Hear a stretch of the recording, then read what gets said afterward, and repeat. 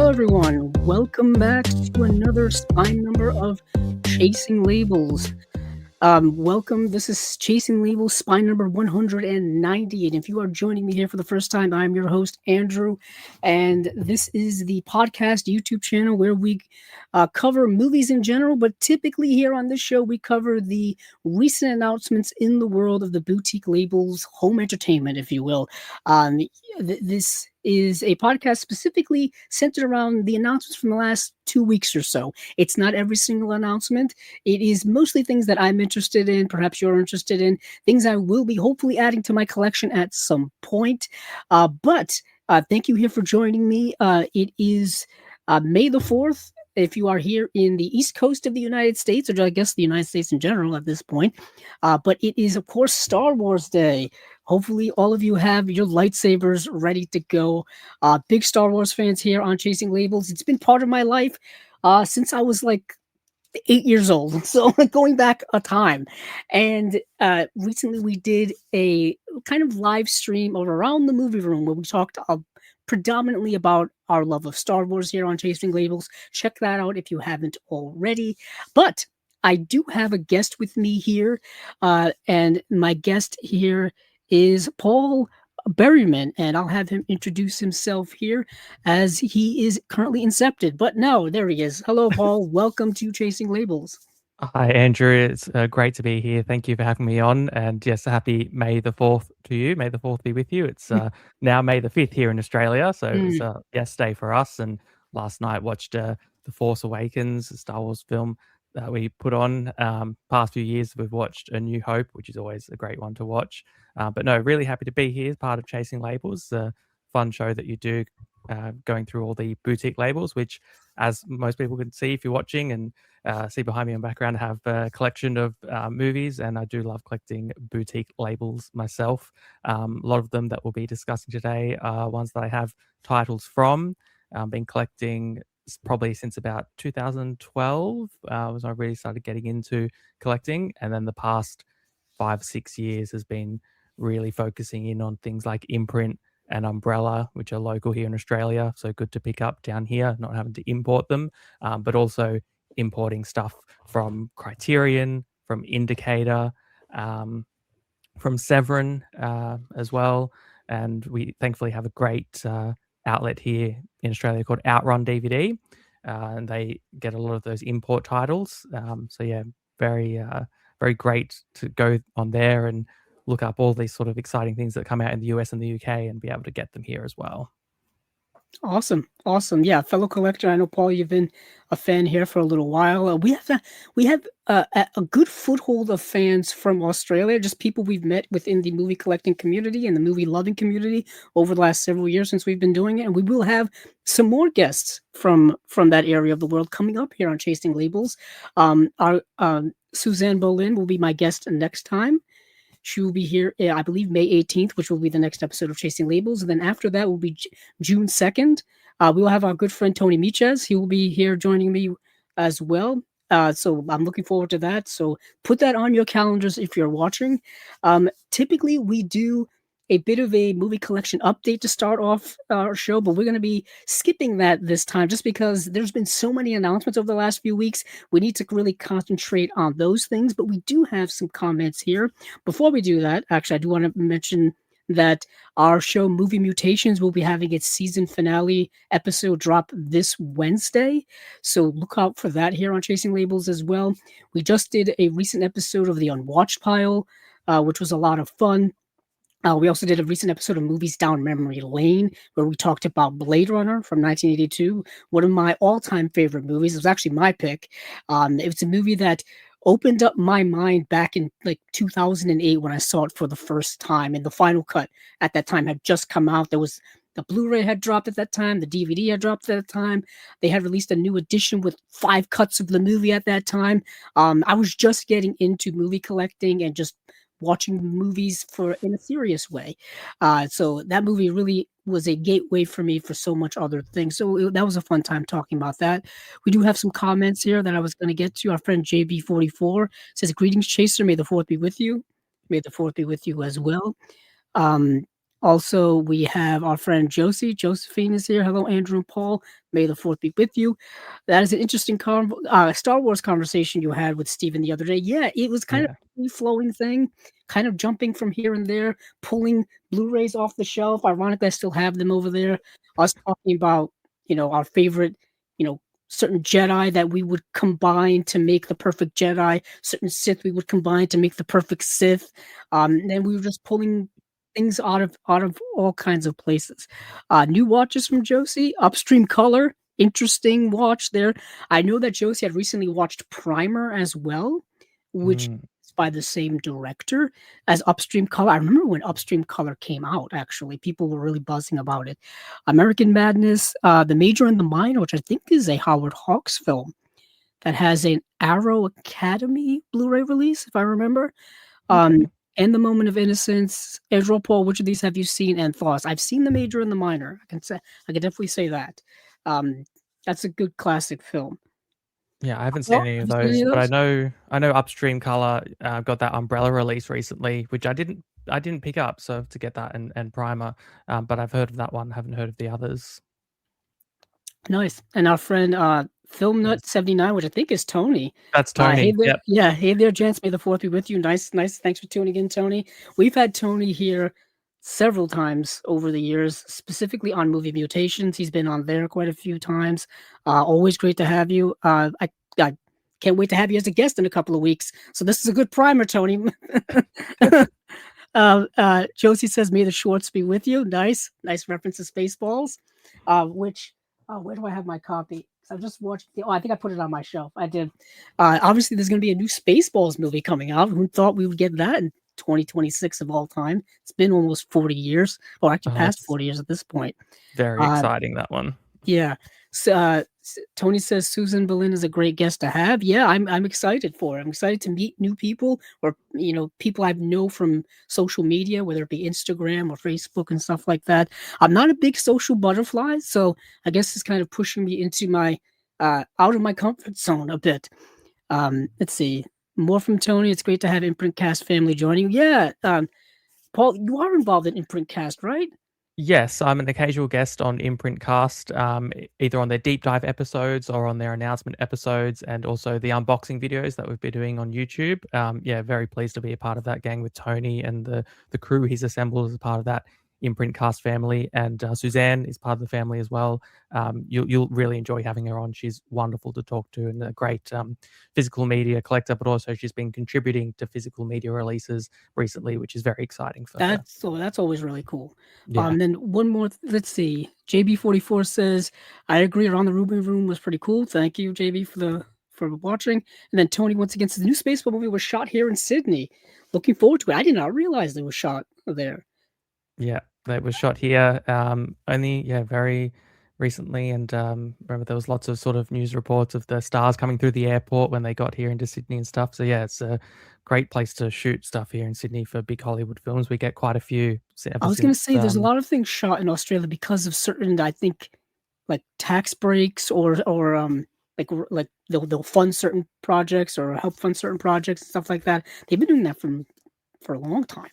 Yeah, it's Um, always been financially savvy for them. I know The Matrix, when that was shot here, the directors were particularly glad that they were so far away from the studio, the other side of the world, so they could really just kind of do their own thing. So it's yeah. nice to have that distance for filmmakers as well sometimes. Yeah, for those of you who don't know, it is incredibly expensive to shoot here in the United States. For those of you who think like all movies are kind of shot here in like Hollywood or the United States, that's not really the case. A lot of things are shot overseas and make to look like it's here, or a lot of things actually shot in Canada to make it look like it's here. I know, like, Toronto's used a bunch of times to double for New York, or they shoot a lot of television series shoot in Vancouver.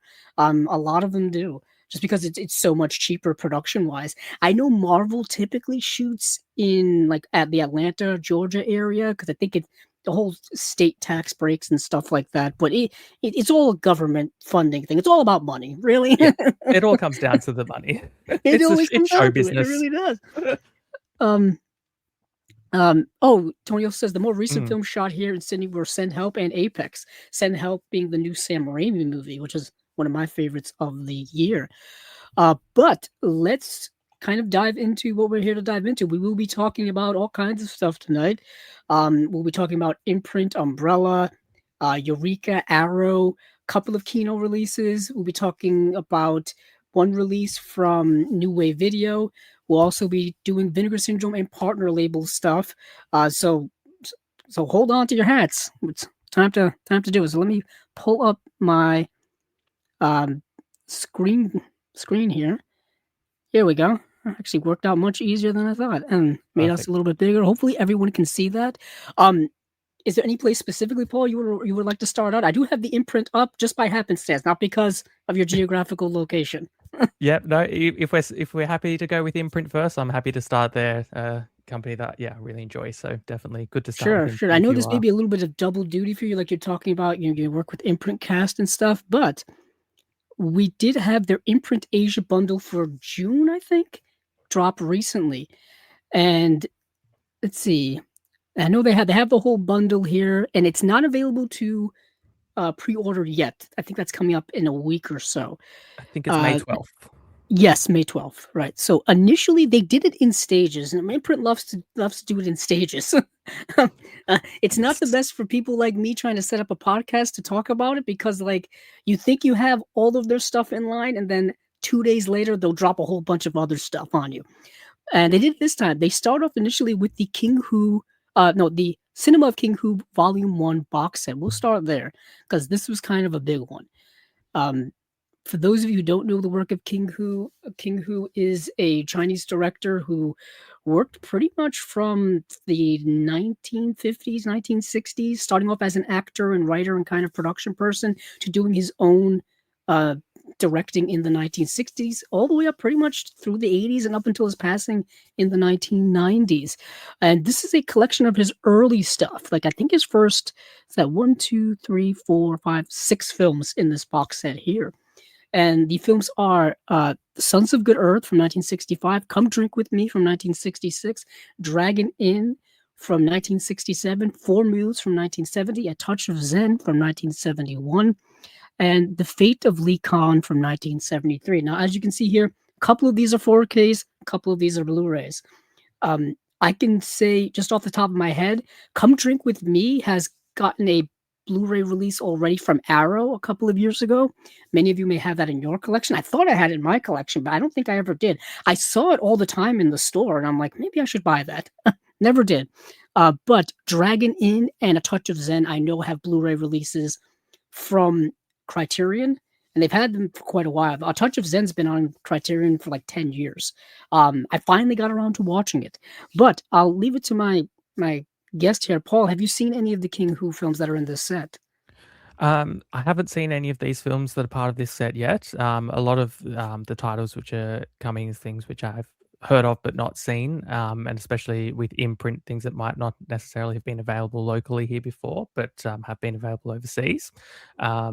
When I saw this set was announced, though, I was pretty much instantly excited based on some of the things that Tony had told me about, and then just like these covers look so good. And I'm a big fan of when Imprint do their collections, especially for directors, because they're always curated really well. And the genres of these being part of the wuxia genre, which is the Mm. Chinese genre of fantasy, action, martial arts heroes, which I've seen a few of sort of other films in that genre. So yeah, it does look very, very exciting. Yeah. Yeah, it's Yeah. interesting to get your perspective from, being in another, place that doesn't get as readily, movies released as readily as other parts of the world do. Having to import a lot of things can be, financially difficult. I know just from trying to import stuff, ironically, from Australia to here, it can be very, rather expensive. And also, just not having these movies readily available. A lot of the stuff here with the boutique labels is stuff you can't really find to stream in a lot of places. First, a lot of these are making their premieres on physical media, or at least premieres on Blu-ray. So there's all kind of differencing factors here. But this box set itself is a great place to start for King Hu, in my opinion. I've like I said, I've seen Come Drink With Me, I've seen Dragon Inn, I've seen A Touch of Zen, and that was enough to be like, I understand why this director is as revered as he is, how important he is for not only Chinese cinema, but I think just cinema in general and international cinema. Certainly a um let's see, an inspiration for later films down the line. It the history of Chinese cinema is fascinating to me because it really, I think a lot of people have this notion that it's all about martial arts and all about kind of things like that, which it is. And but a lot of that stuff really didn't happen until like the mid to late 60s, which is a relatively close time to modern times if you're thinking in the grand scheme of things. But King Hu was very much at the bedrock of trying to figure out how to depict martial arts on in cinema, specifically from a Chinese perspective. When it came down to choreography and fighting and things like that, he was really kind of, not, I wouldn't say making it up at the time, but really being innovative and figuring out how to do that. Because there wasn't really a lot of people within the film industry in China at that point in the 60s that knew how to do it. You know what I mean? So that's why I find these movies so historically fascinating. I will say the true highlight of this box set here is A Touch of Zen. I think A Touch of Zen, which I just watched, is truly a remarkable film. It's not only because of its martial arts aspect, but it's very spiritual. It's dealing a lot with Buddhism and a lot of theology in that regard, a lot of philosophy in that regard. So if people are just trying to get into King Hu, I think this is a good box set to start with, and these films are probably good to start with as well. Some are better than others, but I think Come Drink with Me, Dragon Inn, and um, like I said, A Touch of Zen are the true highlights. But let's go over some of the features that come with this set. So let's see. Yeah, we're starting with um, Sons of Good Earth. So the year is 1937, just prior to the Japanese invasion of China. Painters Yu Rui and Lao San stumbled upon He Hua, a woman sold into the sex industry at a local brothel. Made at the Great Shaw Brothers Studios, Sons of Good Earth was King Hu's first major directorial effort and won the 1966 Golden Horse Award for both Best Screenplay and Best Editing. The film stars Peter Chan Ho, Betty Loti, Lee Kun, and King Hu himself. Yeah, King Hu did actually a lot of acting early in his career. And like I said, production stuff. He didn't start directing until several years into his career. And he started off at the Shaw Brothers. So if you like Shaw Brothers movies and you want more Shaw Brothers movies, here you go. Perfect. Yeah, so we have 1080p high definition presentation, new audio commentary with writer and film critic Camille Zaurin, new interview with academic and author Victor Fan, and a theatrical trailer. For Come Drink with Me, which is a movie I talked about here years ago when Arrow announced it. Considered one of the greatest wuxia films of all time, Come Drink with Me smashed the Hong Kong box office in 1966, skyrocketing King Hu in stardom. Golden Sparrow is a fighter for hire who has been contracted by the local government to retrieve the governor's kidnapped son. Holding him is a group of rebels who are demanding their leader be released from prison to return for the captured son. After a brief encounter with the gang at a local restaurant, Golden Sparrow is joined by an inebriated wanderer, Drunken Cat, who aids her in her mission. Interesting. This is a 4K release, so a bit of an upgrade from the Arrow release, but as we've learned from Arrow in the past, chances are they may upgrade that to a Yeah. 4K relatively soon. We get the movie with Dolby Vision and HDR10 on 4K, restored from the original camera negative, audio commentary by critic and film historian Tony Raines. That's on disc one. And then disc two is where we get all the good stuff. We get the movie, we get the audio commentary by Tony Raines, we get the video essay by Walter Chaw, we get new interview with film scholar Dr. Luke White, Cinema Hong Kong, Wuxia featurette, Come Drink with Me, interview with actress Chang Pei Pei, The King and I director Sui Hark, Remember King Hu, and then Return of the Drunken Master interview with actor Hui Hua. Then you get archival interviews with the actress Cheng Pei Pei, Hui Hua, Menashe Wan, daughter of actress Cheng Pei Pei, and the interview with film historian Paul Foneroff. And then to Dragon Inn. I'm not sure how these featurettes compare with the Criterion one, but I'm assuming anything that's new is obviously new. I don't have to, I think, explain that to people. Uh, whose next wuxia smash was Dragon Inn, which set box office records in multiple countries and won the 1968 Golden Horse Award for Best Screenplay. China, year 1457, Minister of Defense is executed and his children are sentenced to exile by the order of tyrannical Sao. Fearful of future revenge from the young people, Sao sends cruel soldiers to murder them, but a brave group of swordsmen can change the course of battle at the Dragon Inn. Of course, of course. Um, we got the 4K disc with the new audio commentary by critic and author David West, a new audio commentary as well with Tom Cunliffe. And then on disc two, you get the movie as well as those two audio commentaries, plus new video essay by Wayne Wong and a video essay by Tony Raines as well. And then TV news clips of 1967, the Taipei premiere.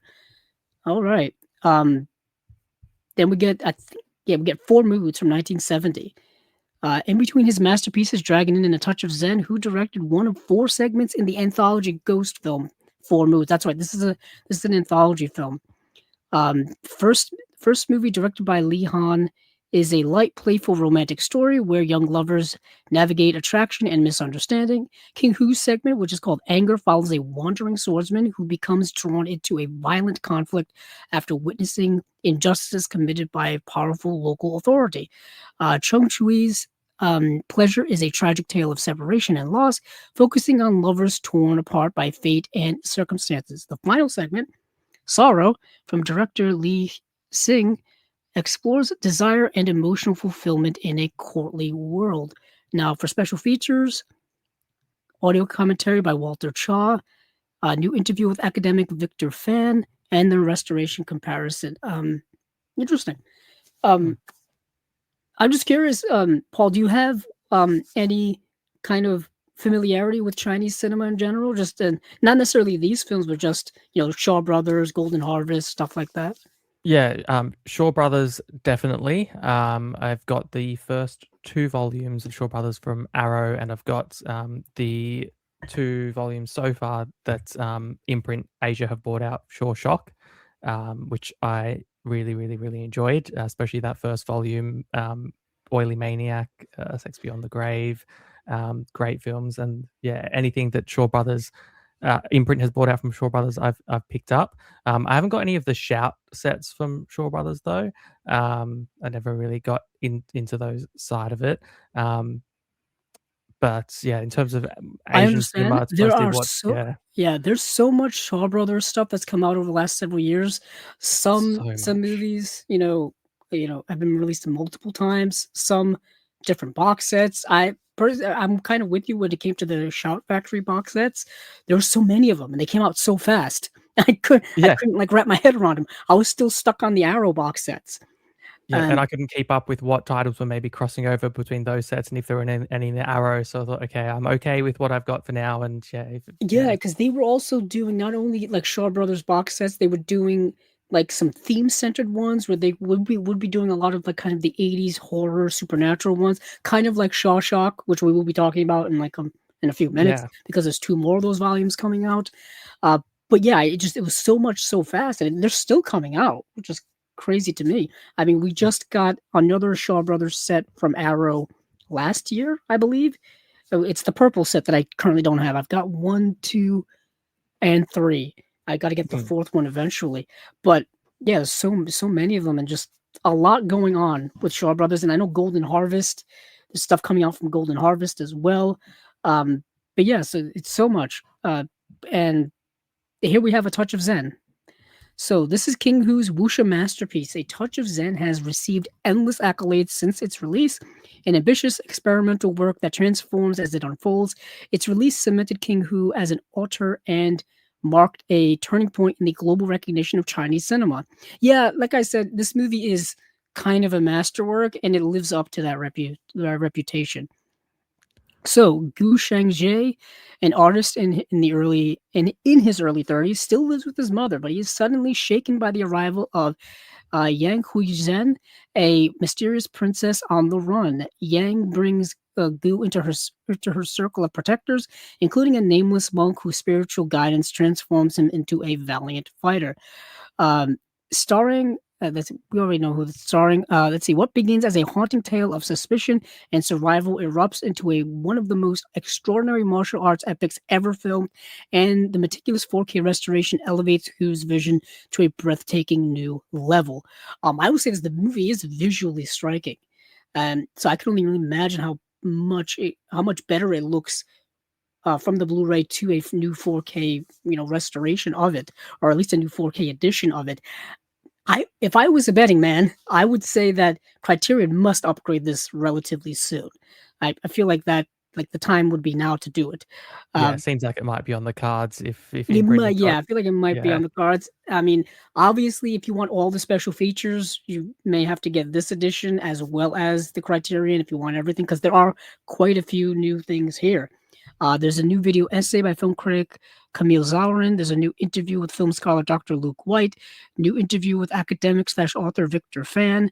It says more special features to come, so you don't really know. But I would say this: the movie is worth rebuying. It's one of those where you wouldn't mind rebuying it. The Fate of Li Khan from 1973. Let's see. King Hu followed a touch of Zen with another slice of wuxia action in The Fate of Li Khan, starring Li Li Hua, Roy Chow, Hu Fang, was that Su Fang, Tian Fang, and Angela Mao. Angela Mao, that name sounds very familiar. But Li Khan, a high official under Mongolian Emperor Wan of the Wan Dynasty, see, procures the battle map of the Chinese rebel Chu Huanchang's army. Rebel spies, aided by treachery within Khan's ranks, strive to corner him and an inn. And we're back to an inn again, I guess. Yeah. Described by Sight and Sound magazine as um, taut as any Hitchcock or Clouseau suspense. Violent action erupts out of nowhere and ends almost as quickly as it began. Sounds fascinating to me. Um, yeah, I'm definitely down to watch this eventually. Let's see, 1080p high definition, new audio commentary by David West, new interview with author Leon Hunt. Um, and that is it. But there's also a bonus disc, I think, within the set itself, which has a new video essay by author critic Walter Chaw.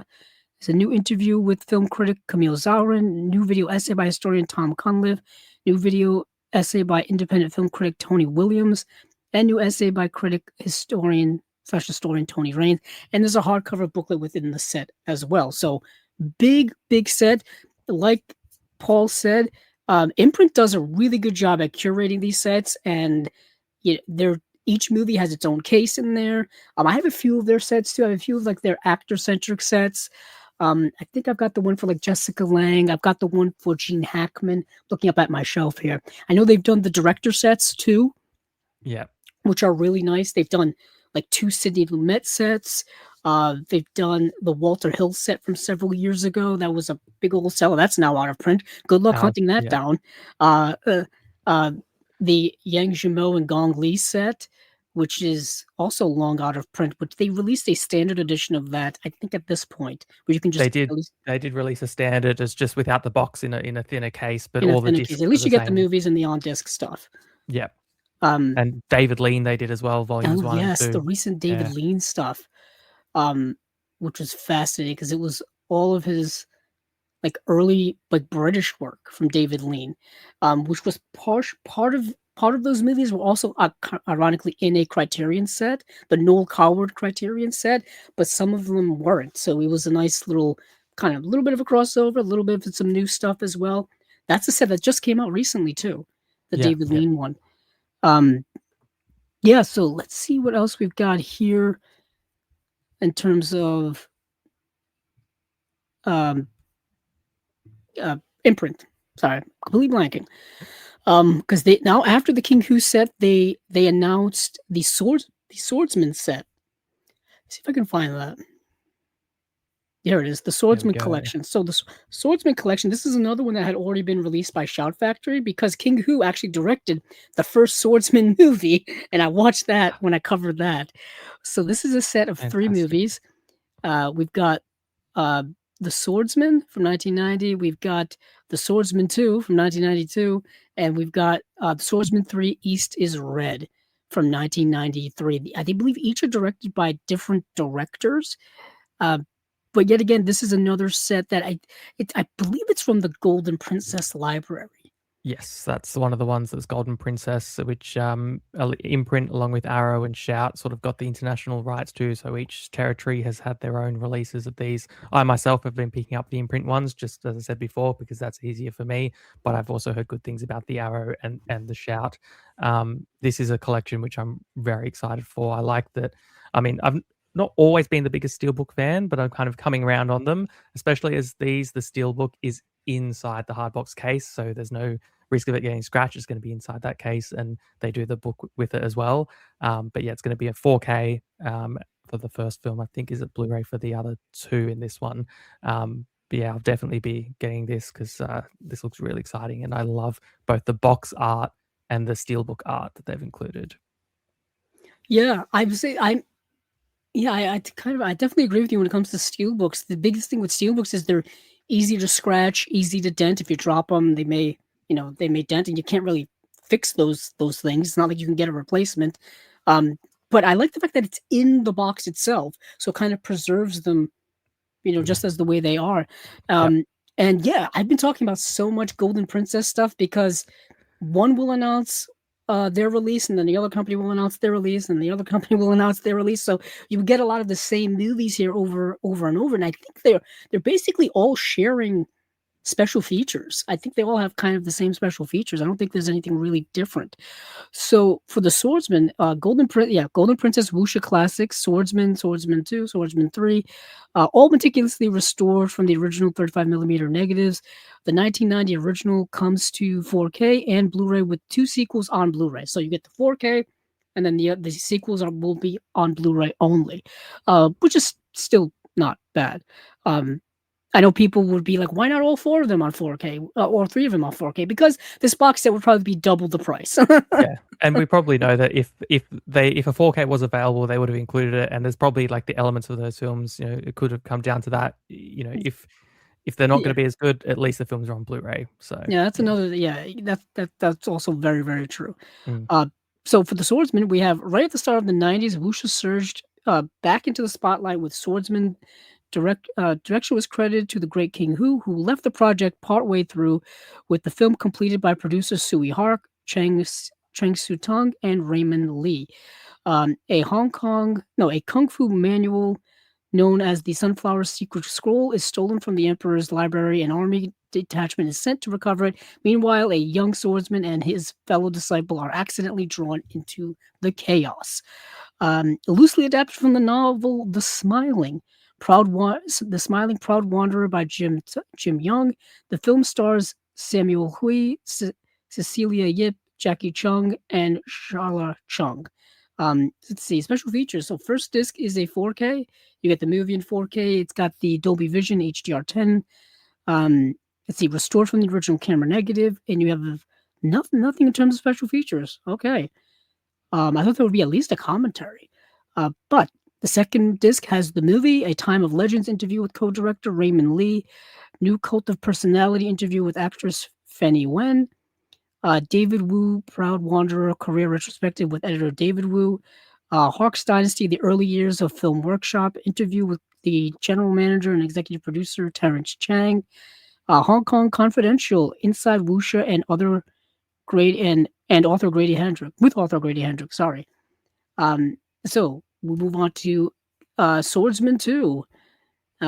We're at a time where we just gave movies the moniker 2. Well, I guess they still do that now. They still do it now. Yeah. Also known as The Legend of the Swordsman, this action-packed sequel stars Jet Li, Bridget Lin, Rosamund Kwan, and Michelle Reyes. Let's see, along with Fanny Wen, who returns from the original. Let's see. My eyes are failing me already. Ling Wu Chung decides to hide from the chaotic world before leaving. He visits his friends, a tribe of snake-wielding women warriors. Okay. However, he finds that the tribe has been attacked and their leader, Yami Ying Ying, has been abducted. Produced by Sui Hark and directed by Ching Su Tong. who did A Chinese Ghost Story. The film is loosely based on The Smiling Proud Wanderer by Jin Yong. So for special features, new Phoenix interview with actress Fanny Yu, and that's it. Okay, you can kind of tell they put a lot of effort into the first movie, maybe a little less into the sequels, which I Yeah. guess makes sense. I mean, usually the first movies is the one that gets people in, and then they make the sequels to kind of draw out the money. Yes, exactly. Hmm. Let's see. Producer Sui Hark returned for the third slice of The Swordsman, with director Ching Su Tong and Raymond Lee at the helm once again. A royal official accompanies a Portuguese warship to the Black Cliffs to see the site of the defeat of the evil Invincible Asia, who attained supernatural abilities by following the sacred scroll and castrating himself. Well, I guess that's what you do when you get supernatural powers. So who knows? Let's see. So for the special features, we have a return to Wuxia interview with co-director Raymond Lee, and that is it. So that is the Swordsman box set to go along with their other um, Golden Princess releases. And then we went in, and then later on in the week, they decided to drop a whole bunch of other Imprint Asia titles: Face to Face, Eureka, Matadeo, and then the two Shawshock box sets. I guess we'll start with the Shawshock box sets. So volume 4 is no volume 3. Sorry, volume 3 is where we'll start. Because I know you said that you were collecting these right along, so I assume you're going to be getting this one as well. Oh, definitely. Yeah, well, I've been really enjoying the Shawshank sets. It's interesting to see films. We're used to like the Western view of things in cinema, and this is the Eastern view of cinema, and they just do things differently. There's more creative ways that they do effects. I find there's always very interesting sort of practical effects that they do for the time. I remember Oily Maniac uses like a little sort of video overlay type thing. And it's always, yeah, Kire in the chat has just said fun films. That's the truth. It's lots of fun. So yeah, these ones I've heard of the titles and I'd heard of the Hex films, so I'm glad that yeah, you've got this one coming in collection Yeah, 3. this is the for those of you who don't know, I feel like the Shaw Brothers movies come in phases. You Yes, get their early same. stuff, which is them like kind of not trying things out, but you get like the one-armed swordsman. You get a lot of like martial arts, early martial arts type stuff, like historical based stuff. You know what I mean? Like stuff that's in the past in Chinese history. And then in the 70s, they kind of branch out a little bit, and you get like the more supernatural, weird, out there martial art mixed with martial arts. And then you get to the 80s where things go crazy. And then it gets supernatural, it gets horror, it gets weird as you can imagine. And that's where the Shawshank box sets really come in. Yeah. A lot of the weird 80s stuff, which is not for everyone. I will definitely understand if this is not people's preferred Shaw Brothers things. Um, it's not Enter the 36th Chamber. It's nothing like I said, the One Armed Swordsman or any of those types of movies. This stuff is weird. Yeah, it, that's a good it way to it's all describe it. it's hard to describe. It's not. I don't think they're Category 3 films per se. I feel like those are different. Yeah, I feel like it's bordering on that type of thing. It's not over excessive violence in that way, but it's still violent and it's still yeah weird concepts. They'll just throw anything that will stick, but entertaining nonetheless. Like it's never really confusing or anything like that. They still make solid films within that kind of yeah weird framing. Very much. So we'll get into these a little bit. I unfortunately wasn't able to see any of these films, so I'm right in the same boat as Paul here, where I'm curious about them, but I haven't got a chance to see them. So we have Hex from 1980, Hex versus Witchcraft, and then Hex After Hex from 1982. Let's see. These 80s revenge horror comedies are brimming with gore, sex, and slapstick humor, which places them amongst some of the most unique genre-bending entries in the Shaw Brothers catalog. If you love over-the-top sound effects, gauche comedy, and characters breaking the fourth wall, then this is the trilogy for you. Yeah. Brought together on Blu-ray in a limited edition 3-disc hardbox, strictly limited to 1,500 copies only. That is the one thing with imprint. I don't mean to go off on a side quest here. Still, after all these years, their limited editions are still like 1,500 copies for the most part. I thought they would have expanded that after time, just because of how popular their releases have become. Yeah, it's an interesting number they've decided to stick to, potentially for costs, replication costs and whatnot. Mm, Um, but you kind of always know that when you're looking at imprint, okay, we're looking at 1,500 titles, so, 1,500 uh, units made, which is, yeah, I'm surprised with you actually that with the popularity on different sets that they still keep it limited to that number. yeah, yeah, and they do sell out rather quickly. Some do, some don't. But like I said, some of these box sets have been out of print for a while, and they do go for quite a hefty price on places like eBay or other third party, sellers and other places. Even personal collectors know the value of the media. You know what I mean? They understand like how much these things go for on the market. Um, Yes. but so if you want some of these, I would recommend getting them as soon as you can. I would also recommend checking regularly on the imprint or the Viavision website to see if things are running low in stock. They do tend to tell you that if something is running really low. Um, there's still a few things I have to get from Viavision. I've actually been collecting their Bewitched series sets. I have Yeah. their first two volumes. I need to get volumes, uh, the last two volumes to complete the series. So that does actually remind me. My birthday is coming up in a month, and I think that's what I will do for that. Just because I know once those sell out, they're going to be impossible to find. And there's a whole other branch of Viavision and Imprint that does do television, and their television sets are really good. If Oh, people are yes. interested in collecting television. They are extremely good. I've discovered, some shows that I hadn't heard of before, but also been able to pick up films which they sort of, TV series which they brought back into print, which had Mm. really old editions like Space 1999 and The Prisoner. They were basically Oh, long out of yes. print on DVD in Australia, and then they came along and did Blu-ray editions. And The Prisoner, I think they've also just brought out a standard edition of that. So if anyone hasn't seen that 60s British TV series, highly recommend it, The Prisoner. Like you, I've got Bewitched. I did continue getting them. They look beautiful on Blu-ray, and also worth mentioning the TV movie of the week collections that they Mm. do on their imprint TV line, because they have saved some great TV movies basically from obscurity and putting them out on Blu-ray. Oh, yeah, and some of their box sets as well, like some of their adventure box sets and things like that.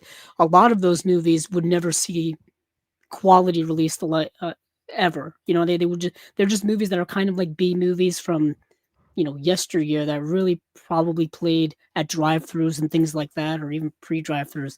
Um, and those movies are all getting kind of really nice releases too. There's a whole one of like sci-fi serials from back Oh in like the yes, 50s, which is really nice. That stuff you never see on physical media.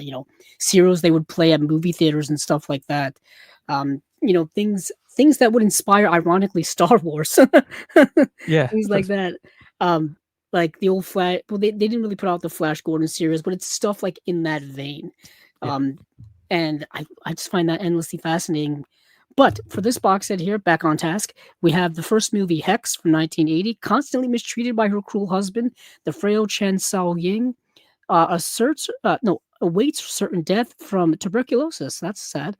The new servant girl Yi Hua takes pity on the plight of her mistress, and the pair proceed to drown him one evening. They dump his body in a nearby pond, but Sao Ying believes that the man's bloated corpse has risen from the bog to seek vengeance. Now, this story here has been told several times, in several different kind of iterations. I know Radiance has put out a couple of movies that have adapted this exact plot line where two people have like an affair and they get rid of the spouse of one of them, and then the spouse, like, its ghost comes back and haunts them. We've seen that happen in horror movies before. Mm. But for special features here, we got a new audio commentary by Asian film expert Arn Venema and filmmaker Dom Dom Ting, yes. And then a theatrical trailer. And then Hex versus Witchcraft. Bit of a shorter synopsis here. A compulsive gambler weds a ghost who helps and hinders him in both horror and hilarious ways. Well, gambling addiction can be a problem, especially if you're going to such lengths as to contacting the afterlife in order to fulfill that gambling addiction. But for special features here, they haven't listed any. It says more special features TBC, so there may be more added on later.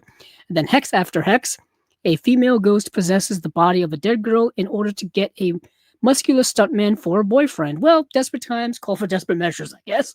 And once again, there's no special features here listed yet. So that is the Shaw Brothers Horror Collection Volume 3, 1980 to 1982, limited edition Blu-ray hardbox. And then we've got, we'll go to Volume 4. Let's see, there it is. And this is Shaw Brothers Horror Collection Volume 4, 1981 to 1982. And we've got Hell Has No Boundary, Bewitched, and Human Lanterns. And I think I've actually seen Bewitched. I don't remember the context of me watching it. Maybe it was for one of the Shout Factory releases of these like Shock movies. Uh, but yeah, let's go over these movies here. So Hell Has No Boundary. While out enjoying a seaside picnic with her fellow officer boyfriend, policewoman May becomes possessed by a murdered little girl spirit who immediately unleashes violent rage within her. This movie actually I have seen, I think.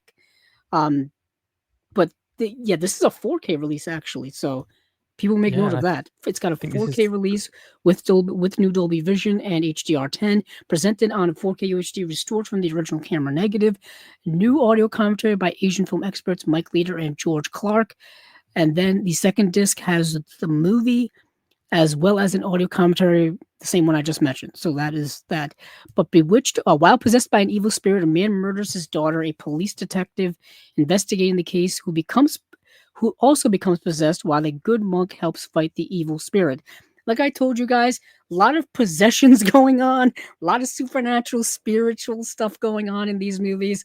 It does get a little repetitive, but if it was selling audiences at the time, you might as well make it. A visual feast of colorful, unhinged production design.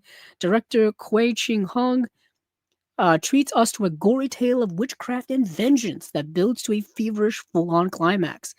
New audio commentary by Asian film expert on Venema and author Stefan Hammond. And then we have Human Lanterns. A psychotic craftsman pits two rival kung fu masters against each other while designing special lanterns from a disturbing source. Prepared to be mesmerized with this wuxia horror from director Sun Chung, soaked in neon colors, intricate martial arts choreography, and graphic torture sequences. Okay, actually, I have seen pictures, like screenshots from this movie. It does look quite horrifying. it sounds New audio fantastic then. commentary by cult film critic Ian Jane, and then more features to come. Okay, so it looks like you have uh, quite the graphic viewing in the future from these two box sets.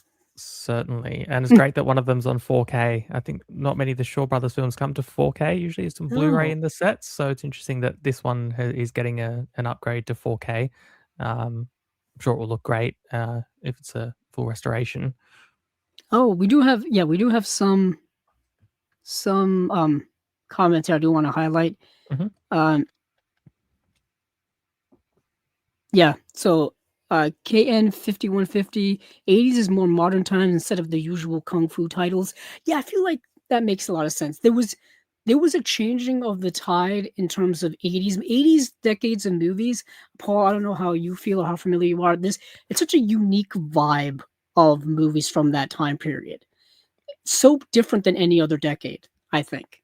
Oh yeah, I completely agree. It's very different to other period and very distinct in its themes and their tone of things. I know there's a Arrow release we'll be talking about from the 80s soon, so I won't get into too much more. But Yeah. yeah, I completely agree with you with that. And yeah, interesting to note. Yeah, modern times have the usual kung fu films for the Shaw Brothers stuff. So it's like they obviously moved into what was more popular moving into the 80s as well. Yeah, and KN 5150 also says Golden Lotus and Seeding of a Ghost are Cat 3 Shaw Brothers titles. So there were some Shaw Brothers titles that were considered Category 3 titles. They're also Category 3 titles. That makes sense. Yeah.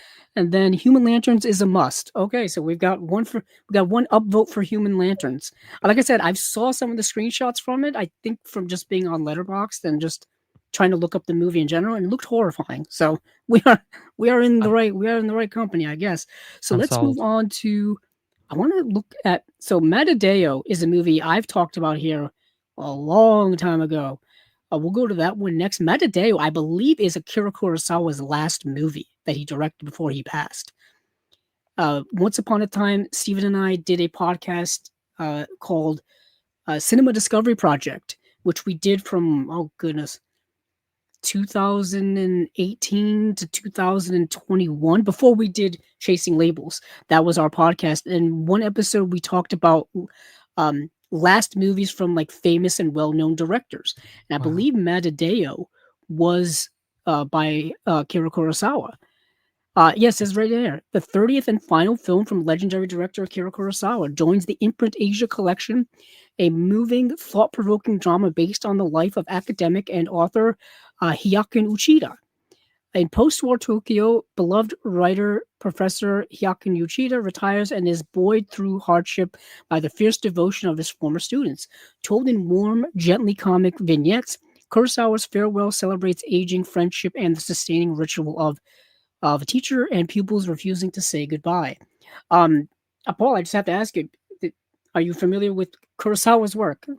I know it's a loaded question. Yes, yes, familiar with his work. Probably haven't seen as many as I should have throughout the years. Thankfully, in university, we were able to see some. Particularly, remember Seven Samurai being really, impactful on me in terms of the film and its legacy. Definitely interested to see this one being his final film. Whether intentionally or not, be interesting to see. I picked up the BFI release of Seven Samurai, so I got that to watch in 4K. You got the Criterion I do there. have my Criterion here. It just happened to be next to me. Beautiful. Yeah. I still haven't swapped out my old Blu-ray for the 4K on my shelf yet. But yeah, I totally agree with you. I know Imprint had also put out. Oh, maybe you remember what Kurosawa Yes. film did they put out? I think that one, yeah. Durzu Azala, Dersu Ozala, and yes. that was way back, imprint number 158. So that was a Yeah. few years ago now. I've got it on the Yeah, shelf keep in over mind there. we're at like Yeah. imprint. What are we at, like 300 and We're something? we're nearly at 600. Well, okay, I was way off. Yeah, we're nearly at Wait, 600. The Billy bookshelf cases from IKEA is what I have my imprint collection in. And let's say we're at the bottom shelf now. okay. Let me just say, when we started doing Chasing Labels here 5 years ago, because we just celebrated our 50th-year anniversary this past March, they were still doing, like, we were still well under 100 titles at that Yeah. point. Like, we were still doing, two digit titles. So, in 5 years they've done like 500 titles. I mean, it's been quite a lot, and that's Yeah. not including their like side stuff. Like these Imprint Asia titles started from like number one and all the way up into the 70s now. Yeah. So it's a lot. And they've also, yeah, they've done so many side things, but Dersu Uzala was the one, because that's another one that for some reason not a lot of other places put out the Blu-ray. Like I know Criterion still has it only on DVD, and I think that DVD may be out of print. So that's one that I've been waiting for them to kind of put out on Blu-ray or somebody to. And I know there's been a lot of Akira Kurosawa stuff getting 4K and Blu-ray re-releases, like you just mentioned, the BFI. And I know Ran has been put out by Studio Canal in the UK. Yeah. That would be another one that I know Criterion put out that DVD many moons ago. I don't know if they'll ever get the rights back to that. That would be nice, but who really knows? But Seven Samurai to me is one of my favorite movies ever. Like if you go to my Letterboxd, it's in like my top 4 Letterboxd ever. I think about this movie at least several times a week. I don't Wow. know why. It's such an epic story. Every time I watch like an epic film, I'm like, how does this compare to Seven Samurai, but just like when you watch an epic, it feels so lived in. Like you feel like you've gone on the journey with these characters. So Yeah. when you get to the end, you're like, you feel exhausted. Yeah. You feel exhausted. But Matadeo, like I said, is Akira Kurosawa's last film, and I think it wasn't intended to be his last film. He just happened to Okay. pass away after this. And if you're a fan of Kurosawa, you want to watch it at least. You want to see where his career ended. But for special features, you have a new interview with film historian Jasper Sharp, Making of Matadeo feature-length documentary, Akira Kurosawa, The Essence of Filmmaking featurette, and a theatrical trailer. It says more new special features TBC, so they will be coming soon. It's like I said, it's been years since I've seen the movie, but it's Kurosawa. I watch any Kurosawa movie anytime. There's no way I would not do that. Uh, but we have the movie Eureka, which I wanted to see until I saw that the runtime was 218 minutes. And I was like, I don't have that kind of time right now. I've got like another like dozen movies I have to watch for Chasing Labels. Yeah. Uh, but it sounded really something that I would definitely want to sit down, talk about epic, uh, and really kind of just absorb. But like I said, it's a long movie. An epic Japanese drama running at almost 3.5 hours and almost entirely in sepia tone. I do like a good sepia tone film. Eureka from the year 2000 is a haunting and meditative journey that explores trauma and the reality of living as a survivor. In rural Japan, the survivors of a tragedy converge and attempt to overcome their damaged selves. Their damaged selves, all while a serial killer is on the loose. Let's see. We also have winner of two prestigious awards at the 2000 Cannes Film Festival, the Fapresca Prize and the Prize of Ecumenical Jury. This is an extraordinary opus from director Aoyama, described as unique and harrowing by the Chicago Tribune. Let's see, for special features, a fantastic idea that Jasper Sharp and Jim O'Rourke discussed Eureka, a trauma bond, Yale Japanese film scholar Aaron Giroux on Eureka, theatrical trailer, teaser trailer, long version trailer, TV spot, and that is it. Like I said, I wanted to watch this movie, but that's a long time commitment. That's 3.5 hours. Yeah, that's a Um, long run time, and you've really got to, put time aside. Like, sometimes a long film, it can be good, mm, depending on the story, but, yeah, when you don't have the time, it's like, you really gotta set aside the time with an intermission built in yeah, sometimes. in my younger days, I used to gravitate more towards longer films. Like I felt like any movie that was less than 2 hours, that's not long enough. And now in my older days, I'm like, 90 minutes looks real good right now. Yeah, a short, sharp 82 minutes of a nice mystery or horror film can be quite easy to Yeah, and digest. especially doing Chasing Labels, you appreciate shorter run times a lot more. Yeah. Especially when because I like to watch as many of the partner label titles that we'll get to later as I can, and that when 22 partner labels titles drop at one point, it's like how many of these can I watch in a weekend? Because it Mm, drops on Friday, I have Friday night, Saturday, and Sunday, and that's about it. So it's like let me go to the shorter ones first, and then yeah, we'll see if I can gravitate towards some longer ones later. But like I said, 218 minutes, it's a long runtime for any film. I know recently Martin Scorsese seems to be doing super long movies. Both The Irishman and Killers of the Flower Moon are 3 hours or longer. Uh, yeah, over 3 hours. like I got my Killers of the Flower Moon. He had 206 minutes. So Eureka is 12 minutes longer than Killers of the Flower Moon. Um, uh, and then but Scorsese, when you watch a Scorsese movie, and this is maybe my bias, you know the movie's going to move. Like the editing is going to move, the plot's going to move. It's going to be something that pushes it. Even with Silence, it was a journey, a physical and spiritual journey that was constantly moving forward. Um, but like I said, 218 minutes, a lot of time, a lot of time. Yeah. Um, Tony says the same thing. Um, Irishman, 209 minutes. Killers of the Flower Moon, 206 minutes. Yeah. Ironically, I think I have them both around here somewhere. I know I've got Killers of the Flower Moon, and I think I have The Irishman probably behind me or something. I've got to make room in my Scorsese section for these movies. Yeah. Um, but let's see. Tony also says that he's excited for Eureka. Um, as I am as well. And then Tony also said Dersu Uzala when I was thinking of the movie. And then Tony also said Matadeo is a great finale from a master filmmaker. It really is. If you also haven't seen Akira Kurosawa's Dreams, that's a beautiful movie. I Um, need to see that one. yeah, there's a Blu-ray and I think there's a 4K now from Criterion. It's such a visual sumptuous movie that you Mm, almost have to see it in the best quality to truly love it. Tony also adores Silence. That flew by at 161 minutes.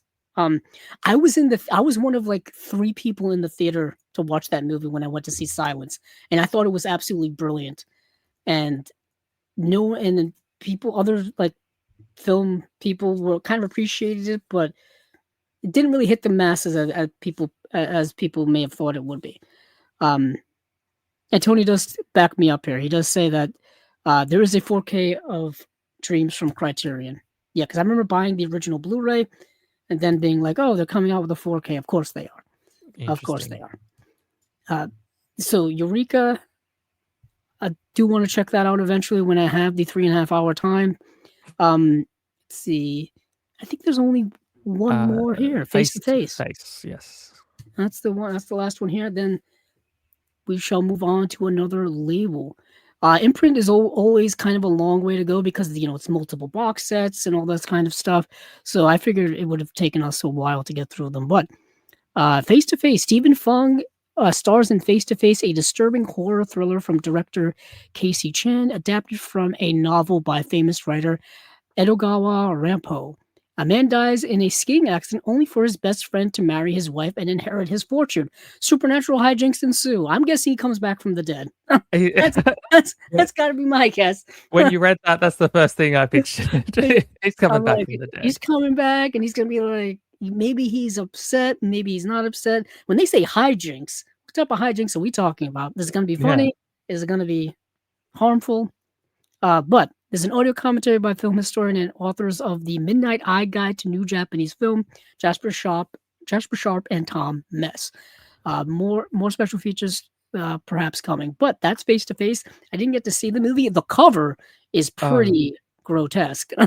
yeah, when I saw that cover, I'm like, "Haven't heard of this, but wow, that looks amazing." Yeah, Like, that yeah, covers I'm looks I'm in great. for that. Um, Once we get to Vinegar Syndrome, there's going to be a cover that's going to upset me because I talked about it a few weeks ago when the movie was actually announced from Indicator. It's the same. It's Macabre. It's the Lamberto Oh, Bava's okay. Macabre. It's the same. It's the same exact release. It's with the same special features, but Mhm. the cover art from the Vinegar Syndrome release spoils the entire movie. And I Oh, talked about that's it at the time, and I'm going to talk about it again. Cover art, while some can be beautiful, can also spoil the movie too. Um, but yeah, it has 2 jobs to do, sell the film and often use, like, if there's an original poster to use, but if it's ruining the story, I'm like, well, if someone's not familiar with it, that might not be the best thing to do to go with in terms of cover art. yeah, if it's revealing a third act twist in the movie Yeah. that's building up to a third act twist, I mean, I appreciate the artistic integrity of the person who created this because they've got Yes. talent. I have Yeah. no art. I can't draw anything really. So I always tip my hat to people who have that innate ability to be artists. Yeah. I mean, we've had Tony Stella here on Chasing Labels in the past, and he does some of the most beautiful artwork you've ever seen. And it's like if I had 1 ounce of his artistic talent, I'd be unstoppable, you know? But uh, where shall we go from here? Paul, I'll leave it up to you. I don't know if you wanted to Oh. stay in your area and go with Umbrella or if you prefer to go someplace else. I'm happy to go to Umbrella. It's also the next down my list of notes here, so, save me scrolling, and there's only a couple of titles, so we can stay in Australia for Yes, Umbrella and make a there's jump. only two titles. Yeah. So we have um it's how did they actually sell? We'll talk about it. It's yeah, it's Adam Green's like Hatchet collection. And of course with Umbrella, we've got a couple of different editions here. Mhm. Okay, so this is the one that comes with actually a VHS version of the movie. You can get the VHS in NTSC, which is this is getting really technical. People, stay with me. That's the way you kind of watch things here in like the US and like Region One land. I'm going back to Region Ones and stuff. PAL is the one you watch in like Europe and the UK. And you want to know what the difference is? It's different speeds. It really is different speeds. The TVs in Europe are calibrated a little bit differently than TVs here in the United States. I'm not sure if NTSC or PAL is used in Australia. We're a PAL system in Or PAL, Australia. okay. You Yeah, guys and are I PAL. That remember makes a lot sense. of, DVDs that were coming out sort of at the beginning of DVD that only came as NTSC. We'd have a little sort of label on the top of the cover, making sure this DVD is, programmed for NTSC. Please make sure your television is compatible. And I remember my grandparents always telling me, "Right, we can get these because 'cause we're compatible." Yeah. And there would actually be converters that you could get Yes. for your TV or there would be a converter within the TV, I think a switch or something, where you could change from NTSC to PAL. And like I said, it is kind of like a frame rate speed thing. The difference between NTSC and PAL. If you go back to any of your old DVDs, it'll say NTSC. That's not really an issue when it comes to Blu-ray and 4K Yeah. and stuff like that. That's an old DVD thing. I remember that because when I started like importing stuff, I started to learn about what the difference between NTSC and PAL. Um, but yeah, that's interesting. That's interesting. That's some old school stuff that we no Yeah. longer have to deal with.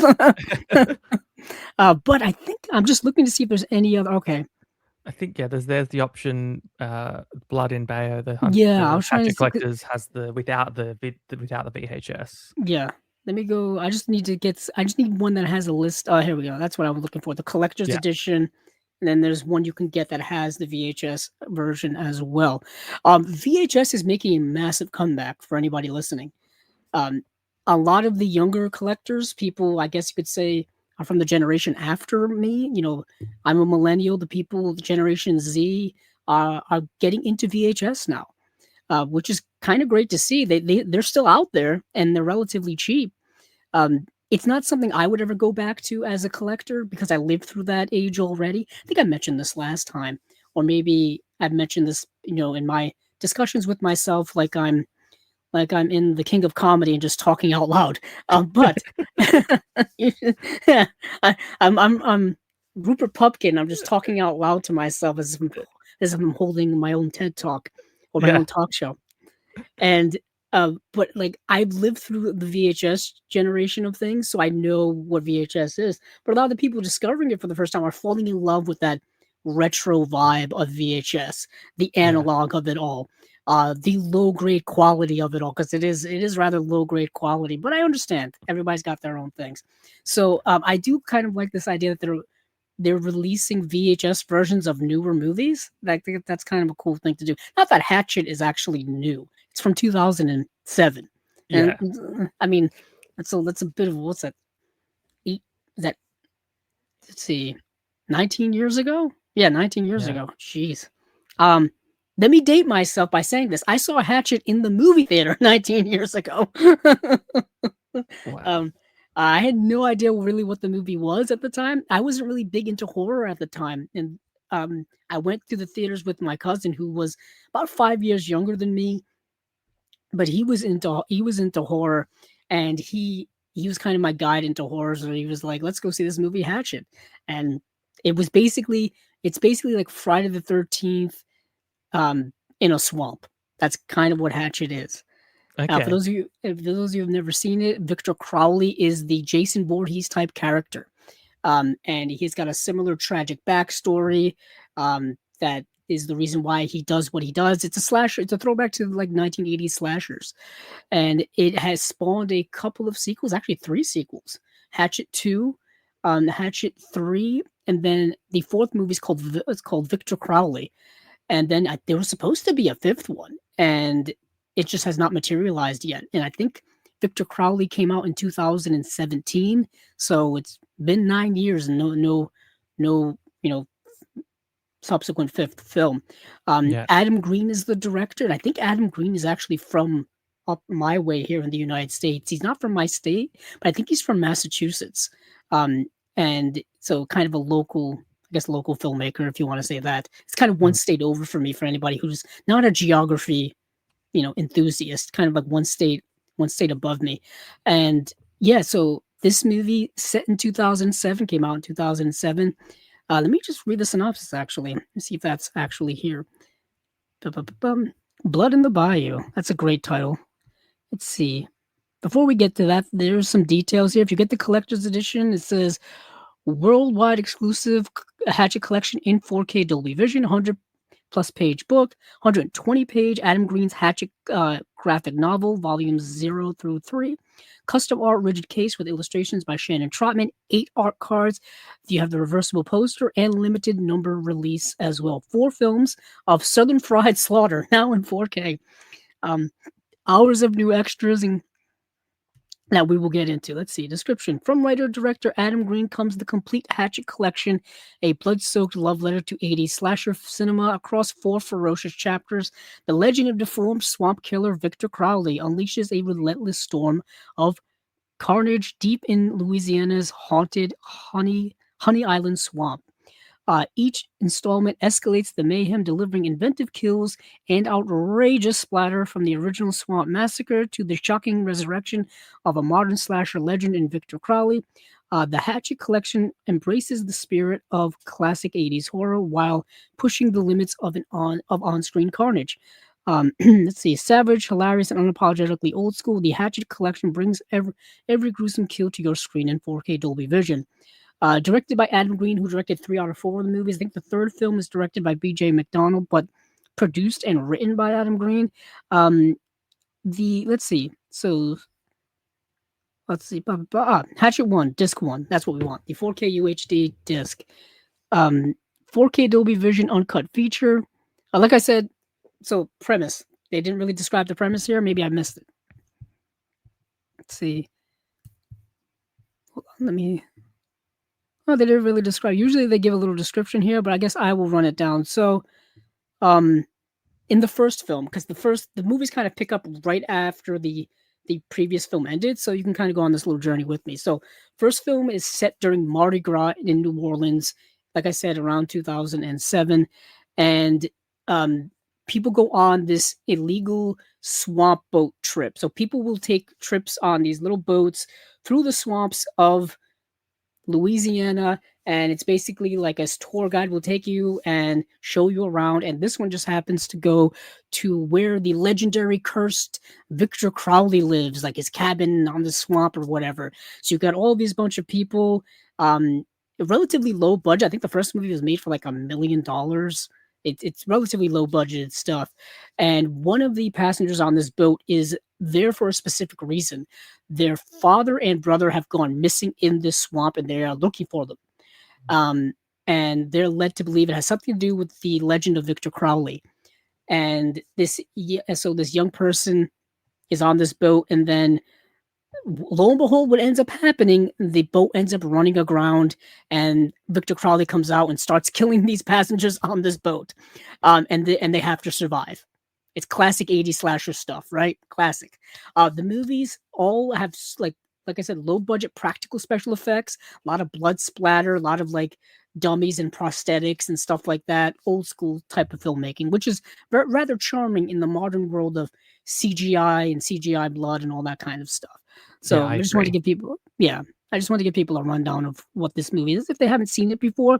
The lead actress was recast after the first movie to Danielle Harris, who is kind of a well-known scream queen at this point.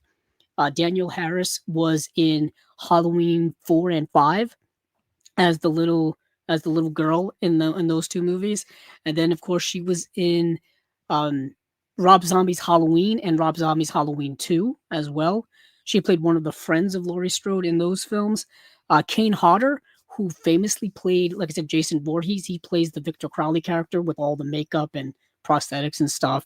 So you got some horror legends in here. Robert Englund is in one of the films. Tony Todd is in the first and second movie as well. That's So, cool. like I said, you've got some big names in there. But back to the task at hand. Audio commentary with the writer and director Adam Green, the cinematographer Will Barrett, and actors Tamara Feldman, Joel David Moore, and Dion Richmond. Audio commentary with the writer and director and producer Adam Green and actor Kane Hodder. Disc 2 is the movie plus those 2 commentaries plus a vintage making of from 2007. And then there's a new Honey Island Horror Part 1 Hatchet documentary. Writer director Adam Green, cinematographer Will Barrett, special makeup effects supervisor Robert Pendergraft, actor Parry Shen, actor Joel Moore, producer Sarah Ebert. I guess they're Elbert. They're all on that documentary. And I think Mm. these documentaries, like part one's on the first one, you can kind of get that. Um, New Coffee and Donuts, Adam Green and Will Barrett on the first film. New MPAA Doomsday, Adam Green on screening Hatchet on to the ratings board. That must have been fun. Yeah. um, uh, Upward Spiral, David Joel Moore on working with Adam Green. Meeting Victor Crowley. Guts and Gore, Anatomy of a Kill, A Twisted Tale, gag reel and theatrical trailer. Then Hatchet 2 is also in 4K as well. And you get an audio commentary with the director and the cinematographer and the special effects person. Same thing. You got another audio commentary with the director and actors Kane Hodder and Tony Todd, the late great Tony Todd. That's nice to see. And then you get the Blu-ray disc for Hatchet 2. You get the movie, two audio commentaries, behind the scenes making of documentary, plus Honey Island Horror Part 2 documentary. That's the new documentary with all the same people I just mentioned before. Actually, there's actually some new ones, but you get the gist of it. If those of you watching on YouTube, you can see what I'm saying for the most part. And then you have new Creature from the Buchler Lagoon. Oh, I like that. Making effects artist Robert Pendergraft on John Carl Buchler. Hatchet 2 First Look featurette. The Killing Machine Meet the Effects Team 2010 featurette TV spot. Then you get the Hatchet 3 4K as well. Two audio commentaries. This time it's with the new director, BJ McConnell, and not Adam Green, but it's the same other people involved. And then disc 3 is same audio commentaries behind the scenes of Hatchet 3. And then you get that new documentary, you get part 3 of that documentary. And then you get Club Madman, Derek Mears on portraying a horror icon. So Derek Mears is another horror icon. I believe he was in the remake of The Hills Have Eyes. Oh, Plus, they're good films, those remakes. yeah, plus some other horror stuff. I'd have to look him up right now, which would take some time. So I'm not gonna. But people who are horror enthusiasts, which a lot of collectors are, super big horror enthusiasts. Derek Mears is a name you will know. He is in this movie. He plays a SWAT team guy, in the movie, like a no nonsense SWAT team guy.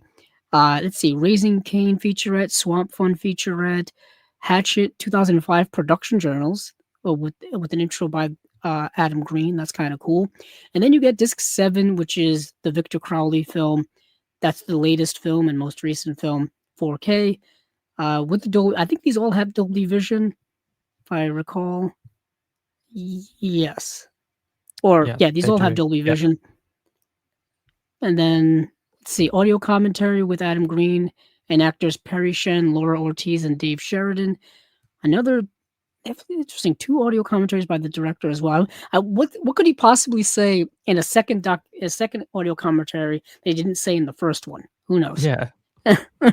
But you got cinematographer Jan Michael Lozada, editor Matt Latham, and makeup effects artist Robert Pendergraft.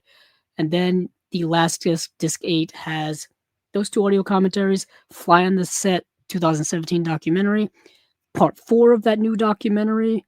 And then you've got Hatchet Army Deployment, Adam Green, Daniel Harris, Derek Mears, Felissa Rose, and Kane Hodder on horror conventions. Oh, that's interesting. Raising the Dead, again, 2017 featurette, Swamp Tales 2024 documentary. So, if you are a Hatchet fan, this is the set to end all sets. Unless they come out with another movie, then it may render this set irrelevant. And that's always the problem with franchise sets.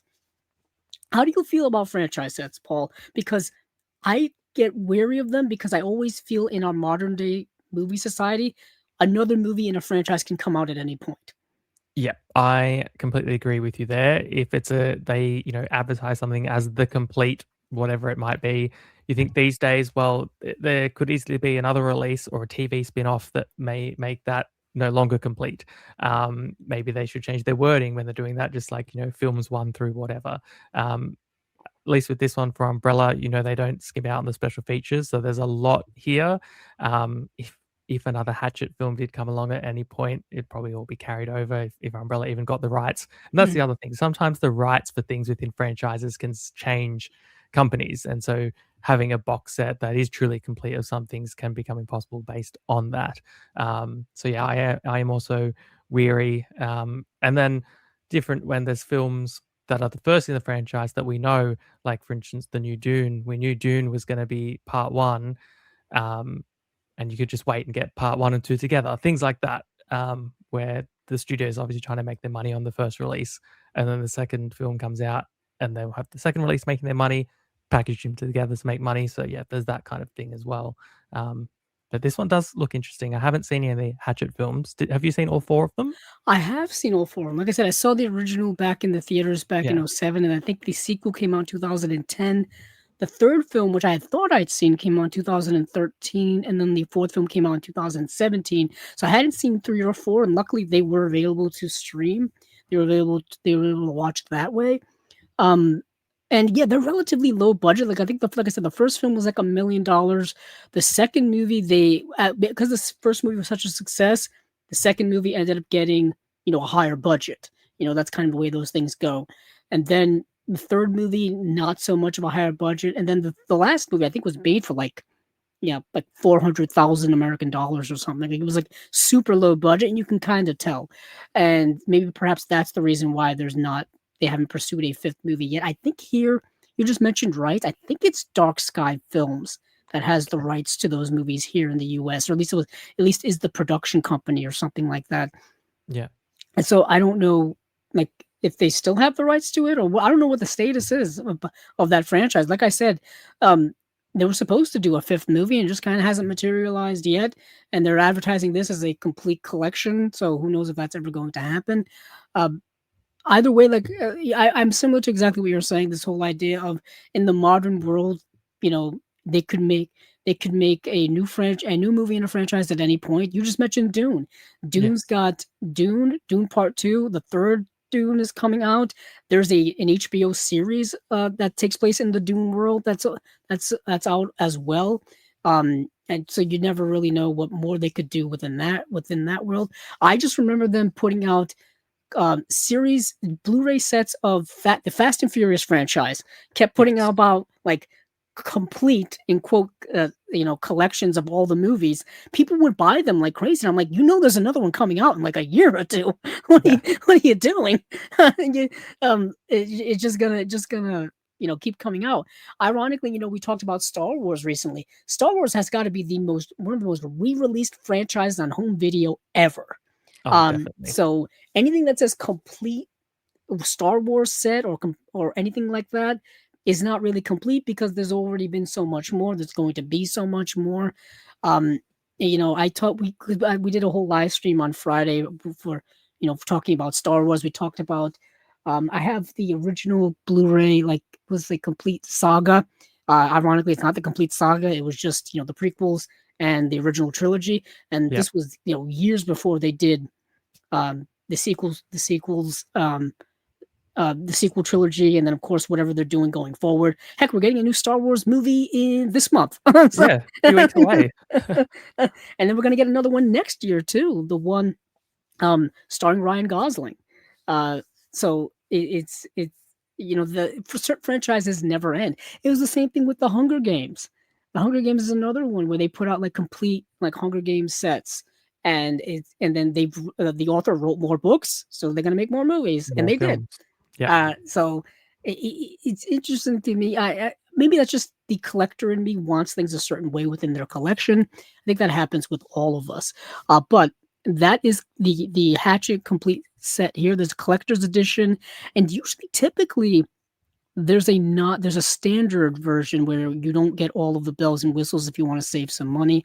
I don't know if that's necessarily an option yet. Those, for some reason, I don't know. Maybe you know about this a lot more than I do. Those tend to sell out much faster. Oh, They do maybe tend there's to not. sell out faster, and I think a lot of the time, it's what we call the retail edition. So here Ah, in Australia, we have JB Hi-Fi, and that's where those editions will go, and it's just basically the films, in usually just a slip case and none of the booklets or posters included. I'm not sure how often Umbrella now, with their new model, put that up for pre-order on their website, because usually, as you can see here, standard is crossed out, you've got collectors. yeah, you can't I even do click on know it you can't at click on all. it, yeah, but JB Hi-Fi get the standard edition. It's um, interesting that you say that, because that's kind of the way how it works here when it comes to Umbrella releases.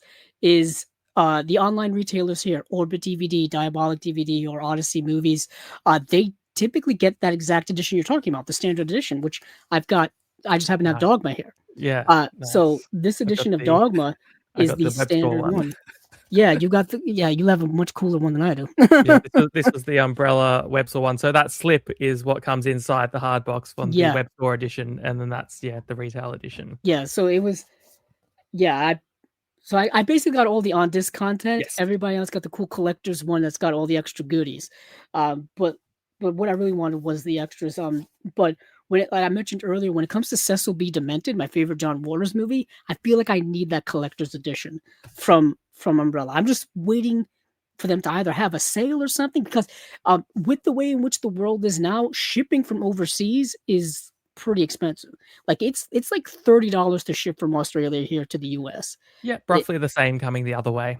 mm, Yeah. yeah, yeah.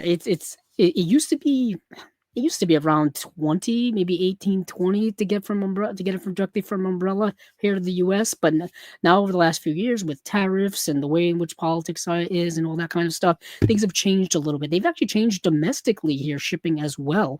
Things have gotten Okay. a little more expensive from local sellers and online retailers.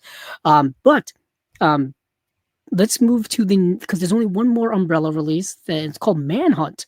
Completely different vibe than this. It's completely different. Yeah. Um, it's a film from the 1970s. Here we go, Manhunt Blu-ray Collector's Edition, and let's see.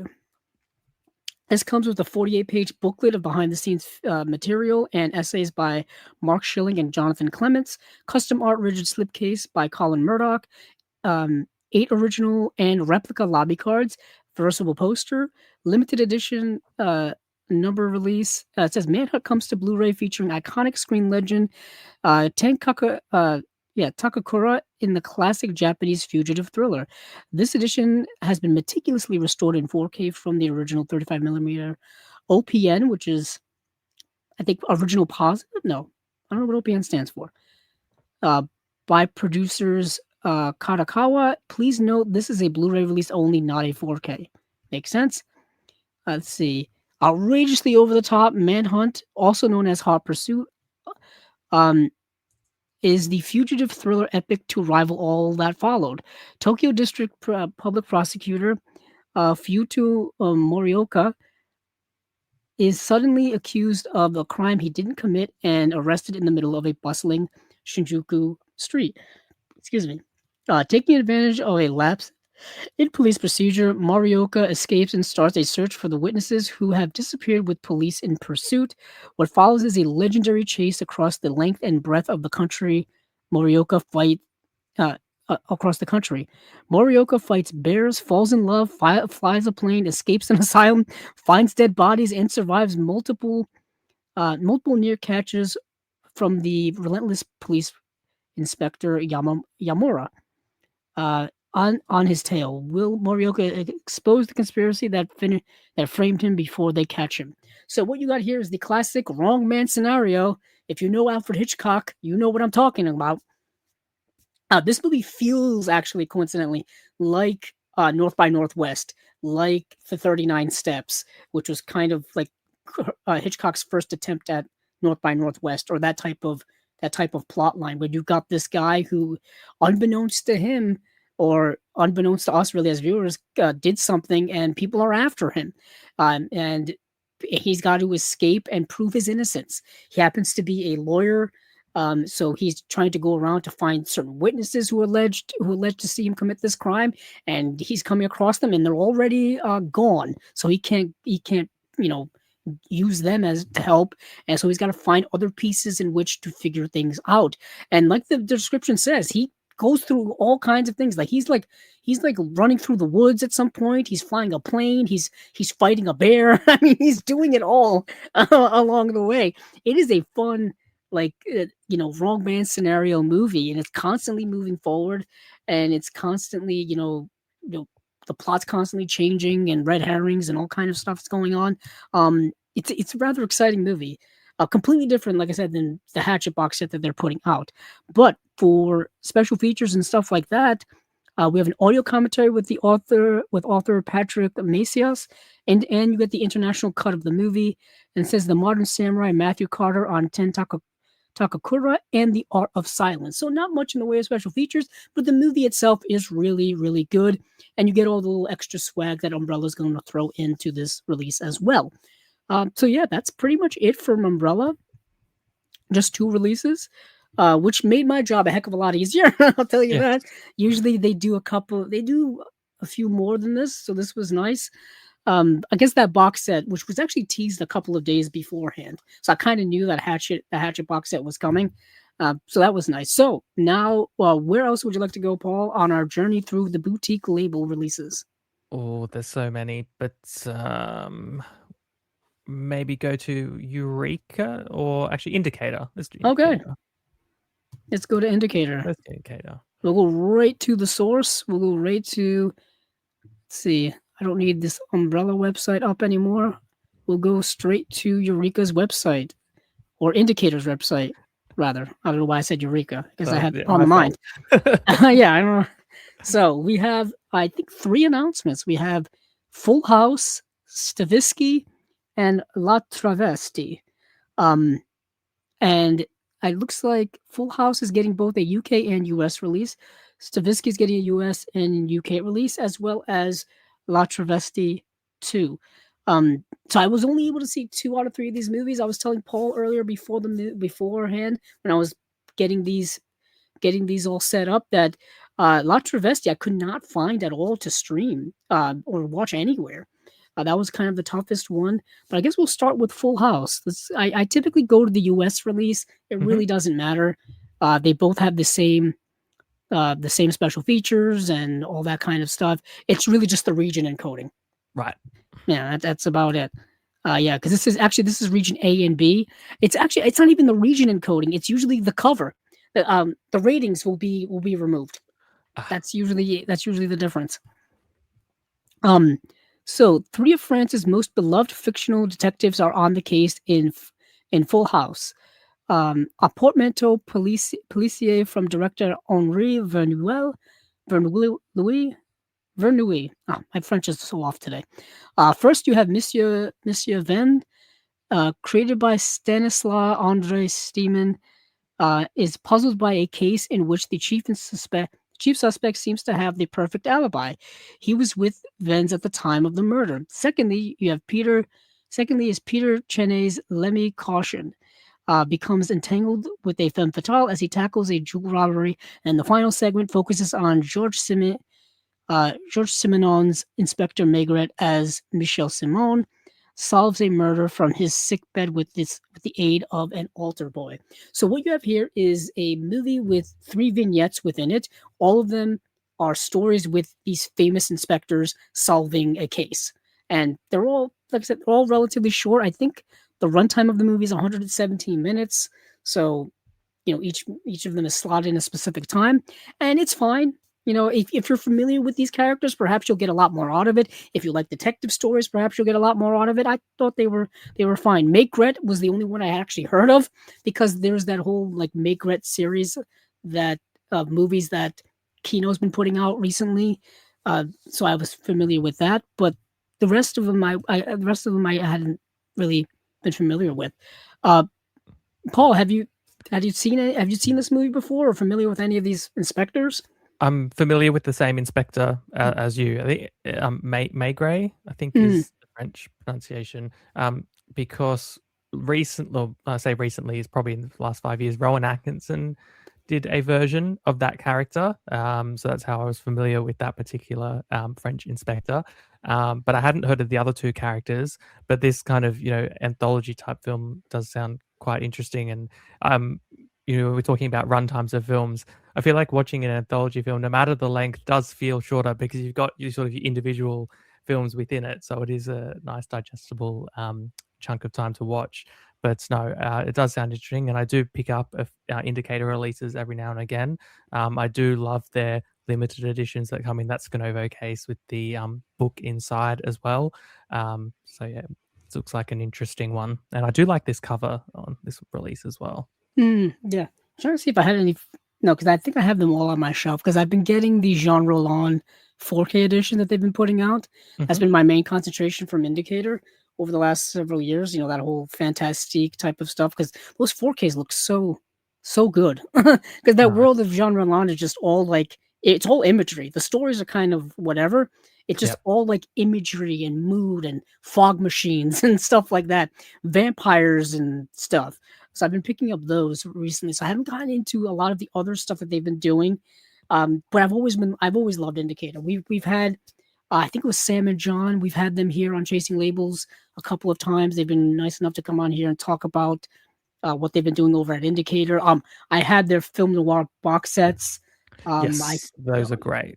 Those are great. A lot of those early ones are now out of print. Talk about third party upsells. They sell Yeah. them. People sell them. I have their Hammer box sets as well. Still missing Hammer Volume One, which is a Yeah. tough one to get if you didn't get it at the I time. I started with those Hammer sets at volume 3, and then I got 5, and then 6. I missed 4, went out of print, but I was able to get the standard editions, at least, of those films, 'cause I'm a big Hammer fan. Mm, Absolutely love, anything that Hammer puts out. So yeah, those Indicator ones are really, really good. And the Mae West box set, the yeah, Mully I and got that Dietrich too. box set, yeah, so I also have they re-released their Sinbad box set, and I oh, went and I got I that love because I by the time I started collecting Indicator, mhm, their Sinbad set was long gone. Their Hammer Volume One was long gone. I was lucky enough to get in on, um, yeah, even their first Ray Harryhausen set was gone by that time. wow. That Yeah, would have been a so good one, yeah. but I got the Ray Harryhausen set Volume Two, which you can still find actually. It's actually maybe because I think it's because it's first the I think was it their second volume?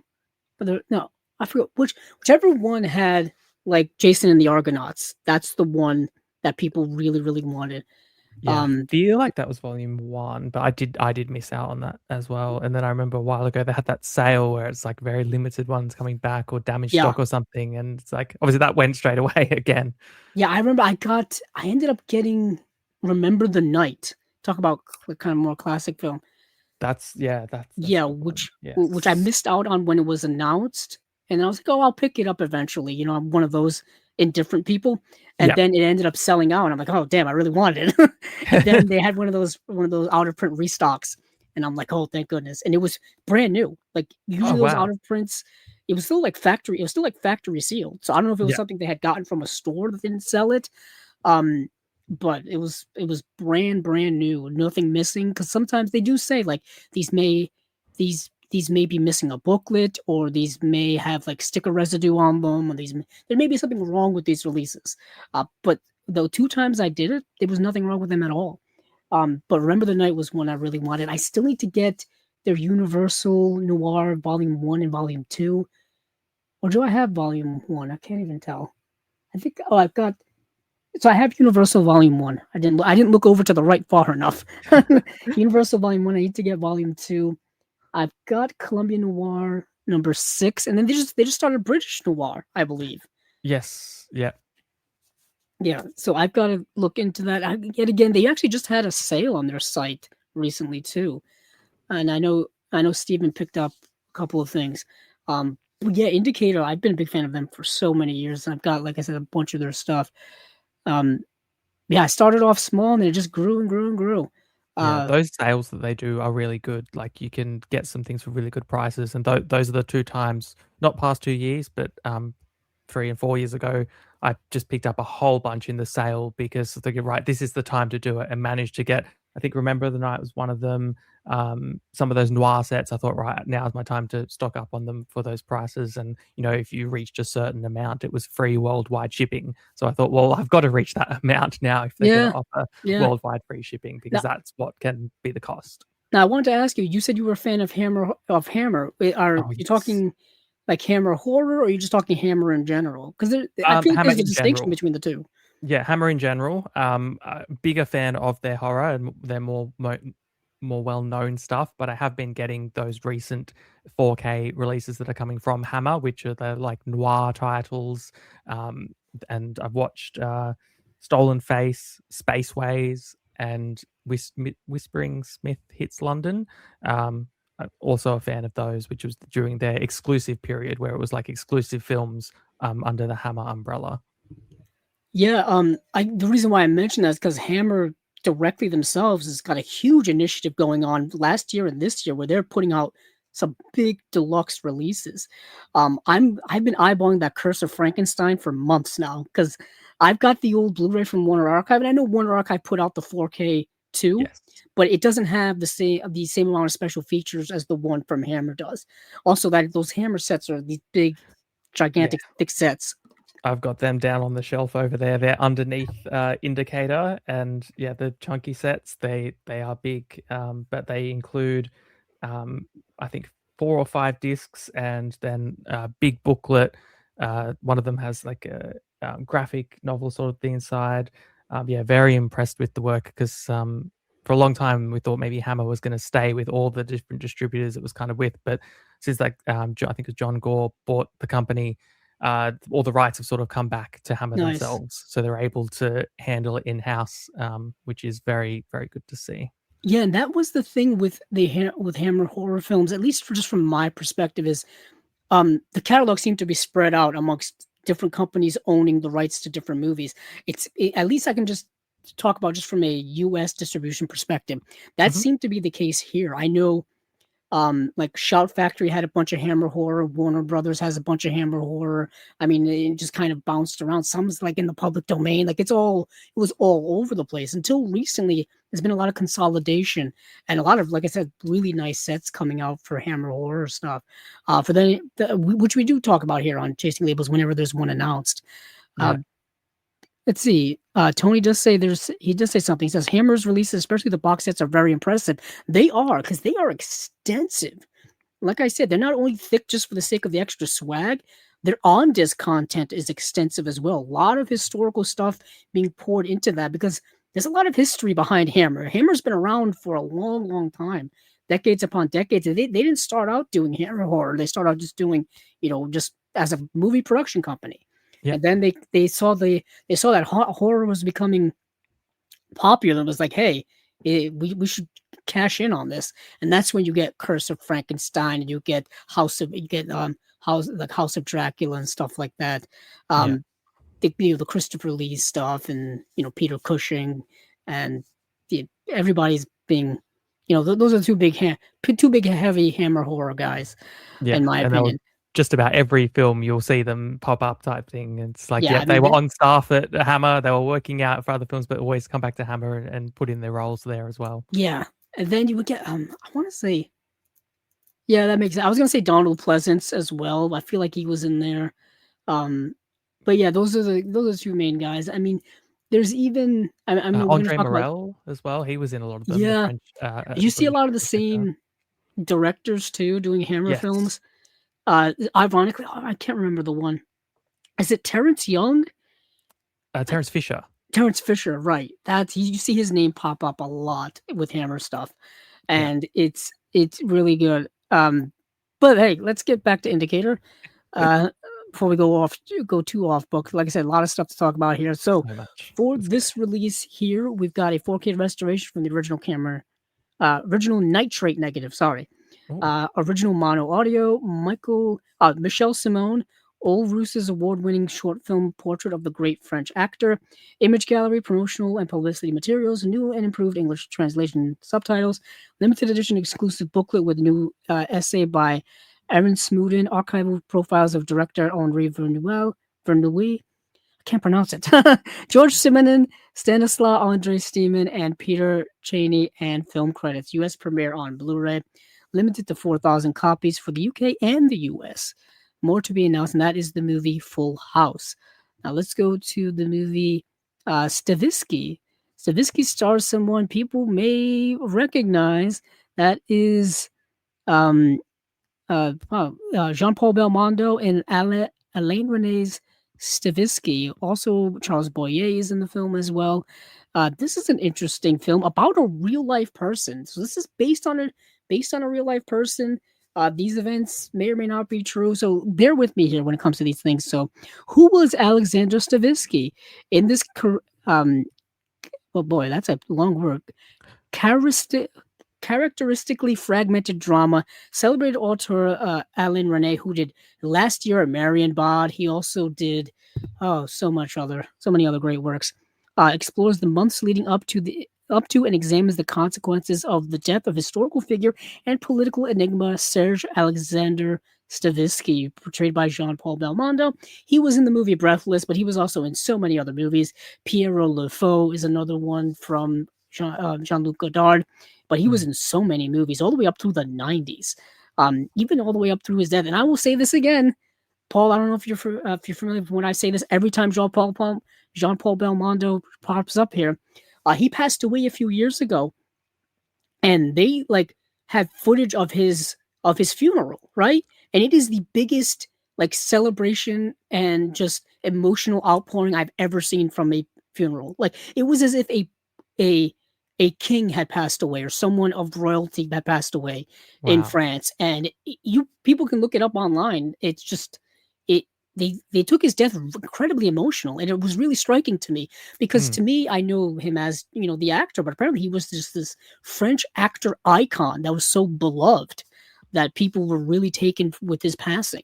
And I've been getting into more of his work recently because Kino's been putting out a lot of his work from like the 70s and stuff like that. And of course, you have his work in the 60s.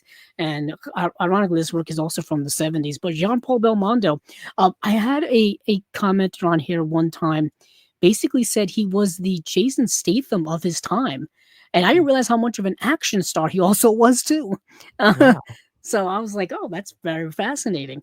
Um, yeah, so I'm learning more and more about Jean Paul Belmondo as I do the show here, Yeah. and That's it's really just rather cool. fascinating to me. But Mm. Stavisky is not really an action movie. Like I said, he portrays this enigmatic man who gets involved in political wheelings and dealings. Stavisky follows its subject as he tries to hold on to the illusion of control when his financial crimes come under intense scrutiny from the French police. Friends and foe alike circle him like vultures, all leading to an inevitable violent political flashpoint. Um, so I believe this movie takes place. It's pre I believe it's pre World War II. Don't really quote me on any of this, but I believe it's pre World War II France. So I'm thinking like the 20s, 30s area. And this guy, Stavisky, he was like a financial schemer type of guy. Like he would make deals and like screw people out of money and stuff like that. And he gained a lot, and he was able to get away with a lot of it because he knew the right people in the right places when it came to like political and rich people. So he was Mm. able to get away with a lot of that stuff. But over time, the more and more he did all of these illegal things, the tougher it was for him to get away with it. And then there is a lot of question about how he died. I believe it was ruled that he killed himself via suicide, but there's a lot of questions behind it of whether he was, assassinated or not. Like he may have screwed over someone he shouldn't have, and he was in hiding at the time as well. And there's also come some forensics. There's like, this bullet, the way in which it enters and the damage it did, doesn't look like it was done from a close-up perspective. So there's a Mm. whole bunch of things. There's even stuff as recently as like within the last 10 years of them debating these things of what happened to this guy. But you do some wheelings and dealings and some shady things that involve political and rich people and finances. It's going to catch up with you after a while. It Yeah. really is. It's the age old story. Yeah. I've also said it many a times on this channel here. Don't mess around with powerful people in powerful positions, especially if there's organized crime ties as well. We see it in movies all the time. We Yeah. see it. There's warnings. Yeah, these movies, I know they're fictional, but they do have some real life components to them. You don't want to get yourself mixed in with a lot of these people. So that is Stavisky. Let's get into what the special features are here. Um, Let's see. We've got 4K restoration from the original camera negative, original mono audio, The Guardian interview with Alain René from 1982, archival audio recordings of the celebrated filmmaker in conversations at the National Film Theatre in London, The Guardian interview with Stephen Sondheim from 1988, archival audio recording of the much-loved composer and lyricist in conversation at the National Film Theatre in London, original theatrical trailer, image gallery, promotional publicity materials, new and improved English translation subtitles, limited edition exclusive booklet with contemporary production reports by Jonathan Rosenbaum, an analysis of Stephen Sondheim's score, and an overview of the critical responses and film credits. US premiere on Blu-ray, limited edition of 4,000 copies for the UK and the US. Region A and B. The other one was also Region A and B as well. Or we can call it region free, as the cool kids say. I feel like that seems to be the case. And then you have La Traverse by Zabo Boisset. And this is a film, like I said, I could not find to watch at all, although I tried. A stark departure from his other works, Yves Boisset, La Traverse is a technically abrasive look at the patriarchy and identity. Lawyer Nicole is driven by the frustration and male hypocrisy in both her personal and professional lives to leave her law firm and her hometown and to reinvent herself as a man. Arriving in Paris, Nicole makes friends, and soon those friends turn to lovers and lovers turn to enemies. Well, there's a lot of emotion involved in those things, so that can happen. She suffocates in the identities she creates and lets rejection make a villain of her until insecurities turn to tragedy and she has nowhere to turn. Centering on female psychosexuality without demonization, the film presents challenging gender dynamics and trans imagery at a time when neither was common within mainstream cinema. It also utilizes genre tropes to complex ends, never losing sight that it is, first and foremost, a character study with much to say about the plight of women in contemporary France in the late 1980s. Okay, so this movie is dealing with a lot of things. Um, Obviously, it pretty much says it right here: sexual identity, identity in general, gender identity, stuff like that. It's dealing with women in a male-dominated society. It's critiquing the patriarchy. A lot of stuff going on in this movie. I just wish it was more available for people to watch because it seems like it's very contemporary. Yeah, it sounds really contemporary, and it's great. You've got a special feature by Alexandra Helen Nicholas. What a Oh great yes, person to be able to talk on this topic because I know she's a very, very good academic, and I reckon it'd be really interesting yeah. to have Well, yeah. her Actually, that's a good. That's thought. as good a segue as we can get. Yeah, 4K restoration from the original camera negative. Girls and boys come out to play. Video essay by film critic and historian Alexander Helen Nicholas, exploring the film's themes of gender and power. Yeah, if you want to get someone to really explore these things, she's the one to really do it. yeah, Um, uh, Image gallery, promotional publicity materials, script gallery, complete dialogue and continuity script, new and improved English translation subtitles, limited edition booklet with new essay by Georgia Humphreys, excerpts from the film's press kit and an overview of critical responses and film credits. U.S. premiere, 4,000 copies in the UK and the US. Looks like a fascinating movie. Um, Rather contemporary. You have Alexandra Helen Nicholas doing a special feature for it. That's an endorsement in and of itself to at least watch the movie. Anytime she shows up, or any of the other people who have been, who show up on a lot of these releases, Kat Ellinger is another one that every time I see her pop up on one, I'm like, I gotta at least see this movie. Uh, but yeah, that is pretty much it from Indicator. We have Full House, Stavisky, and La Travesti. So and these are all have UK releases, all have US releases, regions A and B. They're all only on Blu-ray, no 4Ks here this month for them. But yeah, check out Indicator's other work too. So, Paul, where shall we go next? I'm just leaving it up to you this time. I yeah. sometimes I usually do it, but I figured might as well let you go off and do all the work. I love that. Let me look through my notes and see Okay. which would be a good one to go to. Scroll past what we've covered. We'll do Kino Lorber. Okay. Another couple of small tasks for that Now one. let me go over to where I typically go is I go to their Facebook page because that's kind of where they announce their things. Mm, Let me take a look over at this. I always have to scroll down and see.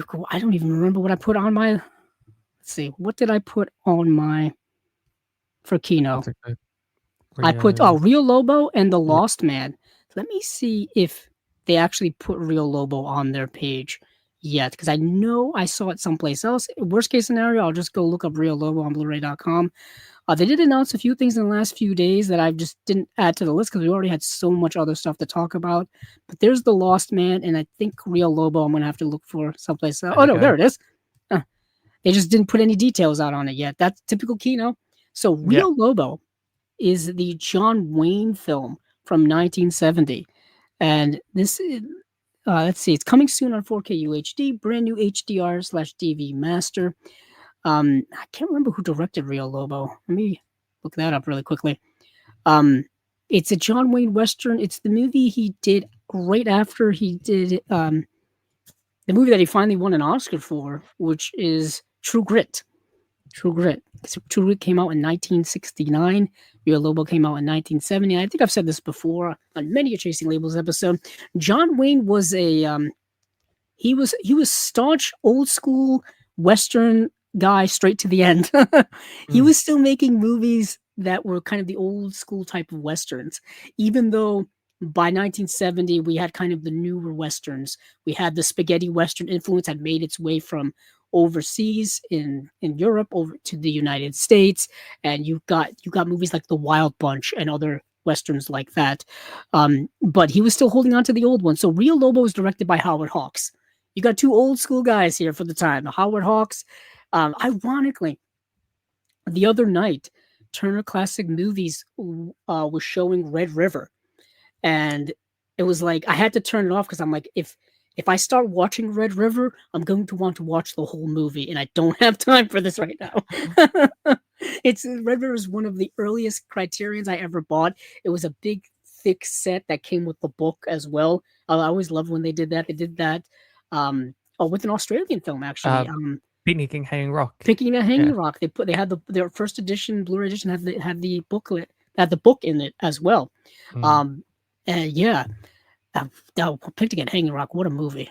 What a I, movie! I I love that movie, and I love the book as well. I actually read that recently. Last year, I read the novel, and it is amazing. Obviously, I have to read it. I always forget that I technically have it, even though it's not on my bookshelf. I still technically do have it, so I have to read that soon. I've been going back and reading a lot of stuff from my collection as well, because I've been an avid reader since I was a teenager, yeah, me and too. and I've been reading a lot of I have a whole section in my personal library of movies that were adapted, no books that were adapted into movies.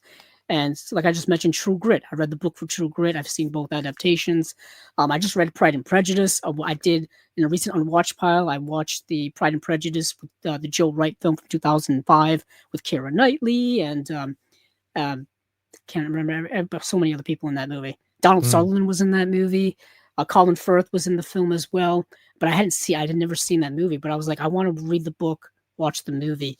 Sometimes that can, I guess, ruin the movie for you, but Yes. I guess that's the case. It depends upon the intricacies of the book, which can't really be translated to film. Like I Yeah. recently read for the first time, Talented Mr. Ripley, and I Mm, hadn't seen the film, but I knew the film has quite a fan base and quite a following. But I read the book first, which is from like the 50s, and so it's very old school detective type stuff and things which the protagonist couldn't really get away with modern technology. And then I watched the right. film, and I was almost disappointed in the film because there's layers to the novel which just had to be stripped away. Like there's no way you could kind of put it all in without making a 20-hour film. So I can see the compromises that were made. But the book, yeah, reading that, it was a It's real good interesting that you experience. say that as well because I also have read The Talented Mr. Ripley, but I All had good. seen the film adaptation beforehand, and I Ah, rewatched and I read The Talented Mr. Ripley, and then I watched the recent Netflix adaptation of it as well, okay, I haven't which seen the is Netflix one. What was that like? oh, it was good. It was really, really good. It's a longer form, so you could do a lot more with the medium as opposed to doing a 2 hour film. You can make a multiple hour, limited series. It was really good. I think Andrew Scott was in it playing Ripley. A great actor, amazing actor. So that was really good. What I also learned from reading the book and from watching, the movie adaptation and even to an extent the limited series adaptation, the character that Philip Seymour Hoffman plays in the movie, he's not like that in the book at all. No. Like Philip Yeah. Seymour Hoffman took that character and just went with it, and Yeah. it comes off on the screen like magic. It's like Yes. so good. Like there's that famous scene, you can watch this clip on YouTube of, yeah, what did he play? Freddie Lowndes, where Yes. he's walking across the street and he's just talking and talking and talking. All of that energy of that character and just the zip in that character is not on the page at all. Yeah. It's so amazing. You talk about difference in adaptations. Like that's something that, if anything, improved from the book to the screen. Um, Yes. it's funny how that does happen because there's not a lot of one-to-one, ratio adaptations of book to screen. Although that's what people want, the mediums aren't the same. I've tried to tell this to people for years. I say it with comic books as well. Comic books and movies and TV shows are not the same. You can't do the same things. And sometimes when they try to do the same things, it doesn't come off as well. I brought the same thing up, I think, last time with anime, Japanese Mm. animation. When you try to do a live action version of it for an American audience, it doesn't translate because it's so weird. It's so weird and wacky and over the top. And I'm like, this is what it is to screen. But yeah, it's just so fascinating to me. But John Wayne, back to John Wayne. He was in True Grit, which came out in Yeah. 1969. He's in Rio Lobo, directed by Howard Hawks, which also had a book, which also was a western from back in the 40s. Young Montgomery Clift was in that film as well, one of my favorite all time actors. But it was just on TCM the other night. That was another Howard Hawks and John Wayne team up. But after the Civil War, Cord McNally searches for the two traitors whose treachery causes the defeat of McNally's unit and the loss of a close friend. That is the plot of Rio Lobo. And I know Rio Lobo had a Blu-ray release at some point in time. I think it was a kind of a bad Blu-ray release. I want to say, oh boy, I want to say in 2011 it had a Blu-ray release here in the US from Paramount Pictures, and I don't think it looked very good. I don't think there were any features on it whatsoever. So at least, yeah, there was no features. It looked bad. My guess it was from an old scan. So hopefully this release at least has a commentary. That's what Kino tends to do. If something doesn't have a feature at all, they'll put a commentary on it or something. That's kind of nice. But yeah, that's Mm. Rio Lobo. Now we'll move on to the other one I want to talk about, which is a movie starring again another one of my all time favorites, in Sidney Poitier. Now, Yes. yeah, it's coming out. Yeah, how do you feel about Sidney Poitier, Paul? I think he's a great actor and director as well. Yes. People don't Probably, realize that he directed a few films. yeah, he Um, directed quite a bit. Surprisingly, like when I see his name, I don't really kind of picture him as a director. You look at him as a figure; he's a very distinguished type man, like a very actor. But imagine what he's like, behind the camera. I guess who's coming to dinner and To Sir with Love, probably my two favorite ones. And a quick funny story: when I was in high school, went with my friends for a birthday to see the movie 2012, which Danny Glover is in. And we came out of the movie, and my friend's mother says, "Oh, it was so great to see Sidney Poitier on screen." And we all just laughing. That wasn't Sidney Poitier in that film. So whenever I hear the name now, I associate that that with that that memory of him being that's an mistaken by my interesting story. friend's mother for Danny Glover. What's interesting is that Sidney Poitier, at least by that point, had been retired for Yeah, almost 20 years. yeah, I think exactly. I think his last movie may be Sneakers. I think that may have been his last movie, which came out in like 1994. Uh, but we just mentioned Indicator. I think they put out that collection of the Richard Pryor films, the one where he did. Oh, yes, they did. The stir crazy, Yes, Hear No Evil, See No Evil. Yes, I did watch both those recently. It was on an Umbrella Blu-ray that had the two and a double feature. I did want to get the indicator set of that. yeah.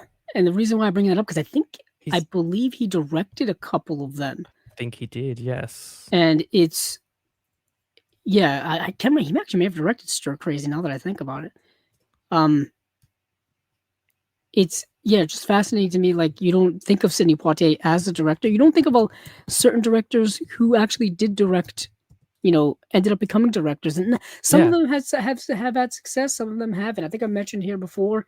I mean, more modern. You've seen that more in more modern times where people have had success. I think of George Clooney. You know, Oh, of course. Yeah. yeah, George Clooney's on the mind. Although his last couple of movies not so great, like Monuments Men, and then Suburbicon, which I think was also George Clooney.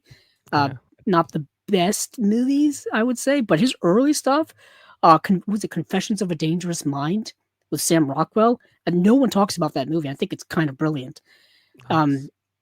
it's yeah, he did some truly interesting work, and some other actors. I mean, I talked about Charles Lawton all the time. Well, Oh, yeah. because he coincidentally directed one of the greatest movies ever, and it's only now revered as one of the greatest movies ever. At the time it was just completely, you know, panned, if you will. But I was right. Stir Crazy was directed by Sidney Poitier in Yeah. 1990, And, Hanky 1980. Panky as Sorry. well with Gene Wilder. Yeah, he was Gene Wilder. in That's yeah. He also directed Buck the Preacher, which is a western that Criterion has put out on Blu-ray as well. I completely forget about that. wow. Um, so yeah, it's just fascinating which ones are successful and which ones aren't in terms of making that transition from actor to director or going back and forth. And back and It's- forth, yeah. I'm trying to think of other ones off the top of my head, but my brain is not quite in that mode right now.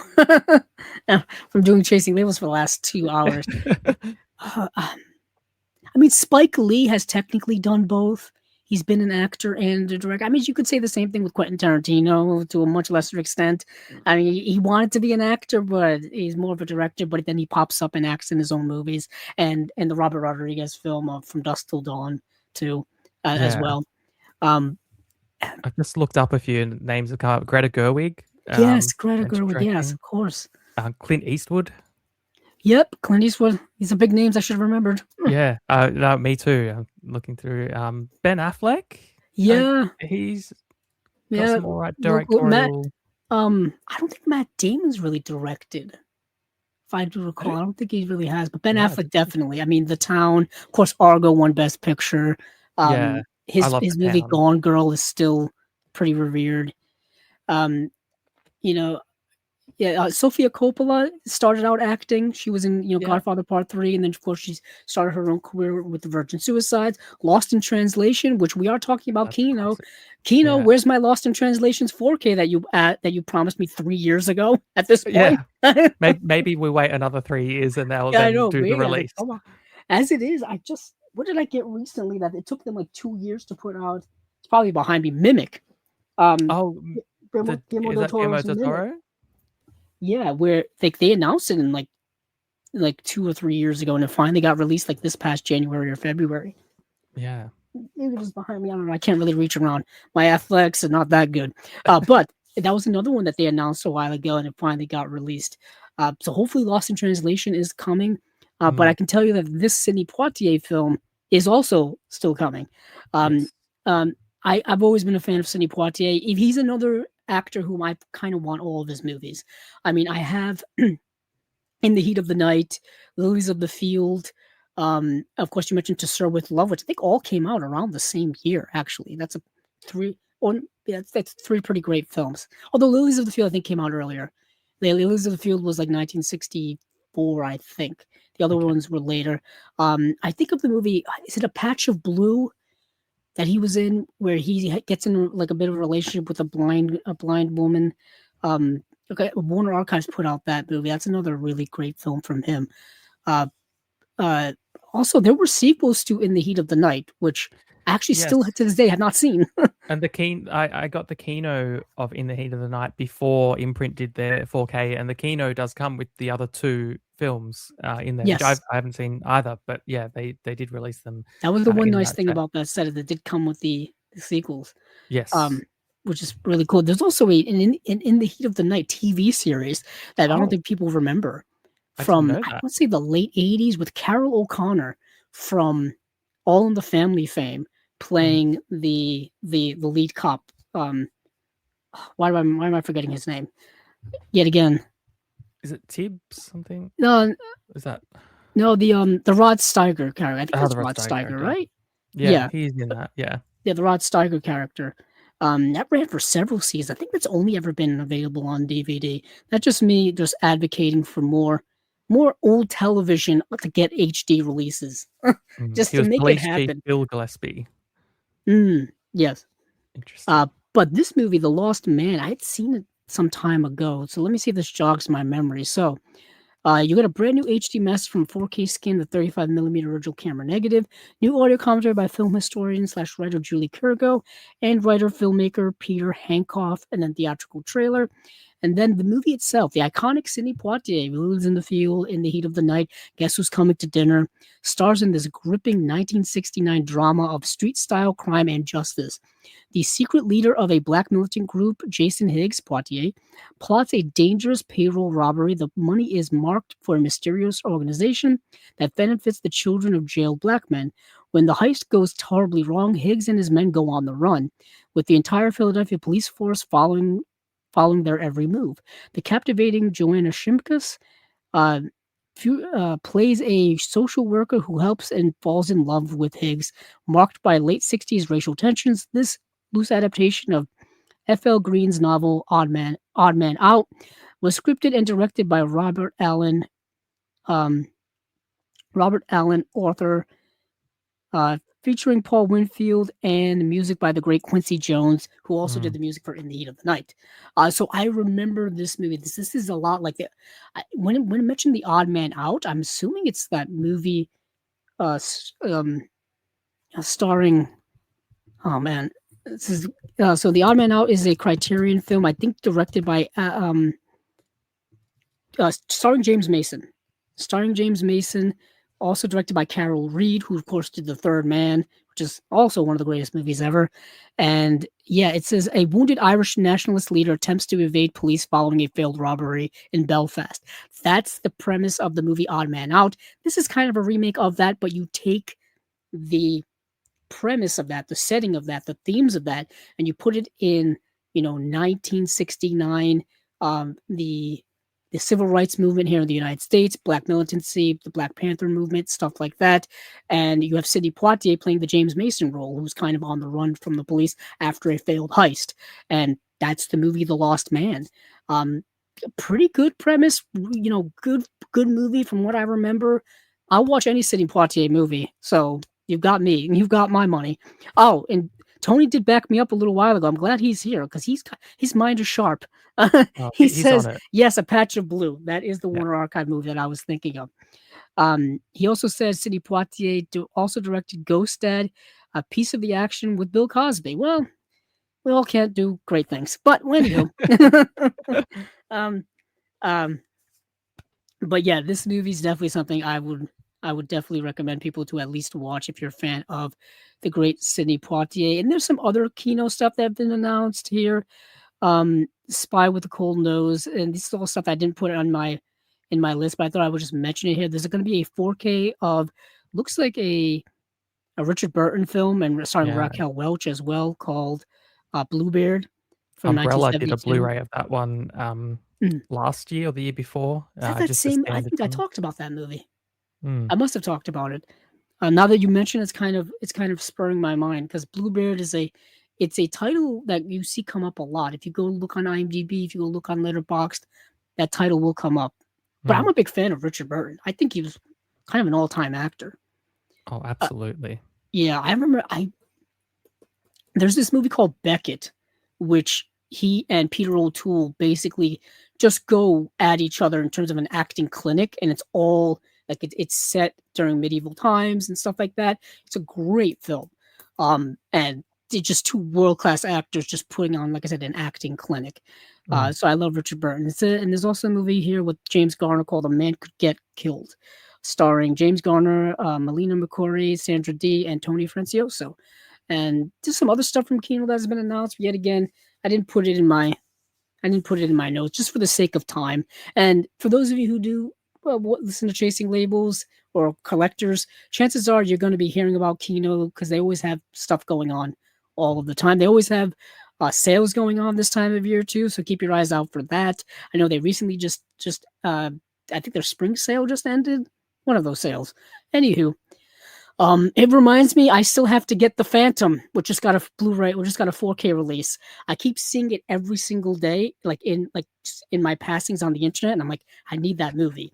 I don't know if you've heard, Paul. I have a fond nostalgia for the movie The Phantom, starring Billy Zane from the '90s. Saw it as a kid in the theater, and it's been in my collection several times, and I was so excited and giddy when it was announced, but I still now have to get it. Um, That's awesome. That sounds like one, yeah, you definitely need to get. I remember The Phantom here in Australia, I feel like it was always on TV. Always, like, Makes sense. on the weekend, the Channel 9 would have a n movie in the evening, and it seemed to always be The Phantom or films like that.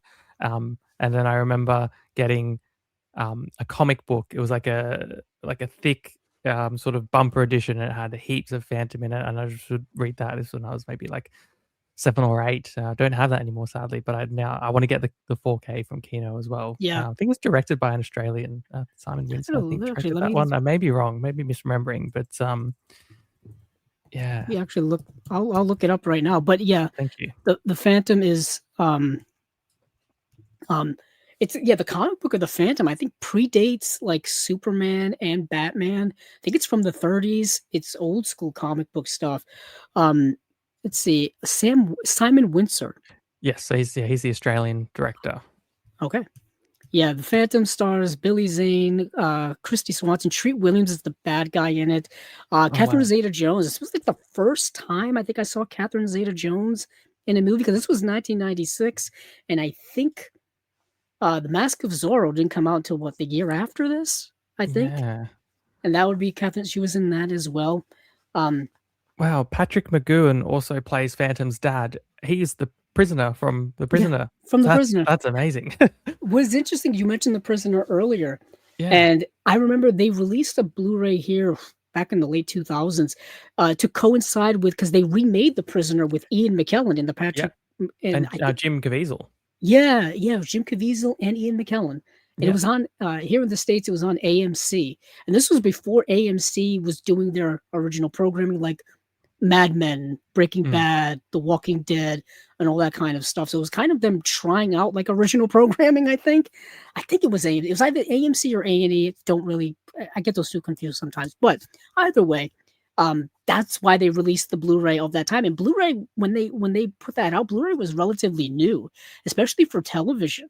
Um, the Blu-ray format it's only been around for like 20 years yeah, if you're looking back at it, and especially for television it was still kind of an upward battle to get people to adapt or adopt Blu-ray as the preferred format, and it was actually eventually kind of the probably the downfall of Blu-ray television releases. DVD was just cheaper and more affordable and easily accessible for people as opposed to HD. And hey, this is going to be me going off on a little bit of a tangent here. A lot of the old shows were not shot or produced in a way that was easy to put them in HD.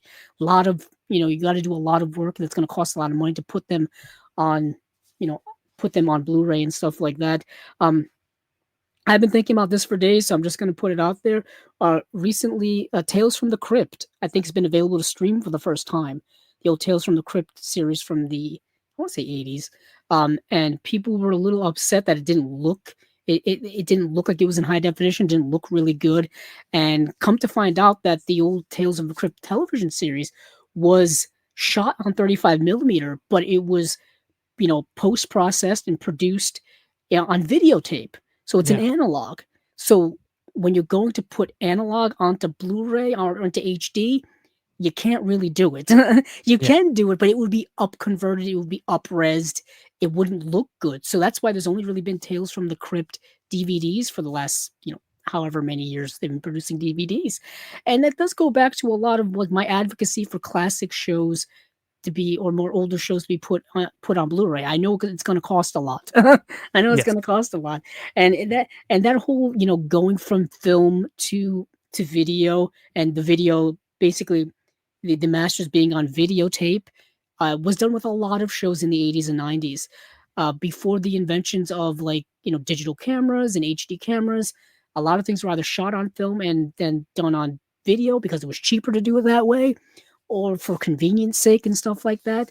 So it's an interesting thing, but I don't know how I got on this tangent. But I've just been thinking about that for days because a lot of people were like, "Oh, why is this show not on Blu-ray?" Oh, He-Man, for example. He-Man, yes, which is getting a big budget movie finally. They've been working on this thing for 25 years. The old TV show they're re-releasing once again on DVD, and And I think the reason why is the same thing I just said. I don't think the old, Masters for He-Man, Masters of the Universe can be put on Blu-ray without going back and essentially reconstructing the show in HD to then put on an HD format.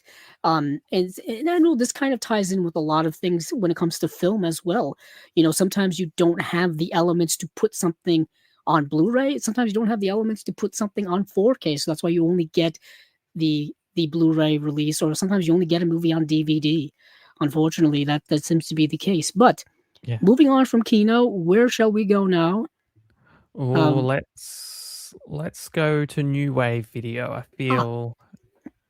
feel like it's a good time to go to that one. it's a good time. It is only one release, so Yes. let me go over to New Wave Video, um, their website, and see if it because you mentioned there's Visitor There it Q. That's the is. one I want to look at. So Visitor Q, this is a movie by Takashi Miike, and as you can tell by the cover of this movie is not for everyone. My goodness, is it not for everyone? Paul, have you seen this movie? Just out of curiosity's sake. No, I haven't seen this yet. Okay. John tells me it is one, like you say, not for everyone, but I trust John and New Wave's curation of the titles they're getting and things that fun to discover. So no, I haven't seen this one yet. No, yeah, and I would say this about New Wave Video. They are not afraid to put these types of movies out there. These movies that are very, very much for a specific audience, or at least a tolerable audience in terms of Hmm. what is put on the screen, in terms of subject matter, in terms of visuals and stuff like that. I mean, they're still working on that really big project, that anime film that they're going to be putting out. Um, which is a name that I probably butchered in saying so many times. But this movie is, like I said, directed by Takashi Miike, who is no stranger to being a provocateur when it comes to movies. He's directed so many films during his career. I always mention 13 Assassins because that's the one that immediately comes to mind, but that's not the only film he's ever Yeah. directed. Um, Audition, I think, is one of his. which one? Audition? Is Yeah, that? Audition. The Audition is which is getting a new release from Arrow Video. He Yeah. also, of course, Ichi the Killer is another one from him. Um, and yeah, he's directed so many movies, over 100 movies. I Yeah. think Blade of the Immortal. I think that was also him Yeah. as well. I think that might have been his 100th Yes, I film. think it was his Yeah. 100th. I think there's actually a little Chasing Labels plug here. Might as well. I think I did a review of the Steelbook Blu-ray edition of that a few years ago when it came out, which I thought was a really cool edition. Um, yeah, he's one of the kind of legendary directors of his kind, but he is not afraid to push the envelope in terms of material put on screen. And I think this is one of his more provocative work. This is right up there with Audition and Ichi the Killer.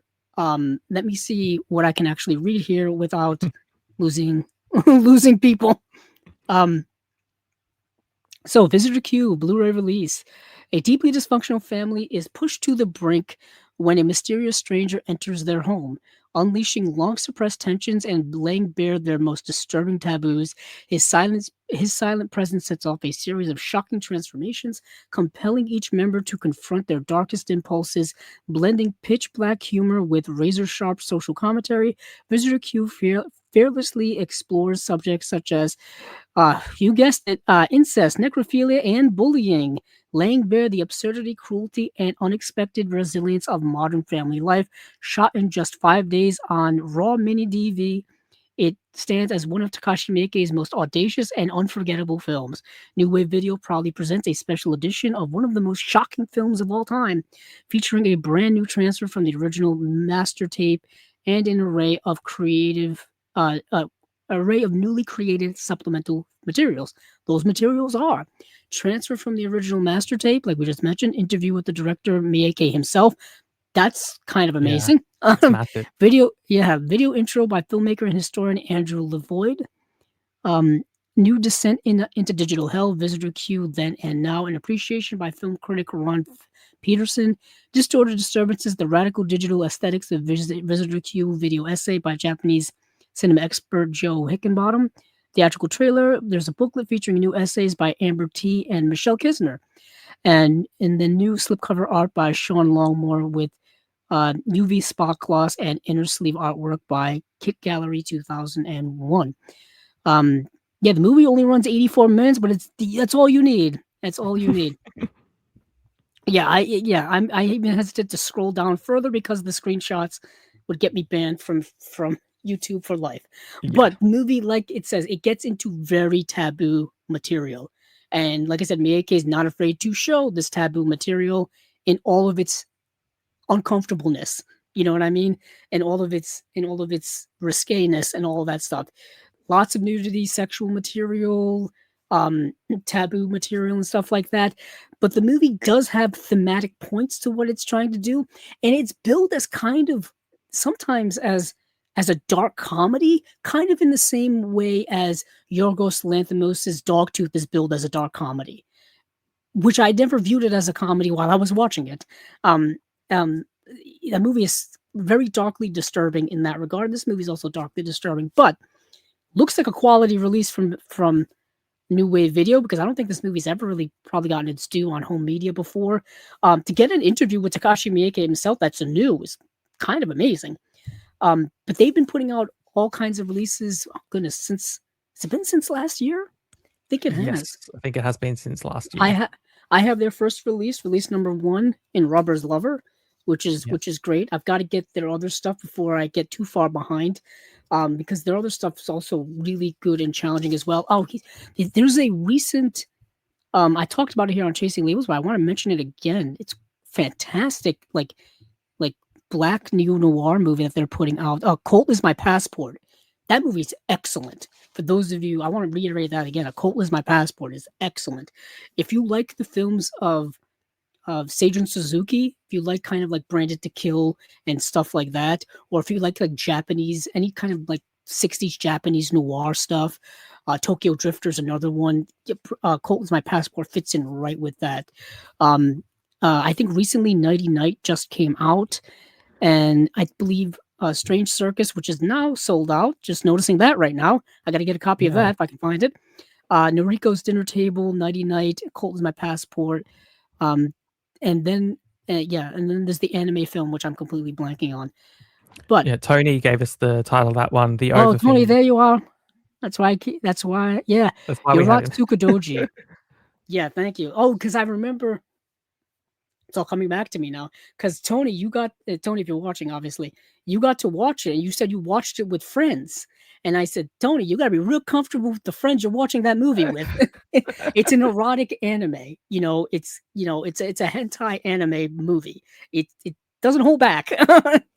and so yeah, but I believe there was an update from New Wave Video recently saying that they're still working on that release. That's why I Yeah. want to mention that. Um, Irat Tsukudoje, call it the Overfiend. Yeah, that's the English title to it. He also says, "Be quick because Strange Circus is nearly out of stock." Yeah, I gotta go check. I gotta go check Orbit and Odyssey and Diabolic, see if I can find it as well. And he also says, "I've seen a master of it. My partner saw it and she really enjoyed it. It certainly doesn't hold back." Yeah, he's talking about the Overfiend. And then, of course, he also says, "Colt is My Passport should hopefully be released at the end of the month." Oh, wow, that's coming up Okay. soon. All right. I got things to do. But that is it from New Wave Video. Where shall we go Yes. from here? Take us away, Paul. Let's jump to Severin. Okay. Severin. Some So Severin very had exciting titles. so Severin, I believe, had 5 releases. Let's go to Severin Films now. And these creeped up on me because I think these were announced like Friday. So these Yeah, they were very, very recent in terms of yeah, it was not the very, announcement very recent. schedule. And of course, Severin has um their bundles where you can get all kinds of extra stuff in there. They package some of the movies together. They package all the movies together, depending on how you want to buy them. I like to go down and just look at them individually. So we've got A Year in a Field, The Music Machine, The War Game, Threads, and then Disco Italiano, which is a Blu-ray box set. If you know anything about Severin, or if you don't know anything about Severin, you're going to learn something now. Their Blu-ray box sets are really nice. They're rigid hard cardboard sets. All the movies come individually in their own case. They open from the top. They're really, really nice. I have um, House of Psychotic Women Volume 1. I've got that. I've got, um, do I have Christopher Lee Eurocrypt Volume 1 as well? And then I've got the Lenny Baker box set too.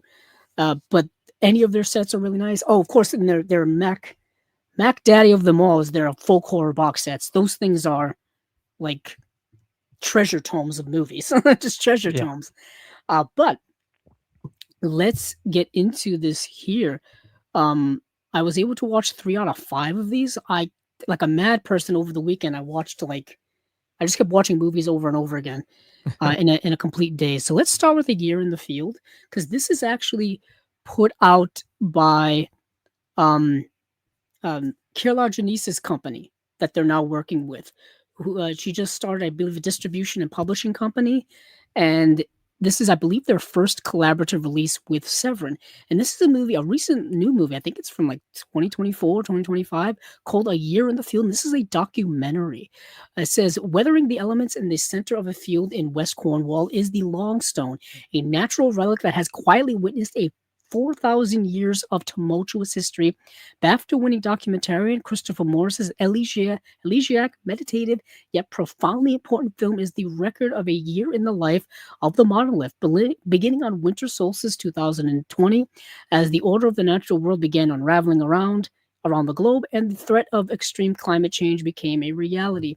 Beautifully shot with a richly layered sound design, the film meditates on the passage of time through its appreciation of nature, highlighting the subtle changes of the seasons, but also the need to act in order to battle man-made changes that will forever change our planet. So, this was actually the last movie I watched in preparation for Chasing Labels this week. For those of you keeping count at home, I watched 28 movies in the last week. I'm losing my absolute mind. But anywho, this was the 28th movie I saw for Chasing Labels, and not to boast at all, but heck, why not? And this is a fascinating movie.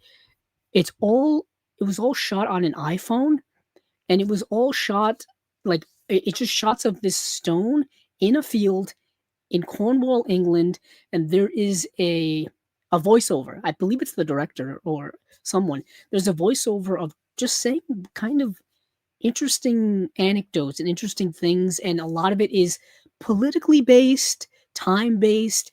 A lot of it has to do with like nature conservation, environmentalist themes, specifically about climate change, global warming, stuff like that. So it's a politically tinged documentary. If you're not into those things, I wouldn't recommend it. It runs about 80 or 86 minutes long, and it's just beautiful, like breathtaking shots on an iPhone of like nature and in this field, the different shots and angles of the stone. It's got beautiful Terrence Malick like cinematography of like the sunset behind it, like that magic hour shots and stuff like Mm. that.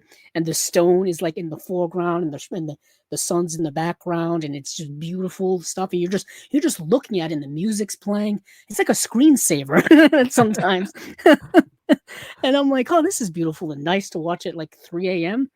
Um, but there is a political message behind it, and it is slow. Of course, it's slow if it's just all those types of things. But if you appreciate the beauty of nature and specifically capturing nature in cinema, I think you'll dig this.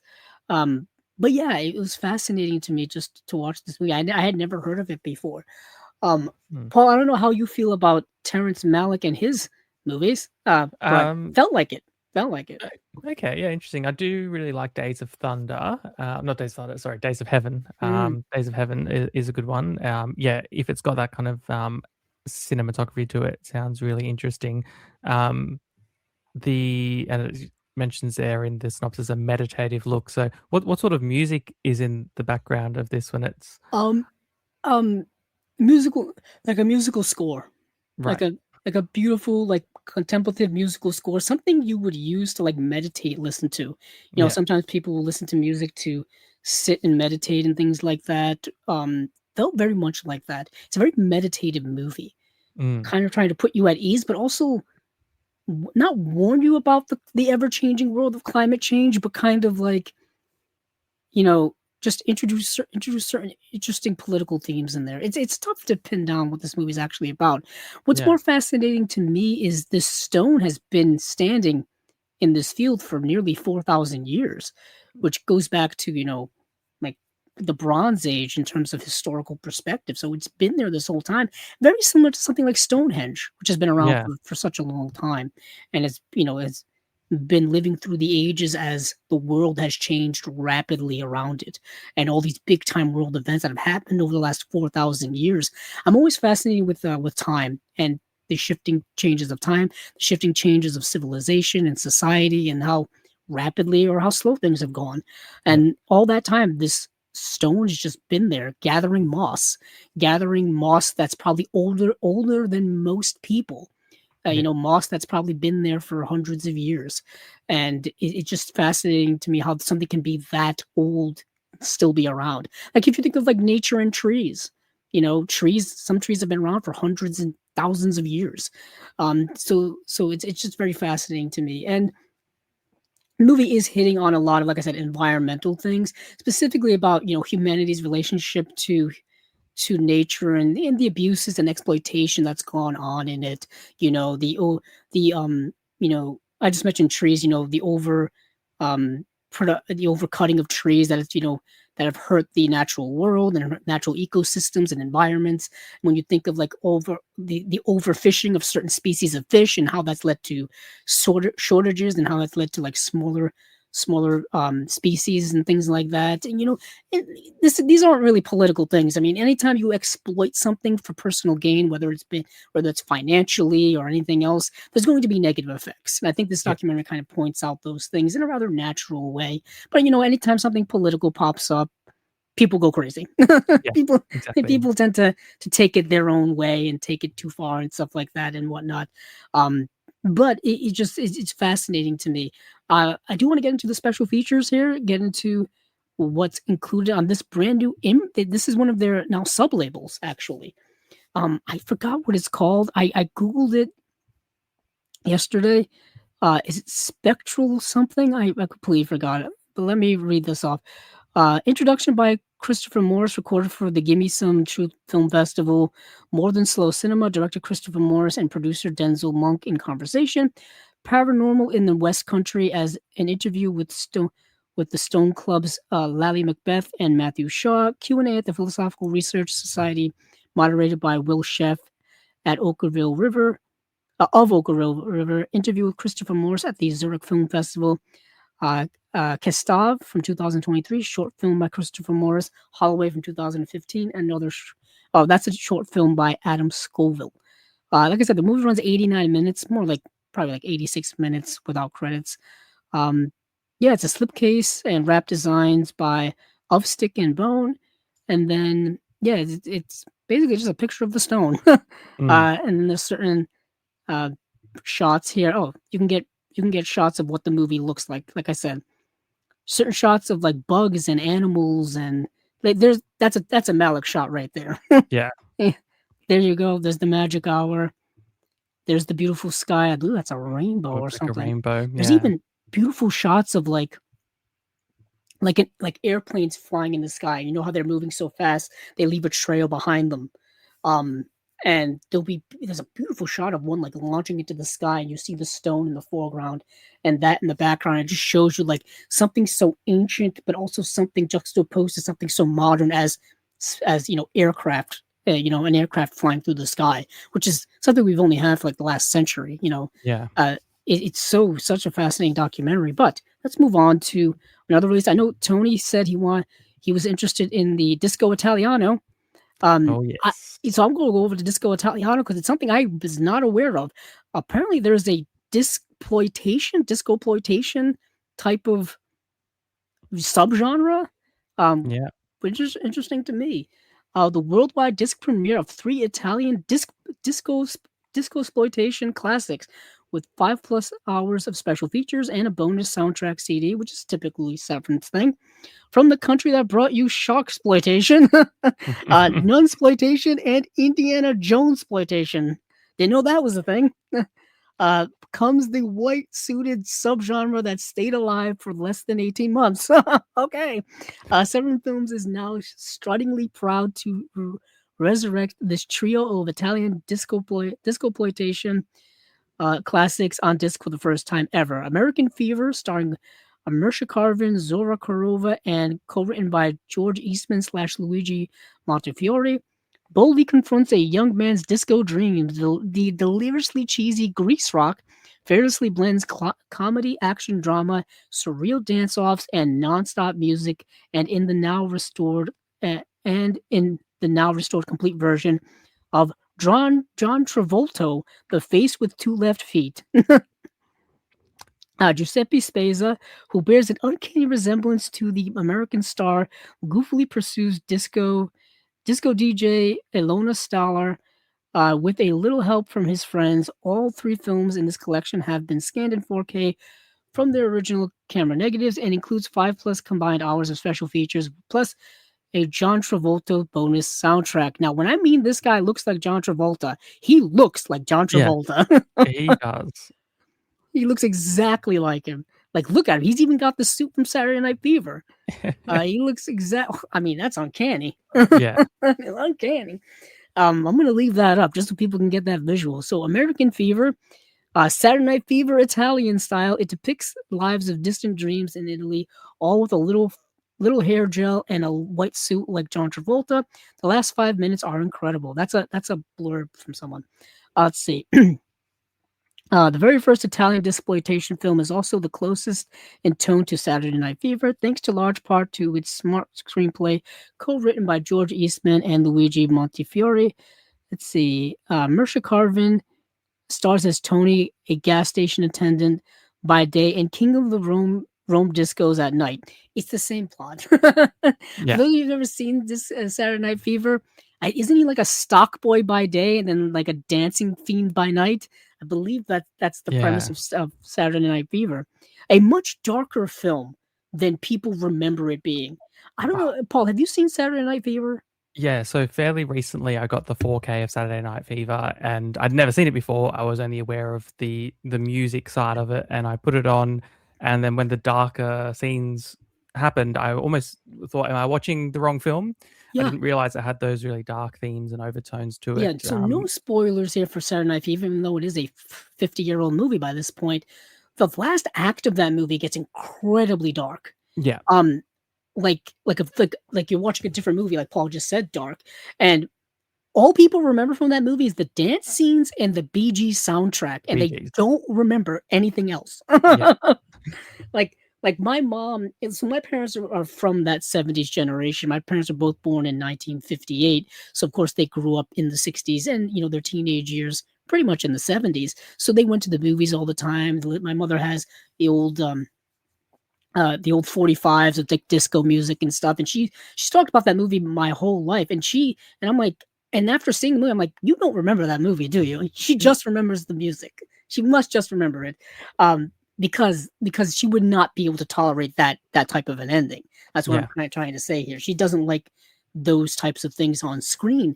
And I'm like, yeah, I people just blur that out. And then you get the sequel, which is Staying Alive, which I is really like completely the different. sequel. Yeah, I really enjoyed the sequel. When Kino announced that on 4K, I'm like, "Oh, yeah, I've gotta get this." I really enjoyed that Yeah, that's sequel. also another great soundtrack, but that movie is a lot more, I think, of what people remember Saturday Night Fever being, Yes, I because think that you're whole right. movie dancing.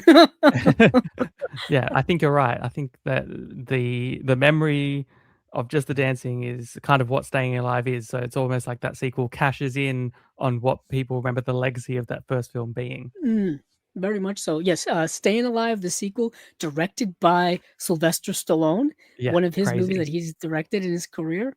I think his brother's in it, Frank Stallone too, Yep. as well. He's had a whole singing career actually. People don't know that. Frank Stallone, he's he's made like albums and stuff. Tony says the soundtrack is iconic, which it is. Saturday Night Fever is apparently Tony's favorite film of 1977. Yeah, okay. You're probably not the only one. It's interesting because I still don't have that same 4K that you were talking about, which I heard looked very good. Yeah, Um, it was good 4K. apparently they released an awful PG rated version of Saturday Night Fever on VHS. Uh, that's interesting how they would edit. How do you edit that down though? You just cut off the entire. Do you stop after he's You done stop it? dancing? Yeah. If you just cut it off right there. Yeah. I Oh, guess he just Tony says danced he off has into it the night. on. No new Yeah, world consequences. There's nothing going on here. yeah. Um, but anyway, let me get back to the Italian version of what's going on here. Let's see.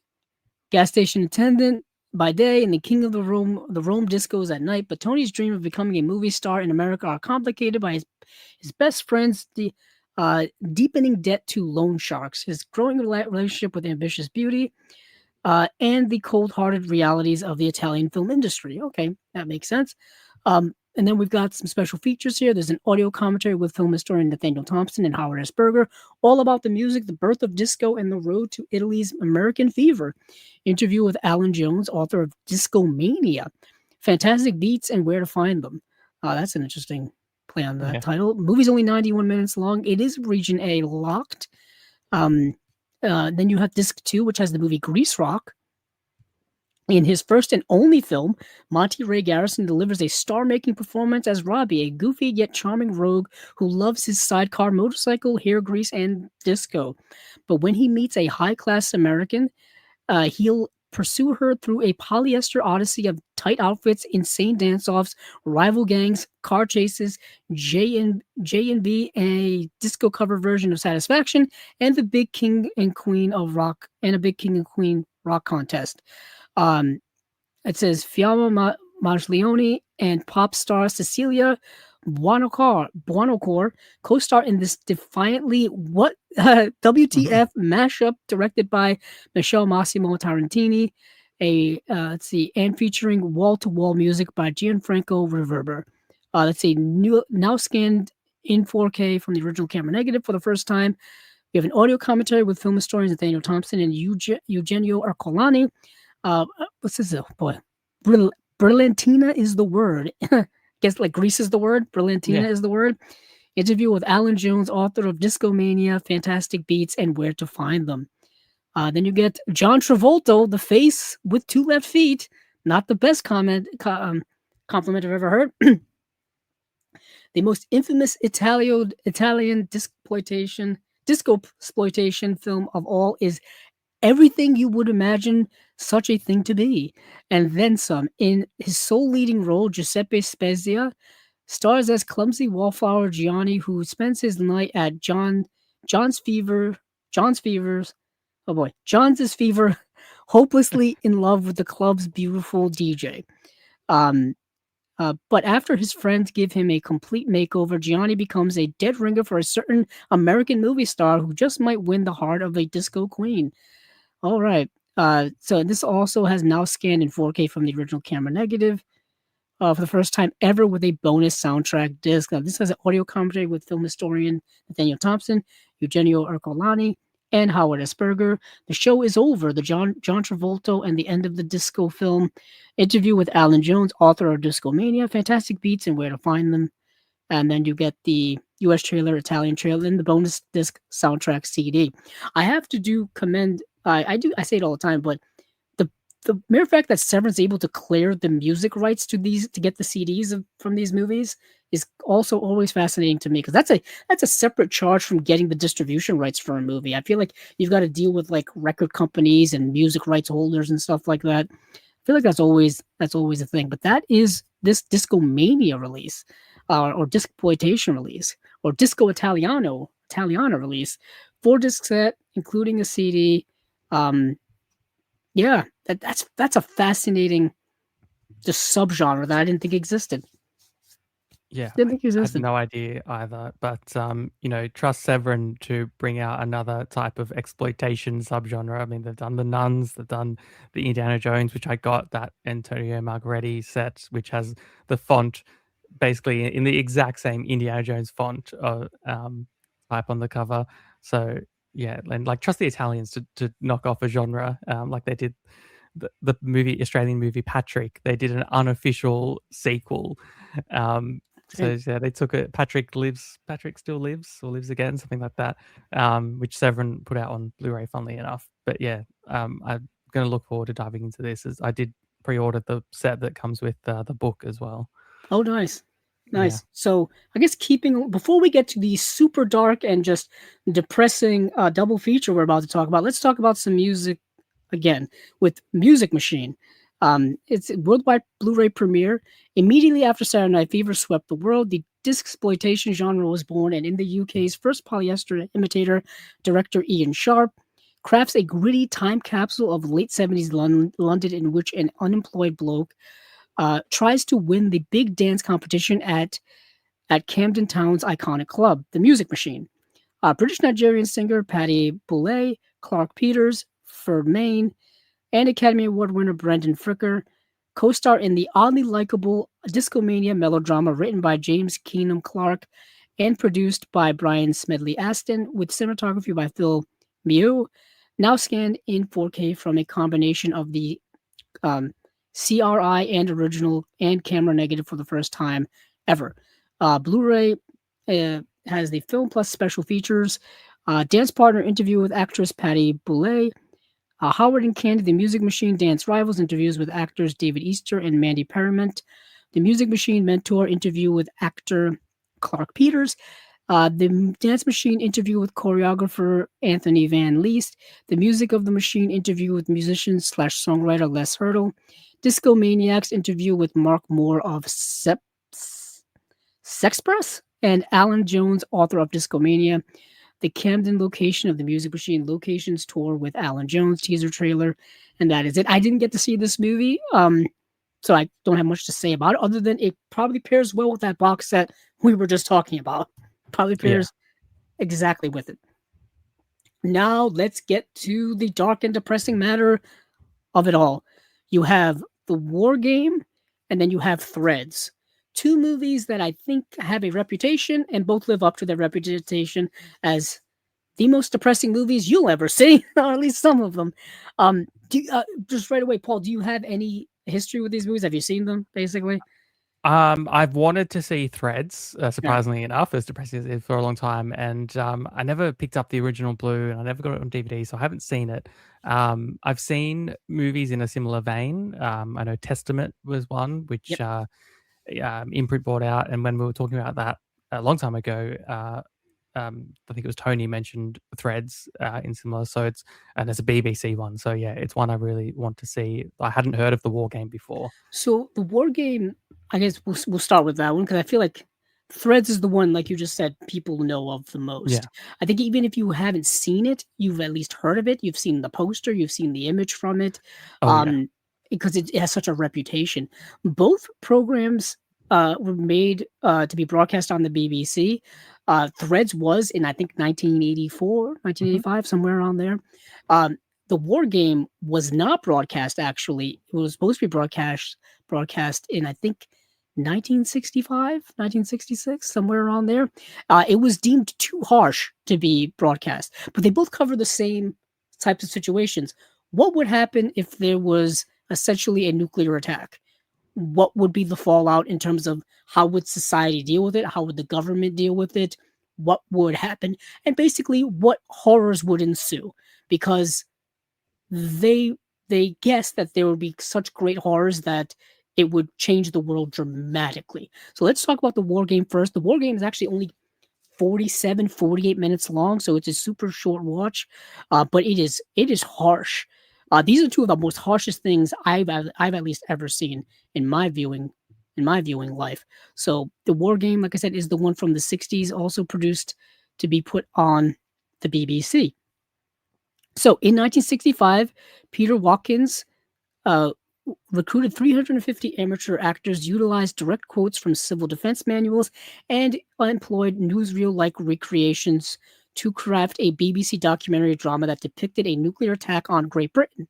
The network condemned the finished film as too horrifying and refused to broadcast it. Watkins' masterpiece subsequently received a special award at the 1966 Venice Film Festival and won the 1967 Academy Award for Best Documentary Feature. The BBC would not air his chillingly different, enduringly brilliant um, until 3 decades later. What may be the most important film ever made is now screened in 4K from the original 16 millimeter 18 A and B rolls for the first time ever, with more than 5.5 hours of all new special features and limited edition exclusives that include an authorized reprint of Watkins's 1967 The War Game Book, collectible postcards, a replica of the UK government's official evacuation pass, and more. So, um, basically, I think they actually um, they first broadcasted it uh, before a rebroadcast of Threads. So I guess Threads had come out was such a massive, I don't want to use the word hit, but it had a big impact on people watching it that then BBC was like, oh, maybe we can release this now. That's basically Yeah. what then they rebroadcasted Threads. So, um, what is so horrifyingly shocking about this, even though it's a shorter film than Threads, it's covering similar material, is that in the way in which it's depicted. It's 48 minutes long. It's shot like a documentary. So it looks real, or as real as you can get. And it's all in black and white. It's stark, it's directly to the point. It's very, it doesn't have the sense of graphicness as Threads does, but it still hits pretty damn hard. Um it probably may be harder in most spots. Um we'll get to Threads in a little bit, but what I feel the difference between this and Threads is so horrific, but it keeps hitting you and hitting you and hitting you with the horror and the depression and just the awfulness of it all that you can almost remove yourself from the movie because you have to. You know what I mean? Just to gather yourself. Um, as opposed to something like the war game where you're stuck in it because it's so short and captivating. Basically, I'm saying that Threads feels more like a movie in quotes, and Threads and the war game feels more like a documentary about real life. Because with Threads, which we'll talk about, there's actually like a narrative plot for the first half of the movie, so it feels like a movie. Like there's actual characters in it, and then things fall apart. As opposed to the war game, which is everything falls apart immediately and just shows you everything after that. But let's get into the special features Mm. first before we move on to Threads. Like Paul said, Threads had been released on Blu-ray previously. It was released, I think, on Blu-ray in 2018 from Severin. So this is an upgrade of essentially their own release. But we'll get to that. Um, the first disc for the war game is a 4K. It's got an audio commentary with film critic Kim Newman and director Sean Hogan. And then disc two is a plethora of special features. Got an intro by Alex Cox, the filmmaker, who's been doing a lot of special features lately. It, Yeah. that's awesome. Some of my favorite movies of his are Repo Man, of course. Uh, that's a good one. And there was another one from Criterion that he did. Man, it's a period piece, but it gets more modern as it goes along. I'm gonna look it up because it's Uh, gonna drive me crazy if I don't do this. yeah. I've always loved Alex Cox. He gives great interviews, and he'll go to like film festivals and give talks and stuff like that. And I always like hearing him and what he has to say about movies. I wish he would make more movies now. I think he's having a tough time getting funding for his movies, which kind of Yeah. sucks. Um, Yeah, he directed Sid and Nancy, which is another one that's really great. Let's see. Of course, they have his acting credits, which I'm not interested in. Let's see. Ba-ba-ba-bum. No, I gotta go further back. Oh, Walker. That's the movie. Okay, Walker. Yeah.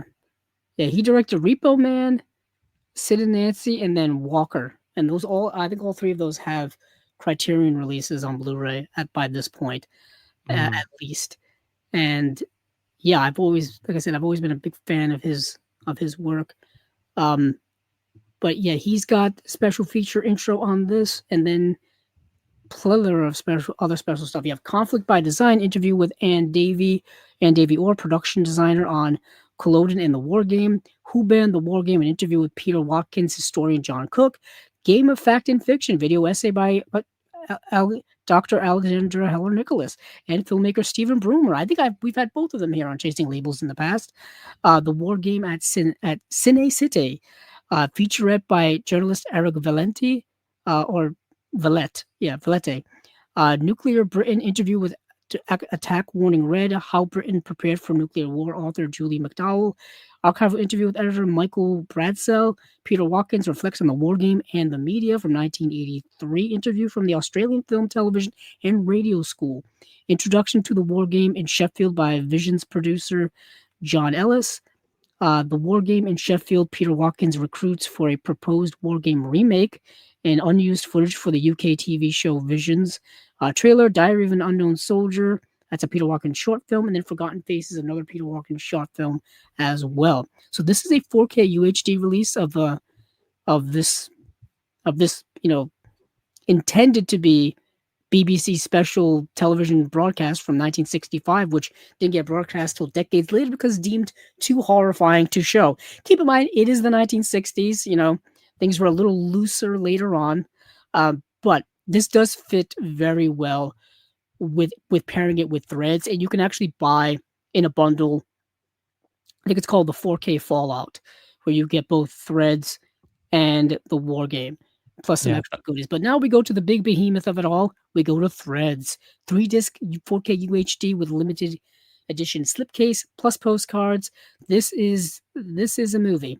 The 80s, I feel like, had a lot of these doomsday nuclear war movies because of being in the whole Cold War. The threat was always there for some type of nuclear war going on. Or potential going on. I mean, we got Red Dawn.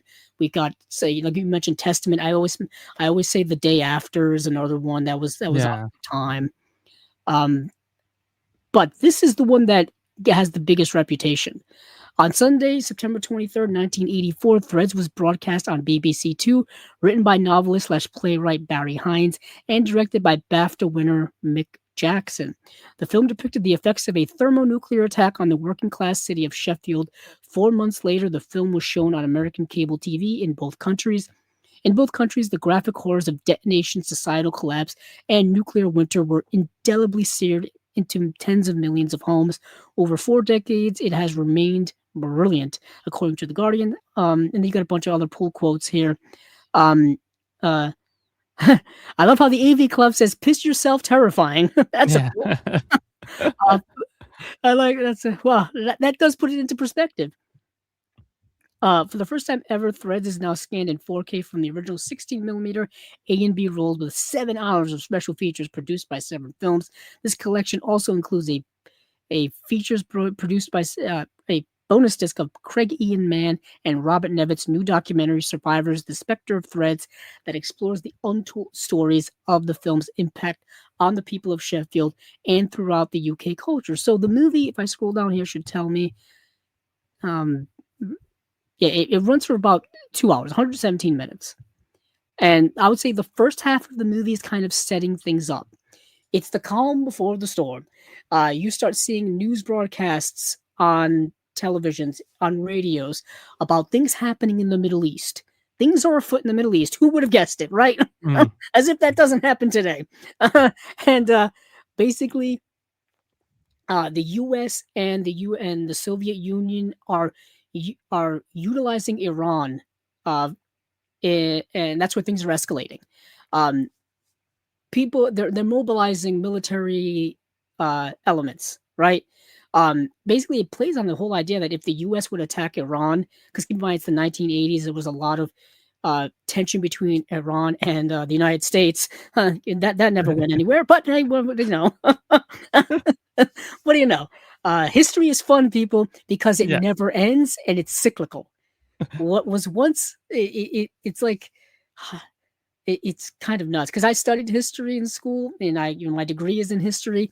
And one thing I kept writing about over and over again is like history is cyclical. Things that happened before keep happening again, and they're going to keep happening until they are rightfully resolved, and they never get resolved.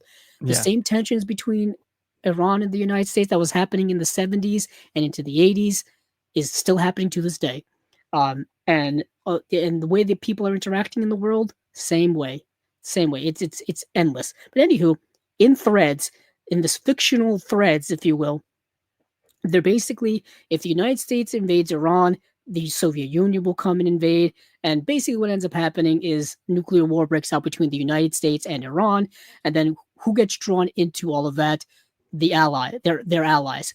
One just so happens to be Great Britain, and there happens to be a NATO base, like I think like 30 miles from this industry town called Sheffield, and um so the people in that area are hearing these news reports. They're here, like I said, there's a narrative feature here for the first half of the movie.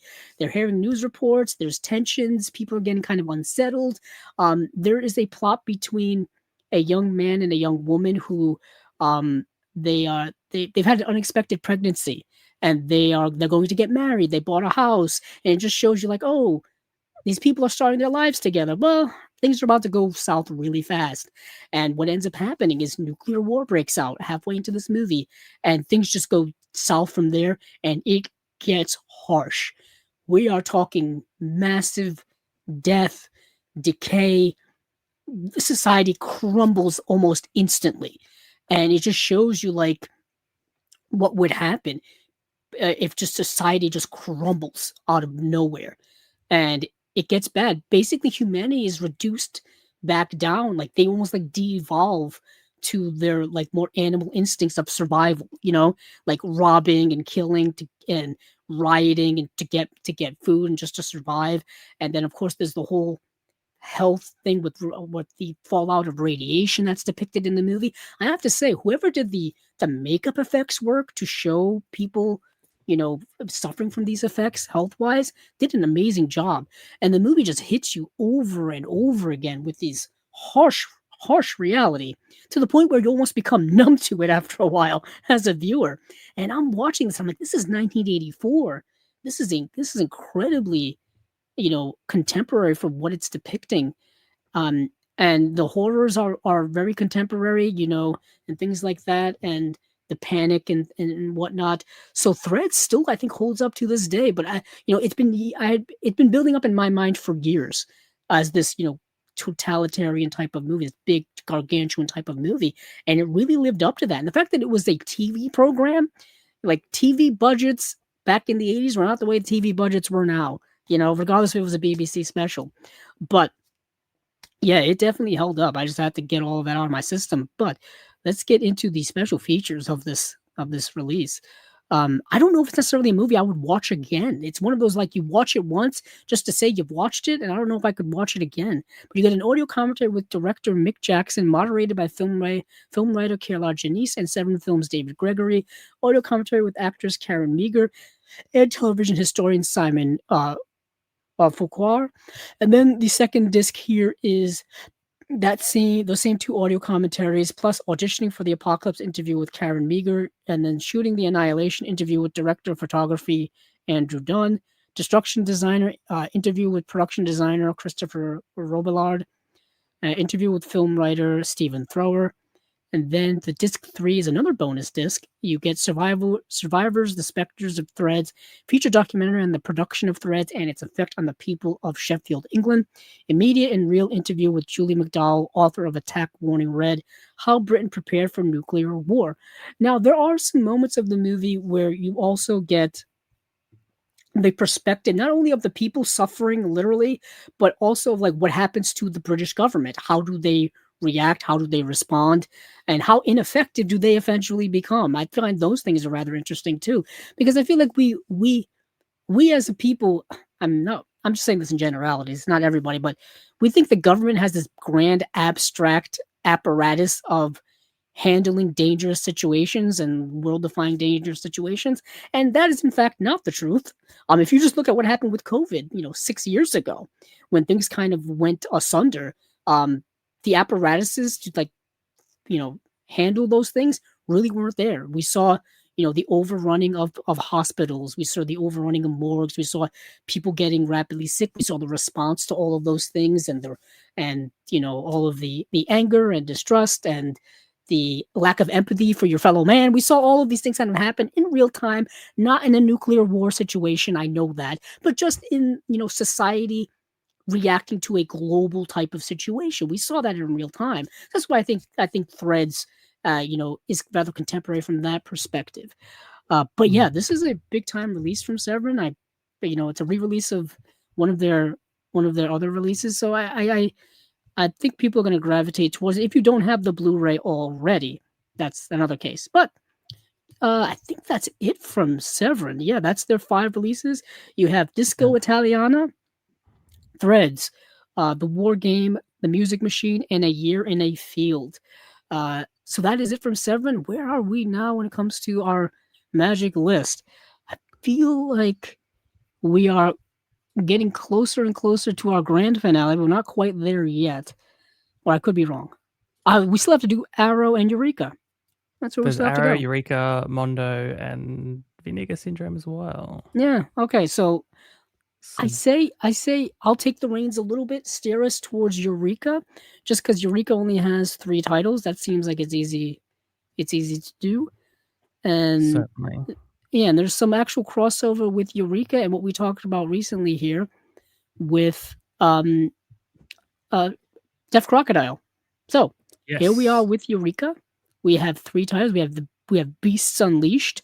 We have Into the Forest, Folk Tales at DEFA, and we have the Laurel and Hardy, The Silent Years from 1929. So, in the interest of time, Beasts Unleashed is a double feature of 2 like 1950s B monster movies or like giant kaiju movies, if you will. Actually, that's not really. They're more like the first one's not really that. The second one, yes. The second one, yeah. So, The Beast with a Million Eyes is produced and purportedly co-directed by legendary Roger Corman. So this is a Roger Corman film. This is the better of the 2 movies, in my opinion. Follows a family living on an isolated ranch in the California desert after an unidentified flying object crash lands somewhere near their farm. Animals and people begin acting strangely, leading to a confrontation with a threat not of this planet. You could have guessed it, it's aliens. And from a story by the legendary special effects artist Willis O'Brien. Willis O'Brien did the special effects for the original King Kong film from 1933. That's why he's important, who was a mentor of Ray Harryhausen and the animator of King Kong, which I just said. The Beast of Hollow Mountain sees a cowboy living in Mexico discover that his cattle are being eaten by a prehistoric monster. That's literally the premise of the second movie. There's not much to it. The first film has a little more to it. It's slow. Like I said, it's a B movie. It's not doesn't have a large production value to it, but the concept I find to be a nice atomic age sci-fi type concept where you've got this essentially this spaceship, flying saucer, whatever, lands in the middle of nowhere and it starts kind of like possessing the animals and people around them and starting to control them. A little of yeah, Invasion of the Body Snatchers action going on here. It's a fine film. The second movie tries to do too much, and I don't think it succeeds really at all. I'm not a big fan of it. That big old monster you see here, uh, that this prehistoric dinosaur, which I think it's an Allosaurus, uh, only shows up in the third act of the movie. Uh, that's it. He doesn't. He's not here the whole time. And I understand you don't have really in the budget to have this guy be here this whole time, and basically it's like, oh, what happened to my horse? Oh, I don't know, it disappeared, I haven't seen it. And you're like, Yeah. oh, I wonder what happened to it. It was eaten by a dinosaur off screen somewhere. There's a whole plot line between this cowboy and this young woman who's supposed to marry this other rich guy, so they have a little romance on the side and whatnot. Like I said, it's doing too much and kind of getting me away from what I wanted to see, which was, a giant dinosaur just fighting people and eating people. I wanted to see Jurassic Park essentially. Yeah. So the movie really doesn't do much of that. Uh, but it's fine. It's fine if you like movies from that, like B movies from that era. Uh, but for special features, we've got high definition transfers. I'm assuming of both movies, original English mono audio. Terror from Beyond the Stars, a new interview with science fiction expert Mark Bold on The Beast with a Million Eyes, and alien invasion cinema in the 1950s. When dinosaurs ruled the earth, new interview with critic Kim Newman on the Beast of Hollow Mountain, and the resurgence of dinosaur films in the 1950s. That's interesting. I find like that would be more interesting than the actual movie we got.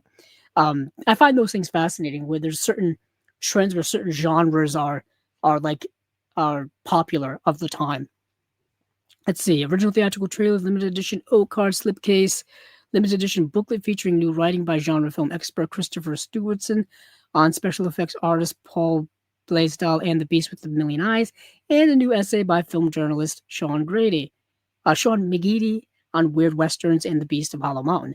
Then we have Into the Forest, the folk tales at DEFA. So this is going to be because I just want a list of the movies, but that's not going to have. So we have 5 restorations. These are 5 movies, and this crosses over with what we talked about recently, which I'm going to bring up right now. Um, Deaf Crocodile's website, because they recently put out this release here, which is uh, DFA Fairy Tales. So there's some crossover with this set in terms of at least 1 or 2 of the movies. I think it's 2 titles that cross Yes, over. yes, it is. Yeah. And I think it's The Little Red Riding Hood, and I think Snow White, maybe the 2 titles. I think those are the 2 titles that cross over. But either way, we're getting more DEFA titles. And for those of you who don't know what DEFA is, it's basically East Germany's film industry production company in post-World War II Germany. That's what the DEFA is. Eureka's been putting out various sets from DEFA, and I've got Rack and Ruin. That's the one I have. I always bring this one up every time because it's the only one I have. it's Rack and Ruin, the Rubble film at DEFA, and they put out a couple of these. They put out some ones from Western Germany film industry. I've got the sci-fi one. Oh, That has nice. the Silent Star in it, which Oh, yes. that's the one I've watched from that set. And literally the Western one, I've got shipped and it's coming like within the next couple of days. Because that was one which does look quite interesting. So yeah. And then I've actually got the Deaf Crocodile one on order, but I might have to double dip with the Eureka because of the other titles. Yeah. So yeah, so that's actually you know just about as much of it as I do. Yeah. But this one here has ones that range from between 1950 and 1989. The East German studio DEFA produced a huge number of Martian film or adaptations of popular fairy tale and folk tales. Basically like Grimm's fairy tales, stuff like that. Like I just mentioned, it was their own versions of things like that you know about. Snow White, the Little Red Riding Hood, stuff like that. Um, some other titles too, and this one has some of the finest and darkest DEFA folk tales include The Devil from Mill Mountain, The Singing Tree, Rumpelstiltskin, The Little Red Riding Hood, and The Devil's 3 Golden Hairs. In The Devil from Mill Mountain, a greedy miller attracts the ire of forest spirits when he and his accomplices disguise themselves as demons to burn down a rival mill. In The Singing Tree, a young prince must find a legendary tree to win the heart of an icy princess and risks being transformed into a bear if she fails to fall in love with him. I actually saw that one. It was quite charming. Quite charming. What is unique about these, and I mentioned it when I talked about the Deaf Crocodile set, the way in which these movies are shot, it's all practical effects. It looks like a stage play version of these. Like it's all practical, like makeup and costuming suits, and it's shot on sound stages and things like that. It makes it for a rather surreal version of these. If you're familiar with other adaptations of these folk tales from before, it really is. I mean, Little Red Riding Hood.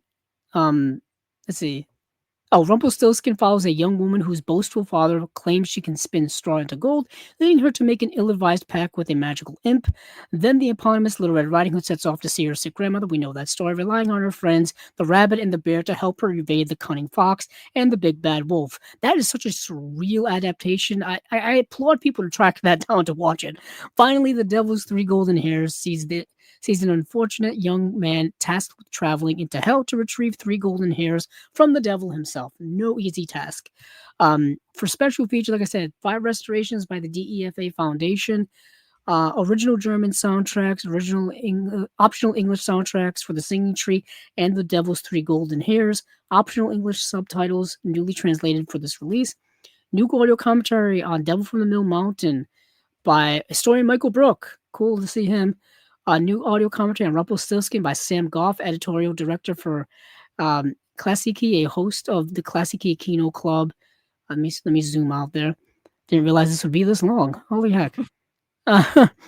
Where was I? Oh yeah, the host of Klassiki Kino Club podcast, Fairy Tales and Nightmares. New interview with the writer, broadcaster, and and 14 times columnist Bob Fisher on the history of the singing ringing tree, DEFA and the devil.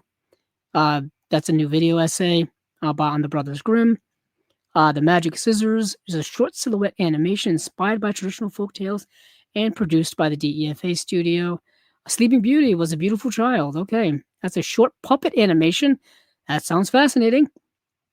The Wolf and the Seven Little Goats, a shortcut animation adapted from the Brothers Grimm story by the DEFA Studios. Limited collector's edition box set, limited hardbound slipcase, limited 60-page book as well.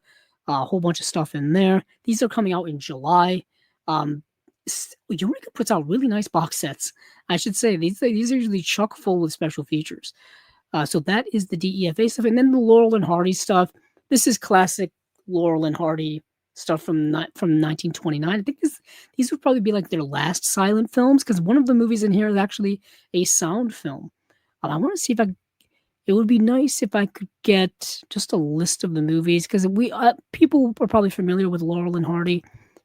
Of course, that would make things too Yeah. easy if I could go directly to just a list of their stuff. But it is, let me see. A collection brings together the silent Laurel and Hardy shorts produced in 1929.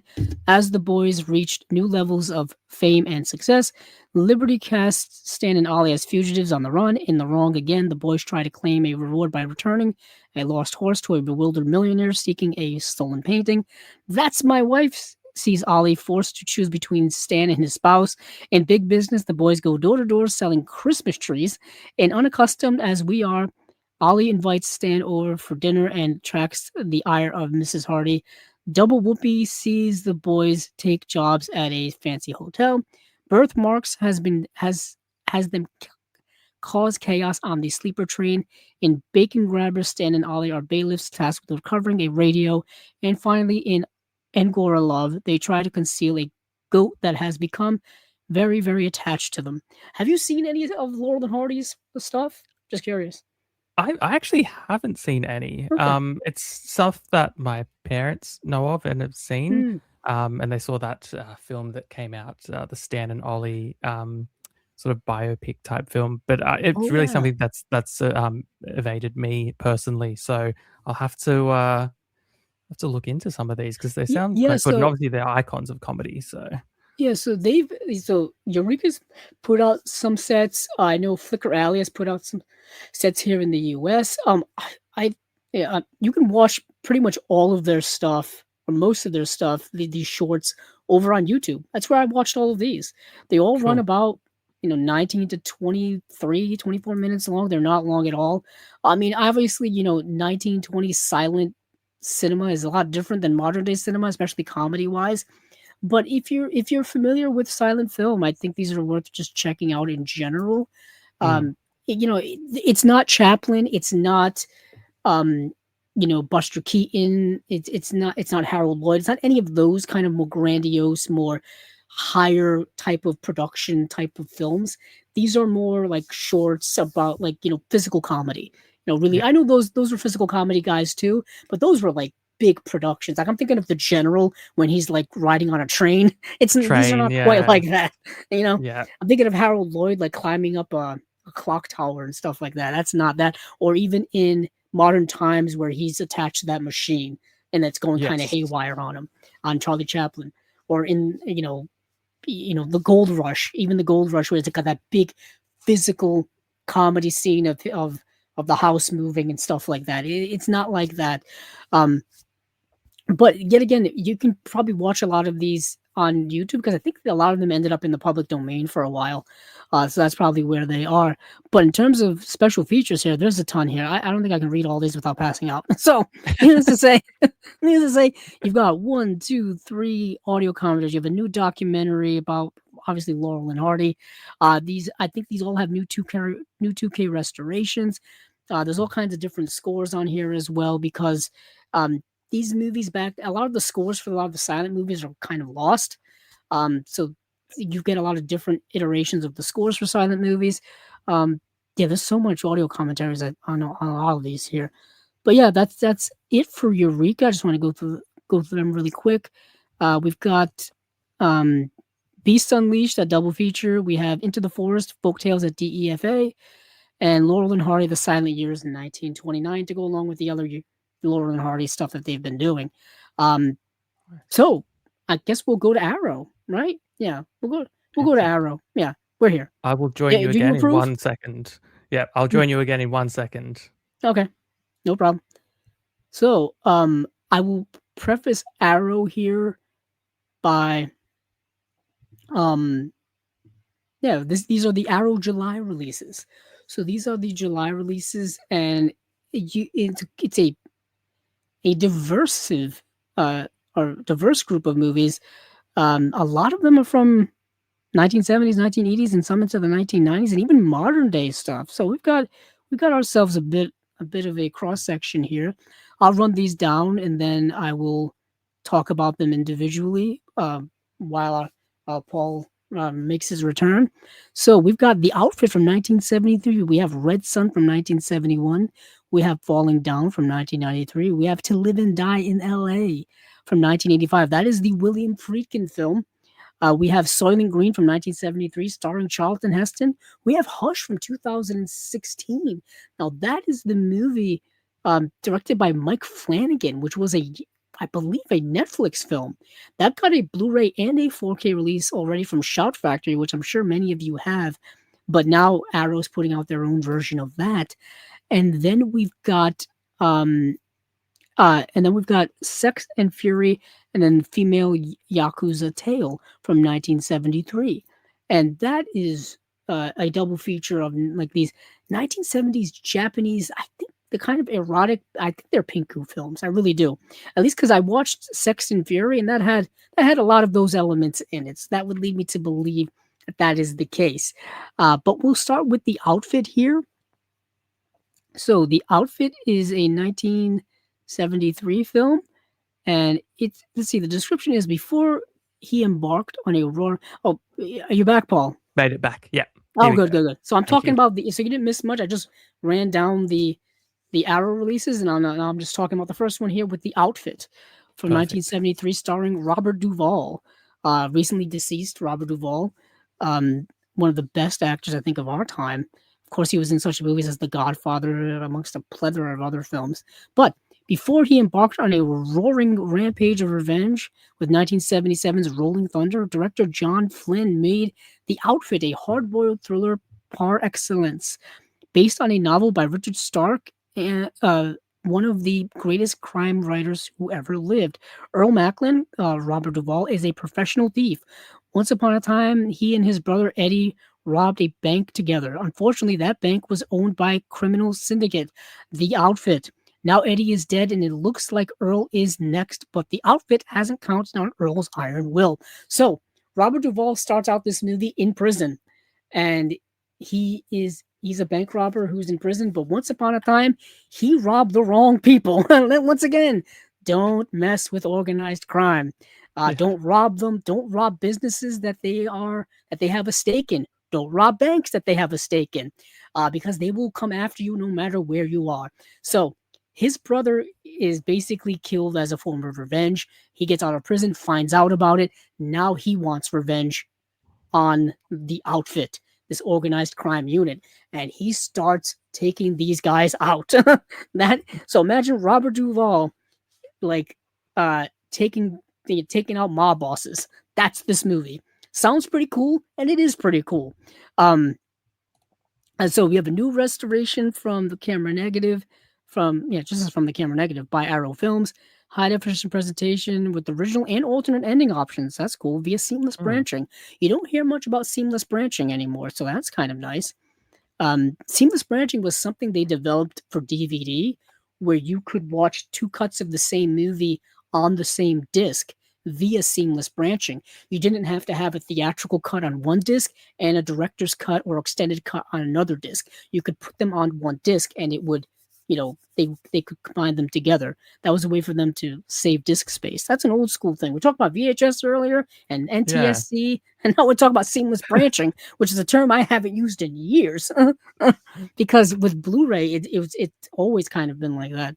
You just go to the menu screen and you can watch anything. There was no need to swap discs. Uh, No. Nice. So we've got the original lossless mono audio. We got English subtitles. Brand new commentary by critic and author Jedediah Ayers and a film critic Mike White at the Projection Booth podcast. The Man with the Getaway Face, a brand new appreciation of author Donald E. Westlake by Westlake expert Levi Stahl. Paths Not Taken, a brand new appreciation of the film by critic Walter Chaw, tapping into the outside, a brand new featurette in the outfit, and the Parker novels by Alyssa Marmol Cernat and Shay Dennis, creators of Tough Business, A Parker Site, archival interview with filmmaker Walter Hill on director John Flynn. That sounds fascinating to me. Oh, yes, Um, that'd be yeah, great. I that's love a good. Walter Hill. My biggest regret is not getting that Walter Hill box set from Imprint that we talked about earlier, just because it's impossible to find now for an affordable price. That's Impossible. fair. Yeah. Uh, yeah, 'cause there was so much Walter Hill put out over the last like 5 years. I didn't realize there was so much love for Walter Hill's work, but that makes a lot of sense. He's made good Then we have, films. yeah, yeah. Then we have Red Sun, which is a movie I talked about before because I think someone put this out. I can't remember who it was. It may have been Studio Canal, but this is a movie that has uh it says it right here. It's Terrence Young's East Meets West classic Red Sun, shot in Almeria, Spain, and starring four intercontinental superstars. You got Charles Bronson, Toshiro Mifune, Ursula Andress, and Alain Delon, all in the same movie, and it's a western. Red Sun is a western with a global flair like no other, and ceremonial samurai sword intended. Let's see. Red Sun is a western with a global flair like no other, a ceremonial samurai sword intended as a gift to the U.S. president from the Japanese ambassador is stolen by the devilish rogue Alain Delon to restore their honor and return the sword to its rightful owner, disgraced samurai Kuroda Mifune, double crossed bandit Link Stewart, Charles Bronson, and femme fatale Ursula Andress must set aside their differences and hunt down the merciless gauche across the beautiful vistas of the American West. Um, yeah, it's worth a watch just for the star power alone. Just for the star power alone. That's what got me into watching the movie. Now, the movie itself, I think, is fine. Like you would think it would be amazing with all these great actors in it, and I think it's just a fine movie. Uh, but I'm a fan of like all these people in it. It's all of them in the '70s as well, so it's relatively within their prime.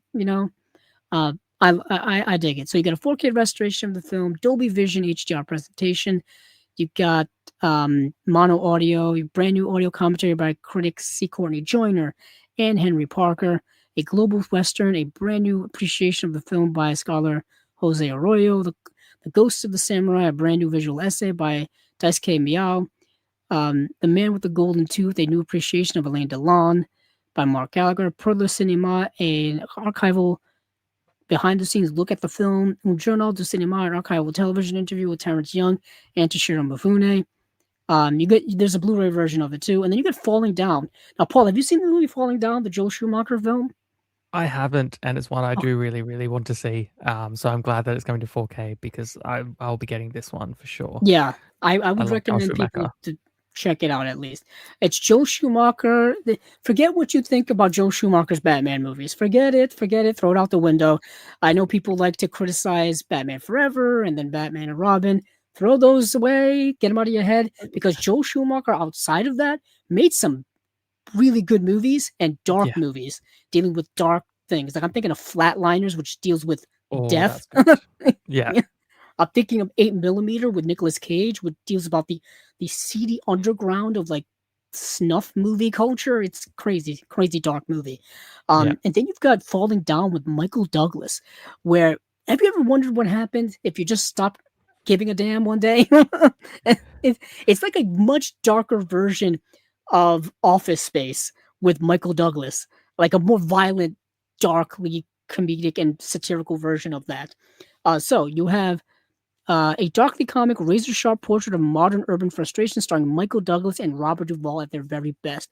On a sweltering Los Angeles morning, a man only known as Defense, Michael Douglas, abandons his car in a gridlock traffic jam and sets off across the city on foot. He just wants to go home, but his path is marred by increasingly everyday irritations that escalate into explosive confrontations, leaving a trail of violence in his wake. Trying to piece together these events is veteran cop Pendergast, portrayed by Robert Duvall, whose quiet final day before retirement becomes a chaotic hunt for dangerous man on the edge. Basically, it takes that idea of like if you basically it takes the idea of if you just and if you just acted out all of your inner thoughts, that is kind of the Michael Douglas character. Like he goes to like a fast food restaurant and he gets frustrated with the workers there and he takes it out and he just takes out his anger out on them.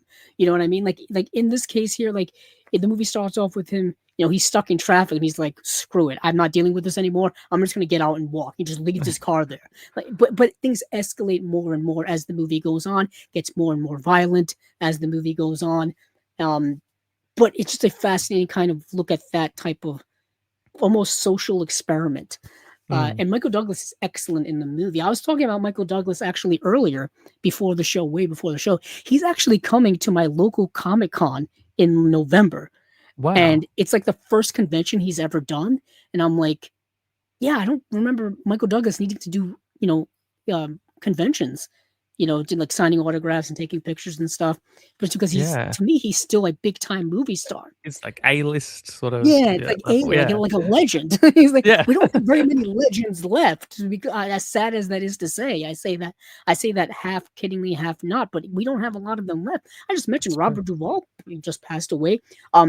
Al Pacino just turned 86. It was his birthday the other day. I saw him. It was Jack Nicholson's birthday the other day as Yep. well. And he's well into his 80s now. I saw him hanging out with Joni Mitchell. Um, Wow. like on a picture online, and it's like, oh Yeah. yeah, these legends are now in their 80s. We talked about Martin Scorsese earlier; he's in his 80s as well. It's things are happening, and we're seeing a lot of these people pass away. So when I'm thinking of legend, I'm like, oh, Michael Douglas, yeah, but why is he doing conventions? He's still doing movies. But Yeah. anywho, he's coming to my local convention, so I'm curious what it would cost. For an autograph from Michael Douglas, I think it's got to be well over $100 at this Yeah. point. I would assume so. Because I was talking to my mother earlier, just telling her that Mark Hamill famously charges like hundreds of dollars for his autograph, and I'm like, people were kind of criticizing for him for that a few years ago, but I'm like, he kind of has to, because if you charge Yeah. like $50 for Mark Hamill, he's gonna get thousands of people, thousands of people, because he's so famous. He's so famous. But neither here nor there. But that's a nice Michael Douglas kind of connection. But Michael Douglas is, like I said, kind of a legendary actor. Wall Street and oh goodness, so many other movies. Oh, But yeah.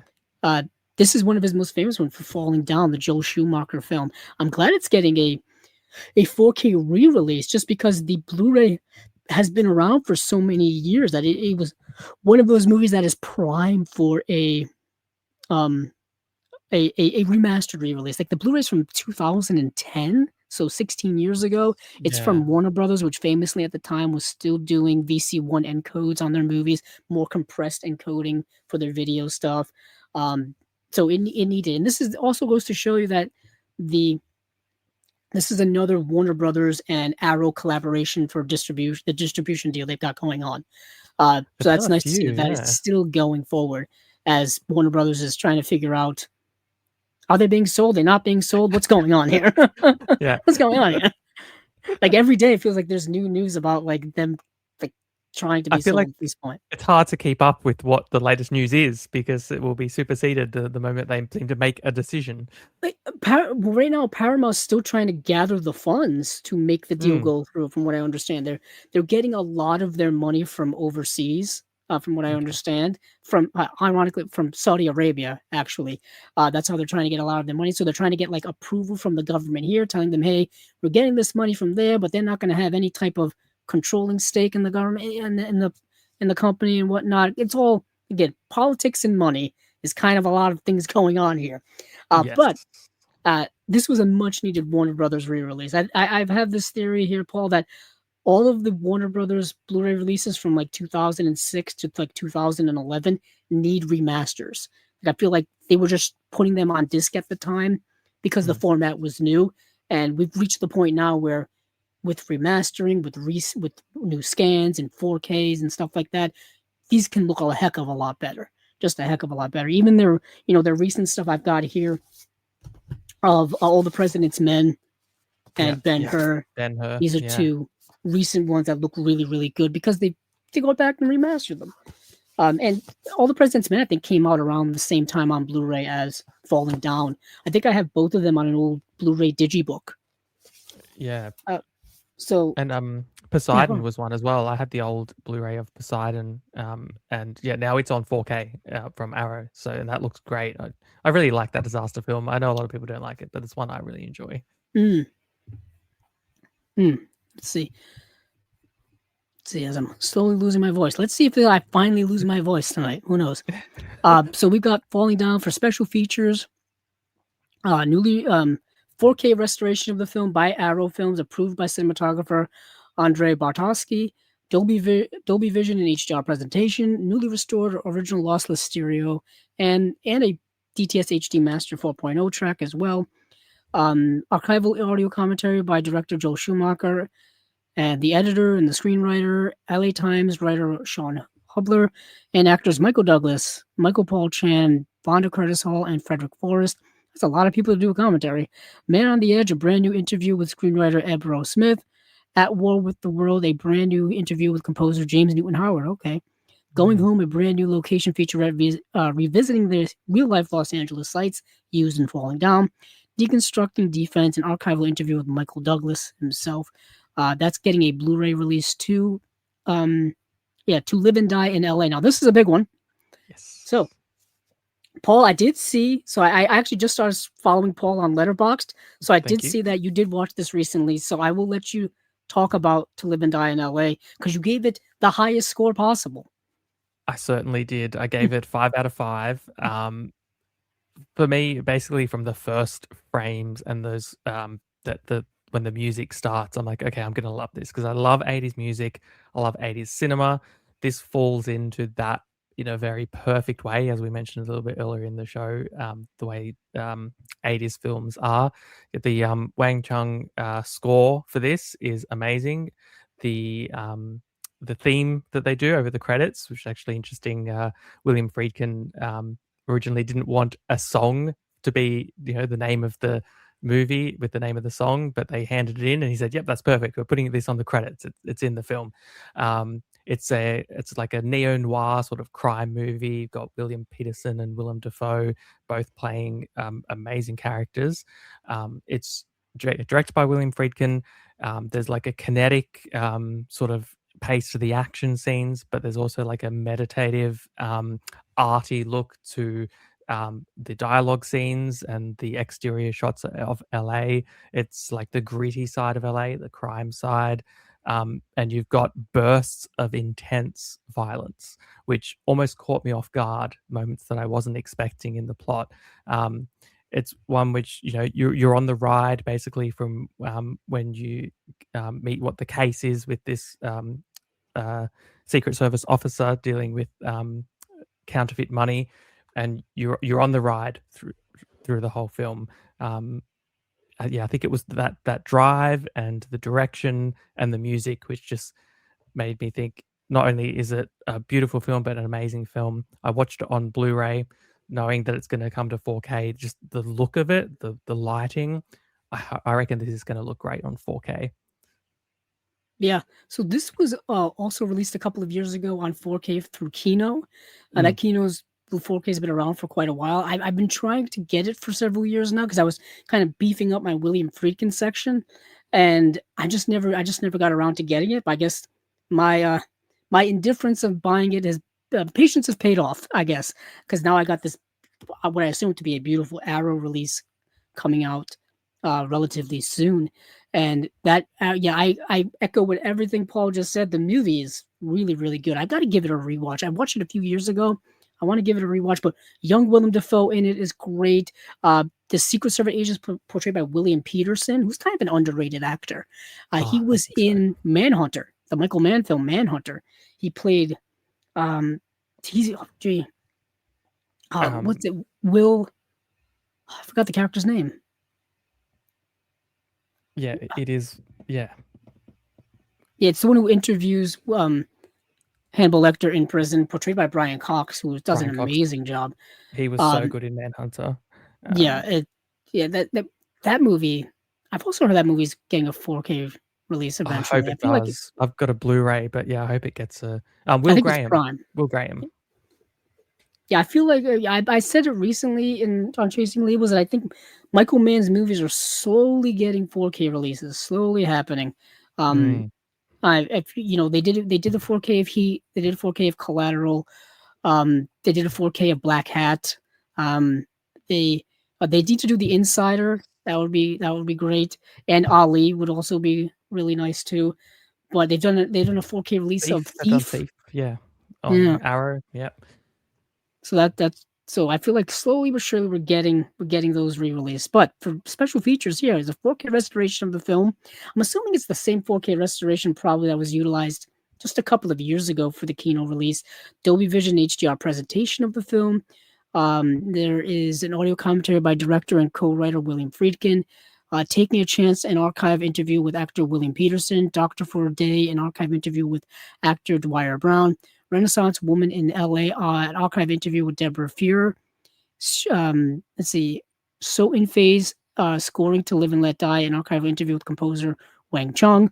Wrong Way, The Stunts of To Live and Die in LA. Counterfeit World, The Making of To Live and Die in LA. That's an archival piece, which features like Friedkin and the actors Yeah. and stuff like that. That Alternate I've watched that ending. piece. Yeah. Oh yeah, alternate ending, deleted scenes, stills gallery, trailers, radio spot, reversible sleeve featuring original and newly commissioned artwork, um, and then collector's booklet featuring writing by Ann Bilson and Rick Gentry. Then we have Soylent Green. Now this is the 1970s film directed by Richard Fleischer, starring I believe Charlton Heston, Yeah. and this is a movie I'm pretty sure many of you are aware of. It's a post-apocalyptic film, and this I don't know if it's post-apocalyptic or if it's just dystopian future. It's dystopian. It's not Dystopian. post-apocalyptic. It's dystopian. A dystopian science fiction thriller with a venomous sting in its tail. Oh boy, little spoilerish there. Not spoilerish, but little leading to a big third act twist.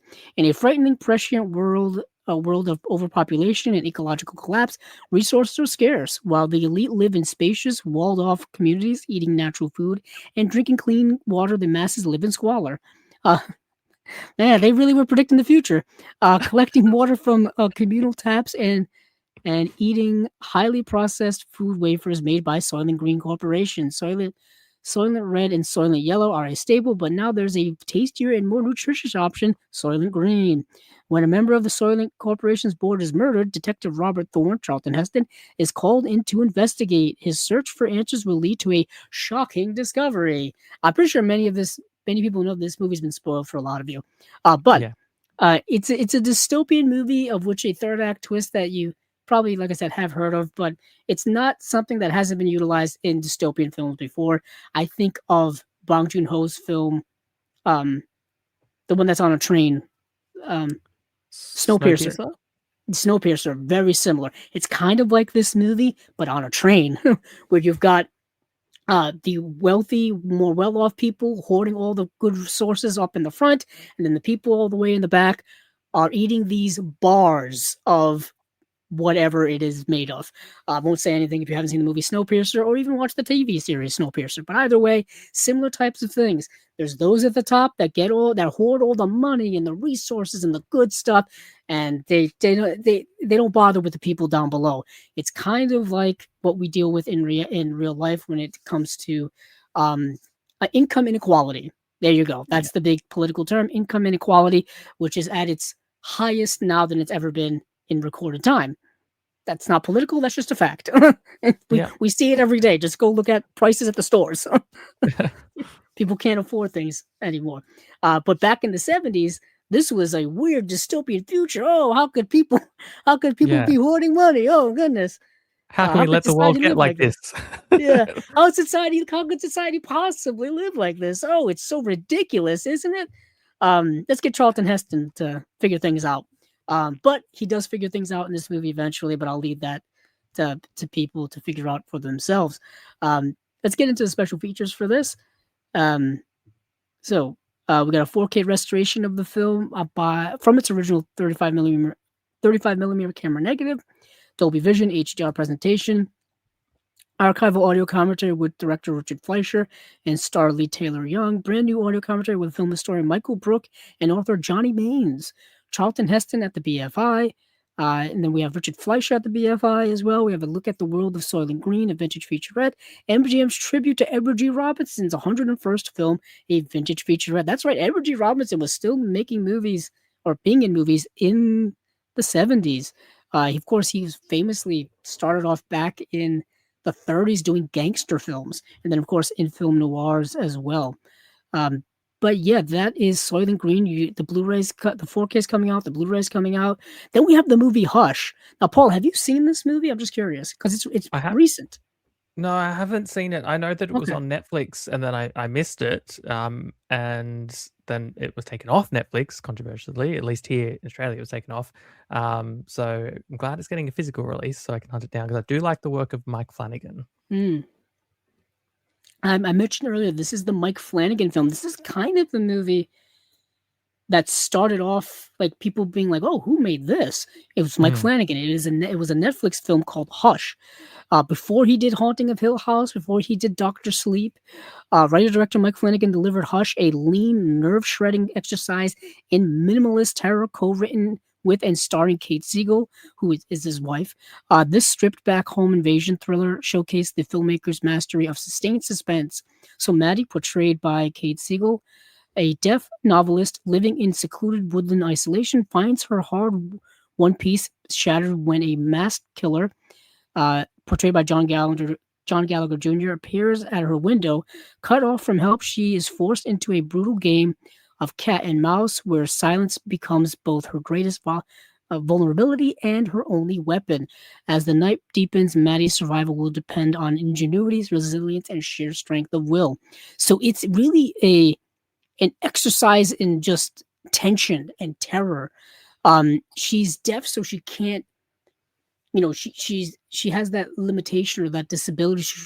She can't, hear when her attacker comes or is around, but we as viewers can see him looking through the windows and moving around, and it's such an old school way of eliciting terror and fright amongst audience members that I thought was a really cool tactic. It reminded me kind of a lot of that Audrey Hepburn film from the 60s, the one where she's blind, she can't see. I have it and I can't remember. I'm going to look it up right now. Ah, Uh, it's let's see, Audrey Hepburn, who's one of my all-time favorites, and I'm just not my recall tonight is not where it should be.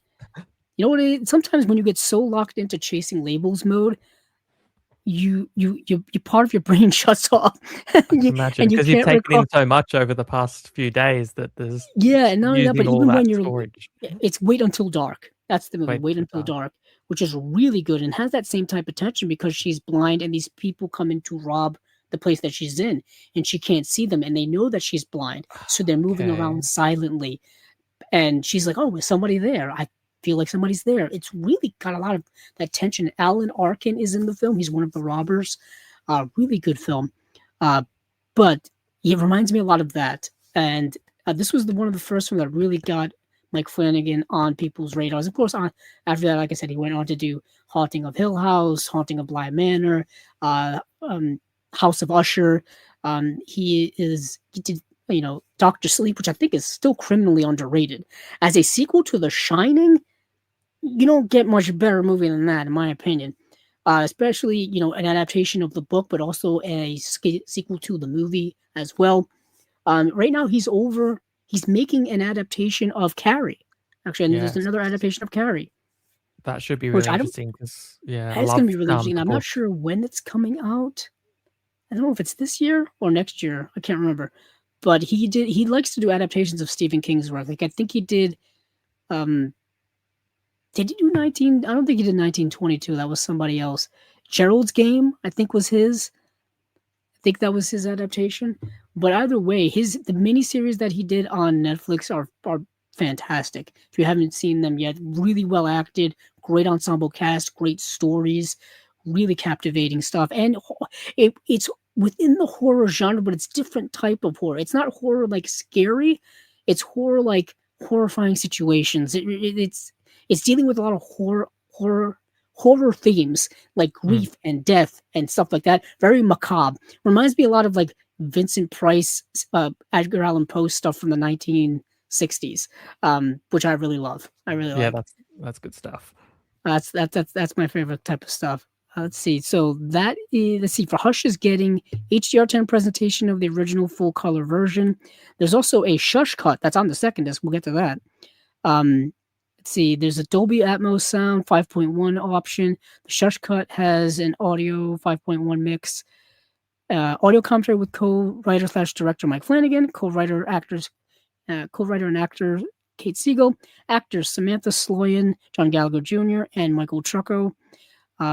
Picture-in-picture commentary with Mike Flanagan, Siegel, Sloyan, Gallagher Jr., and Trucco. You don't see that very often. The Dance Macabre, an interview with Mike Flanagan. To Stand Alone, an interview with Kate Siegel.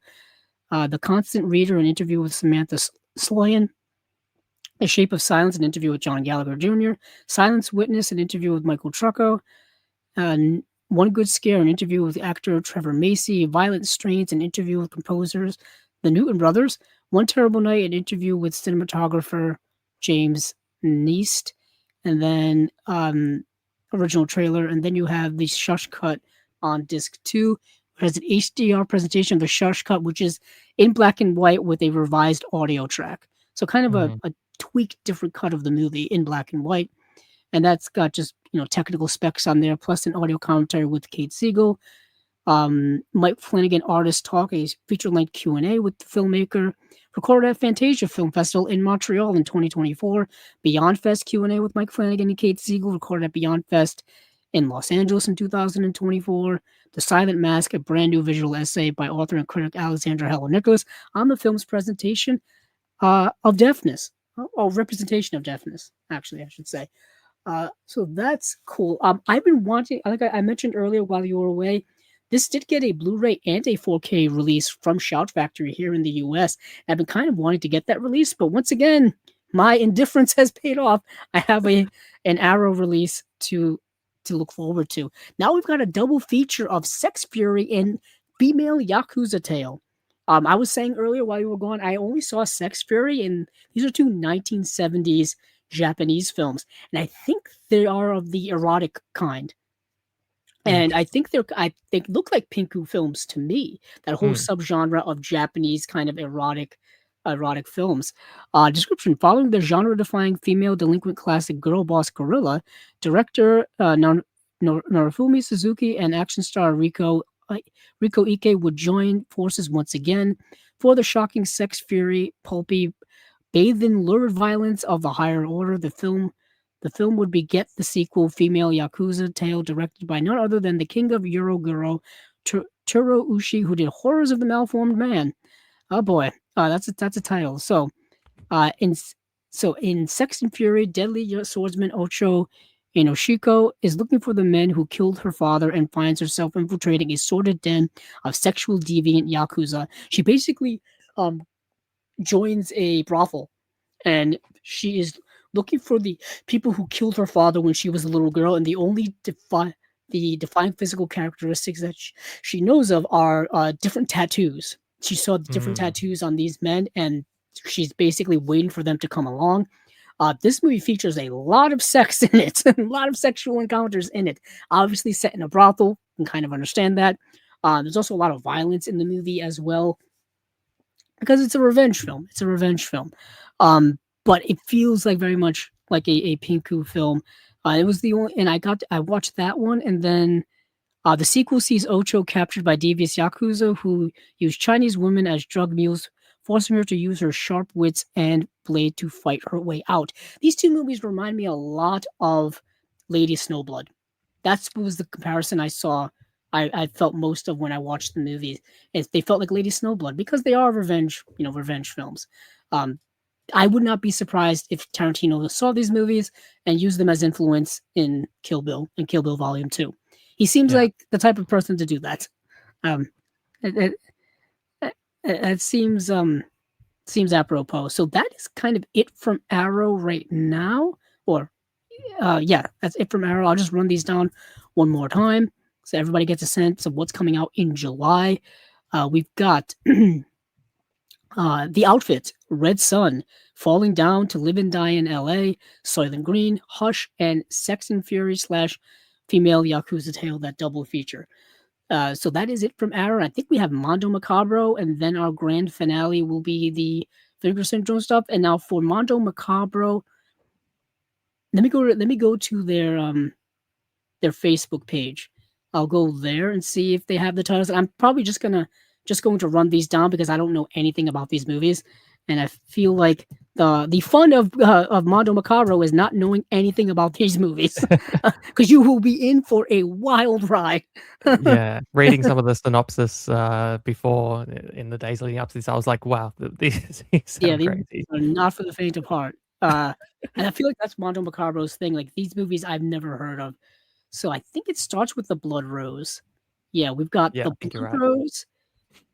Um, see, great artwork there. We've also got Morbo, which is, yeah, that's announcement number 2. Yeah, the plethora of special features here. But for the interest of time, because we still have to tackle Vinegar Syndrome, I'm just gonna read these off because I don't have anything really to say about them. We have Lust in the Swamps. It's a great title. That's announcement number 3 from them. And then we've got Marquis. Now this is an interesting film because it plays on the bizarre French, the weird sadomasochist Marquis de Sade. It plays on that. But I think this is like an animated movie or stop motion or something. Anywho, it's now those are the 4 titles, and I just want to quickly mention those. Then now, I think that is it. I'm just quickly checking my notes before we did Severin, we did New Wave, we just ran off Mondo Macabro, and for the interest of time, let's go over now um to Vinegar Syndrome. We'll go over and check out their releases, which dropped this past Friday, the first of the month. First of the month is Rent and Vinegar Syndrome. That's what we get here. Um, so Vinegar Syndrome. Here we are. So they dropped quite the plethora of titles, as you can see here. They also had their halfway to Black Friday, like pre-order sale, I think was going on, where you could get in your orders early. And there's also 2 titles they did not announce yet. I think they'll be announcing those for their halfway to Black Friday sale, which is typically, I think, the end of June. That seems to be around that time. I think so. Um, and yeah, so some titles here very interesting to me. Once again, we're hitting the 4-hour mark, so I don't want to spend another hour on this because my producer will get me. So we will get into these right away. So right away, VSU is Explorers. That is the Joe Dante film. We have Night Watch. That's the 1997 English language remake of the 1994 film, which I've already talked about.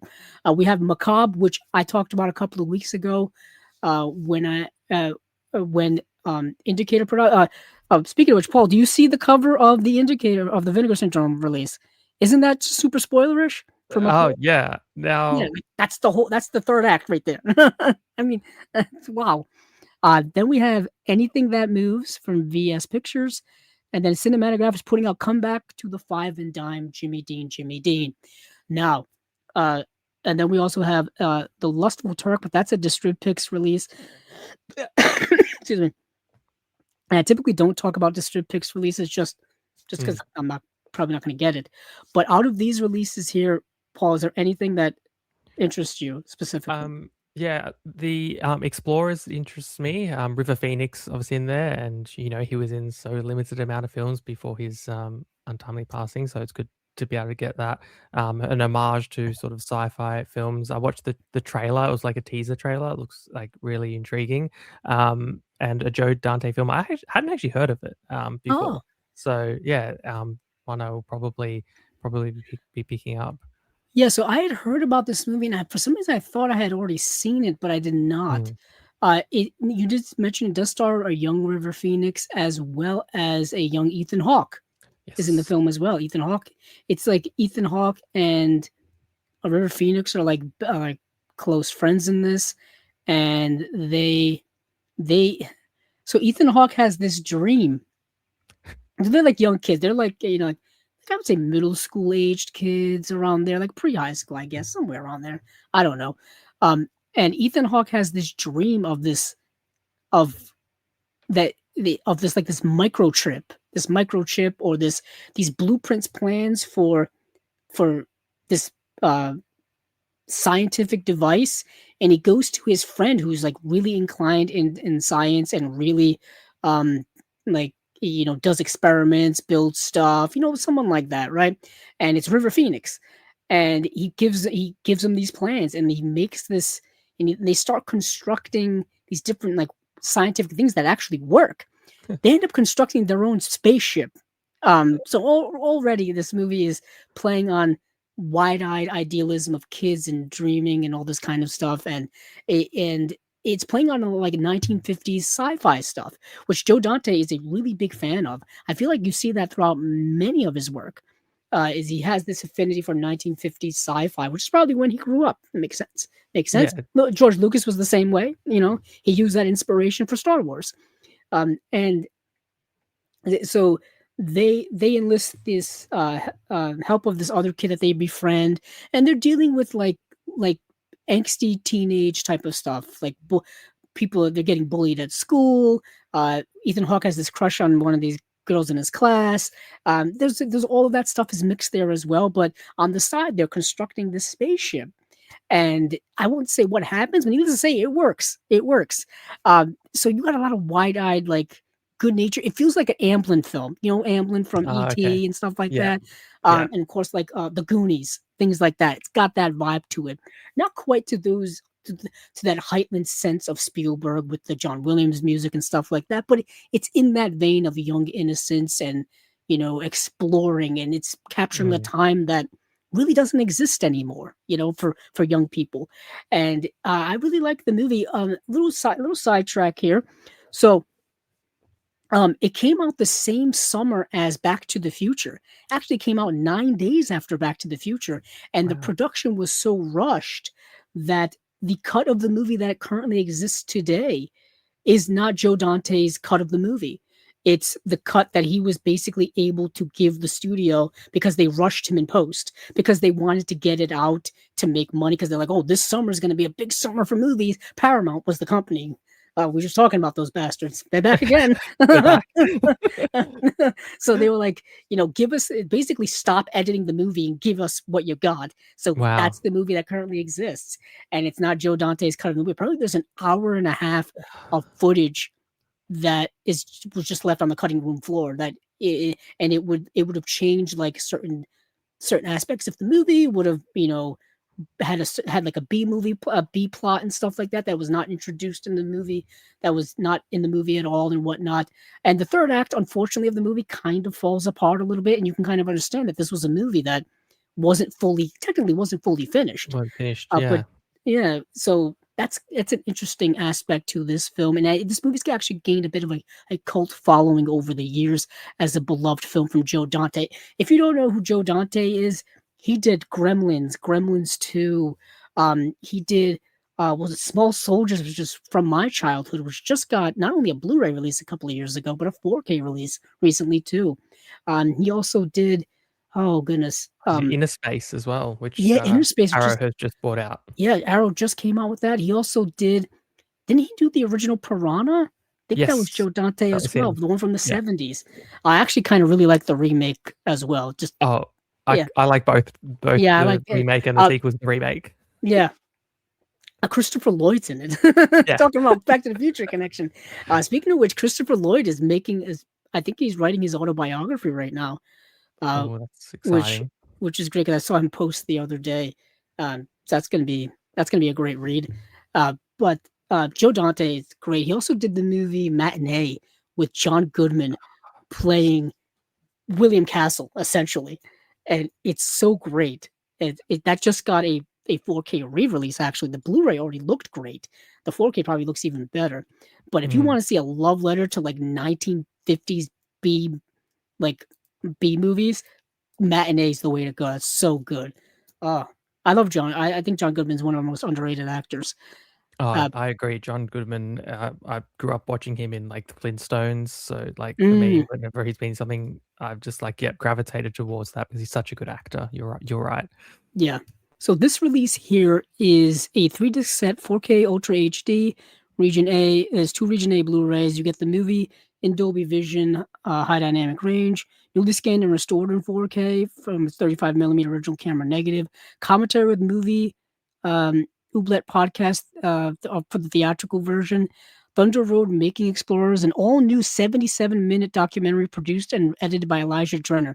There's a video right now on Vinegar Syndrome's social media with Elijah Drenner talking about this release and what went into this release and why they wanted to release it and stuff like that.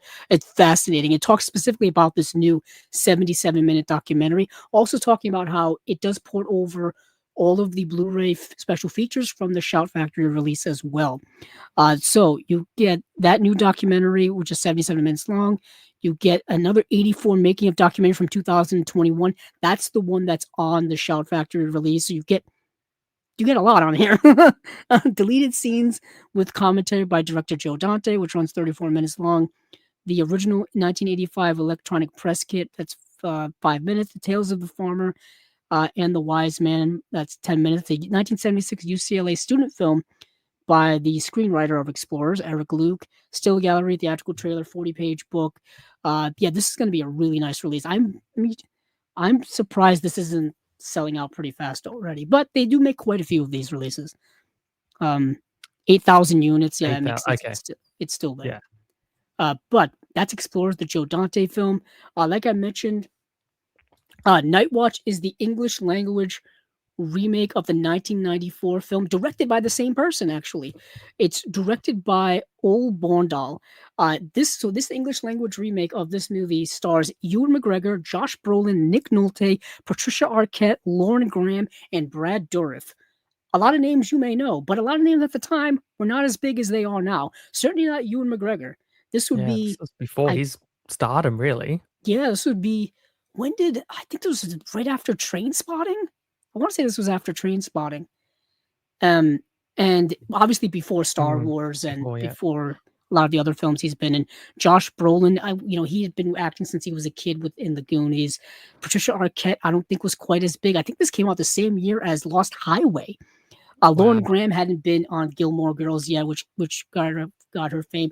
Brad Dourif, I think by this point had already done Chucky a few times because I think he's the voice of Chucky, if I Yes, recall. that's him, yeah. Yep.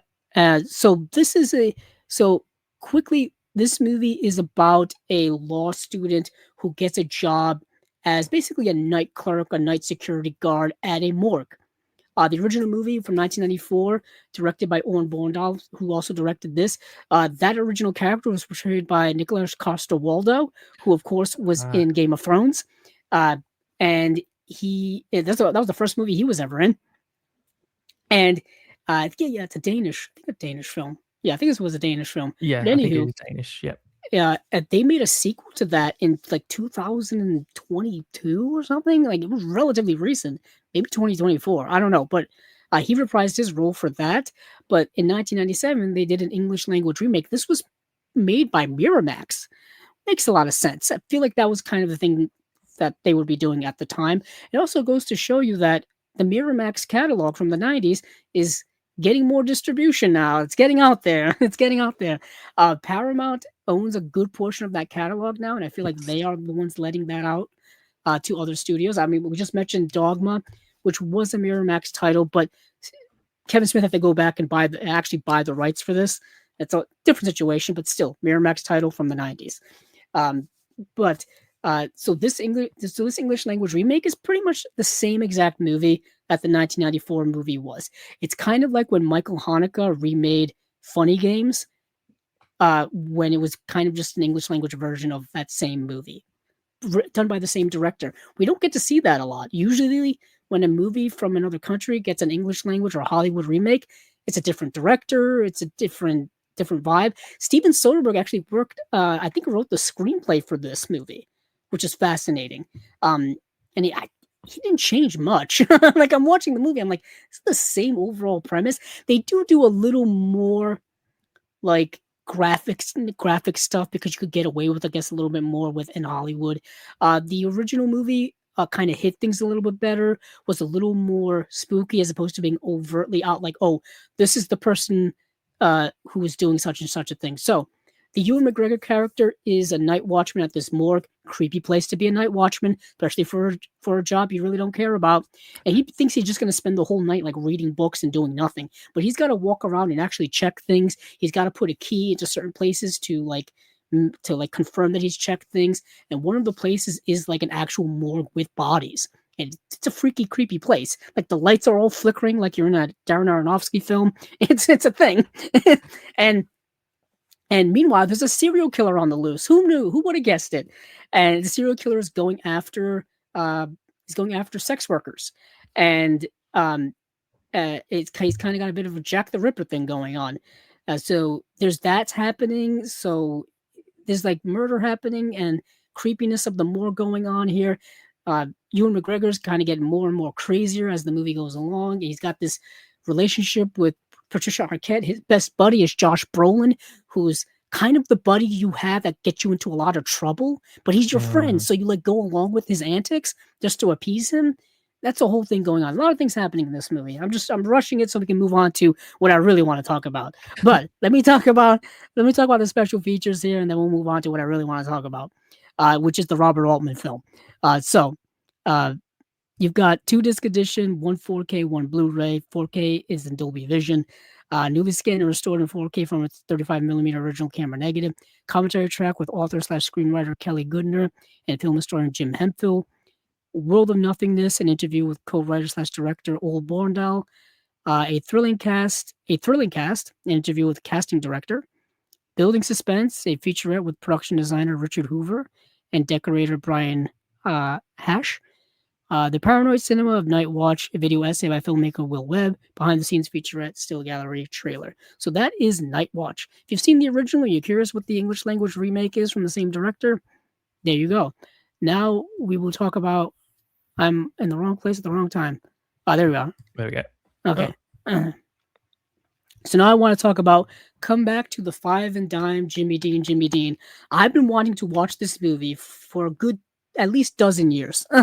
And it's a Robert Altman film. I'm a big fan of Robert Altman's work. Um, and I've been wanting to get this movie actually in my collection for years. And the only Blu-ray release that's been around has been an old Olive Films release, which is of course now out of print because Olive Films doesn't exist anymore. You can still find that release, but it's for all the good Olive Films did about putting out movies that didn't have releases before. They didn't have the capabilities of restoring, remastering, or making special features or anything like that for their releases for the most part. Not until they got to their Olive Signature editions, which they put out a few of those, and those were their deluxe releases. And then the company kind of just fell apart. But this movie here is I thought this movie was amazing. I don't know how you feel about Robert Altman, Paul, but I think he's one of the best all time.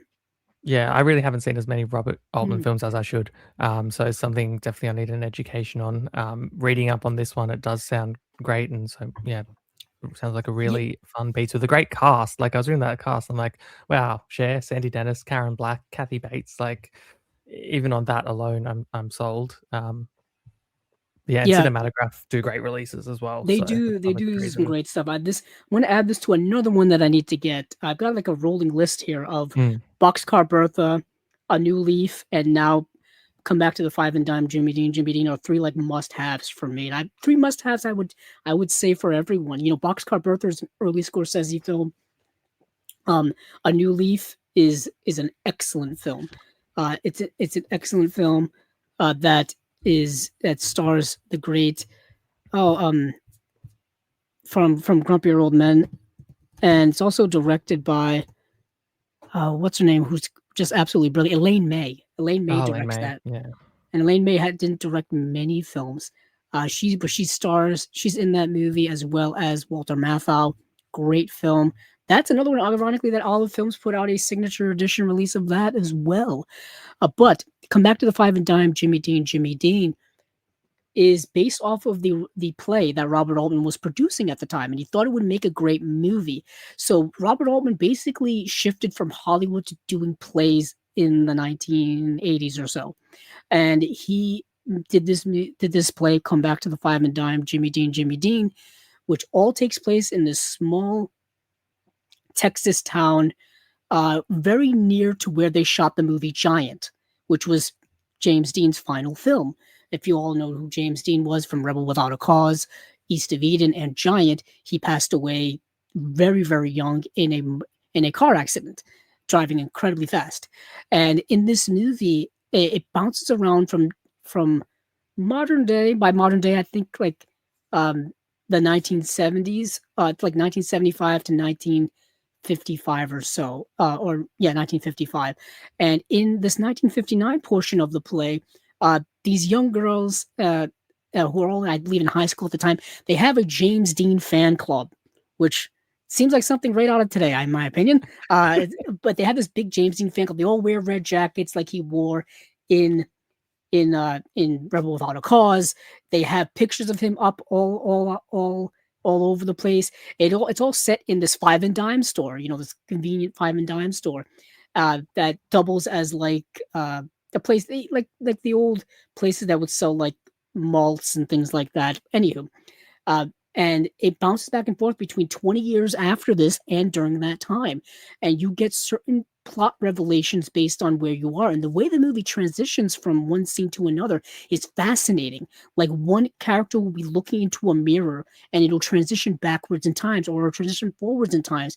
It's fascinating. So all these women come back to basically 20 years later, and you get to see where all of them are, and then you get to see where all of them used to be back in their younger days. Certain character revelations are revealed in terms of things that have happened.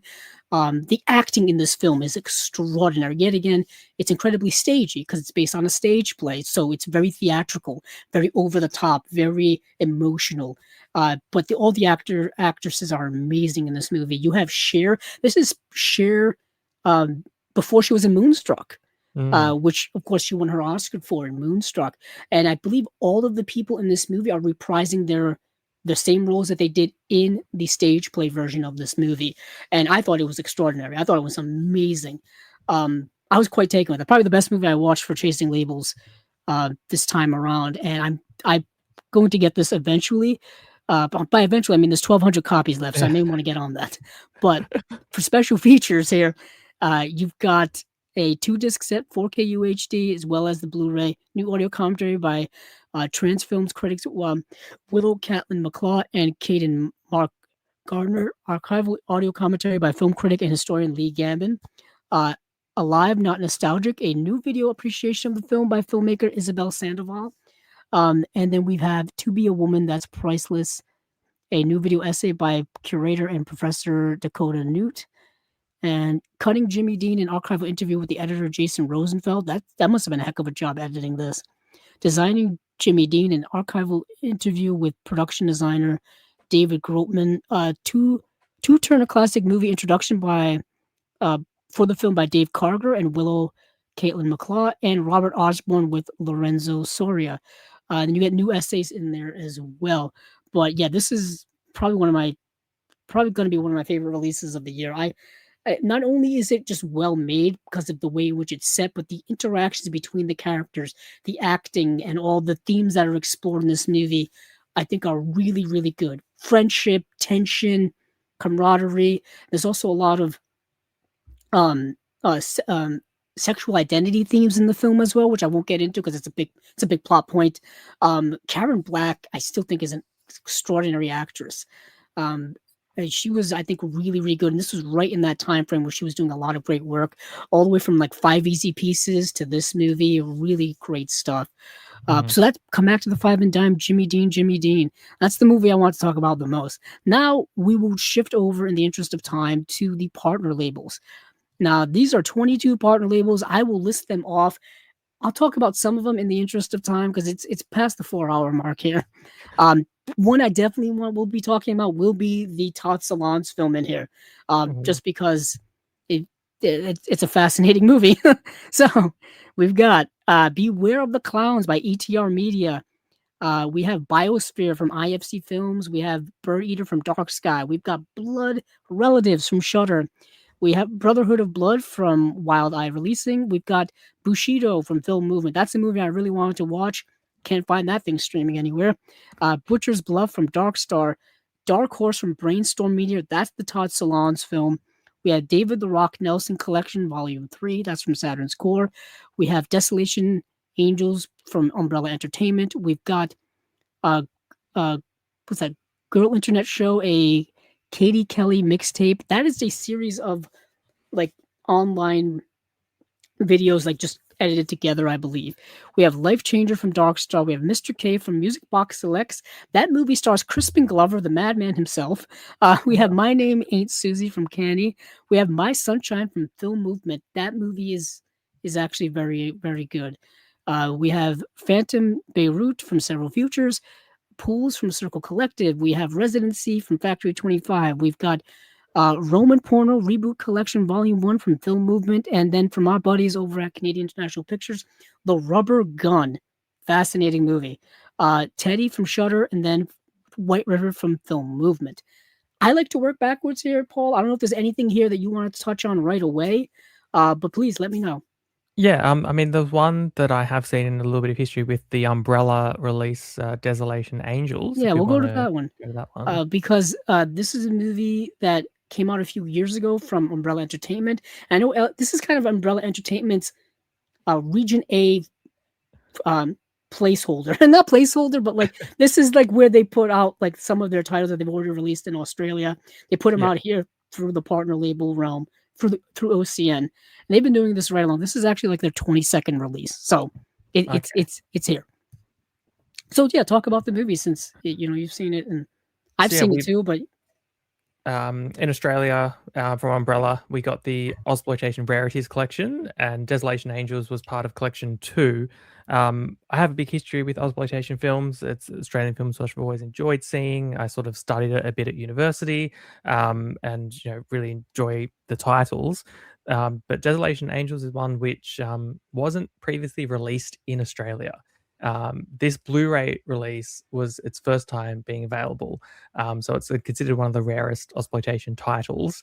It was released in the US under Fair Game, which is a very generic title. It's kind of like a cat and mouse, almost slasher film. It's got slasher elements to it, but I won't give away the ending. But it's got a really great mm, ending. Great little cast in there, and Australian locations. I think in Melbourne, this one. So yeah, it was like a tight little. It's only 78 minutes long, so it's a short one, but it is very entertaining. And as I say, because it was so rare, it was one that probably wouldn't have had been able to find if it weren't for Umbrella releasing it. So I'm glad that it was in this set. And now obviously coming to the US, and likely it looks like the same special features which are on the Umbrella yeah, I was disc. gonna say I'm pretty sure it's just the same release that was in Australia that we get here, Yeah, and Paul is right. Like the only way to really see that movie is through that box set or to get this release because it's not streaming anywhere. You can't find it anywhere either, which is fascinating to me because I thought like since it had come out on disc, it would be somewhere at least, But no, that's not the case at all. So that was that was an interesting little wrinkle that I found. But Paul is right. It is rather short, rather tight. I think the movie gets better as it goes along. I agree. I think it Yeah, I is. think as it goes along, Yeah, I think you have to starts get off a bit through slow. that first act's a little like, okay, where are we going? And then once things kind of escalate, we get to that third act, it becomes a much different movie, I would say. Yes, I agree with that for sure. Yeah, and so for the special feature, well, I don't know what special features you guys got on that release, but on this one, it says audio commentary with Chris Fitchett, the and cinematographer Ellery Ryan, the car as a villain in Australian cinema, a visual essay by screenwriter and author Stephen Vag, and Aussie car movie trailer reel, and then 1983 AFI trailer. Yeah, it's exactly the same Oh, special exactly the same. features as Okay, the Umbrella release. That's Car as a Villain in Australian Cinema is a really great visual essay because obviously you think exploitation and you do think a lot of cars. Obviously, we have that's Cars 8, true. 8 Paris, Mad Max. Cars I are a was big gonna part say, of our yeah. culture because we're such a big country, and same as you, I guess, that it's a very car centric society. So they played a big part in our films, and yeah, that Yeah, that I do like the cover on that release there. It's obviously quite different to the Umbrella one that we got, and then sort of it is rather different. Um, yeah, yeah, exploitation is interesting. I always bring people to the documentary about exploitation, which I think is isn't it Not Quite Hollywood? not quite Hollywood. That's the Yep, documentary. Do I have it? directed by Mark Hartley, Oh, got it right 2008. here. Yeah, that's I've Right in got that front of same me. release. Yeah, Yeah, this is, from the Exploitation Classics line from yep. Umbrella that no longer exists. Um, That's in my top 10 films of all time, that documentary. I love it to yeah, bits. w when every time an Australian film was released on Blu-ray over the last few years, not every time, and I'm using generalities here, Yeah. there would always be clips from this documentary as a special feature on Yes, on the Australian movie on the Australian releases, or just and the you'll Australian movie. you'll Yeah, almost this is a always get, extended interviews from this documentary because obviously Mark Hartley filmed hours upon hours of material for it, and not everything made it into the film. So when there are special features of Australian films, obviously the outtakes of interviews with particular people, if they were involved, will be included. Yeah, Um, and all of the special features on this release here are just hours of, like, unused interview stuff. yeah, Yeah. it's incredibly interesting. It's like a, history, it's history in a documentary. So Yeah, so I well don't put think a lot of together. people know about the Australian the history of Australian cinema. I know a little bit about it myself, basically just from what I've got here, but during the 70s and 80s, this is kind of the revival of it, really.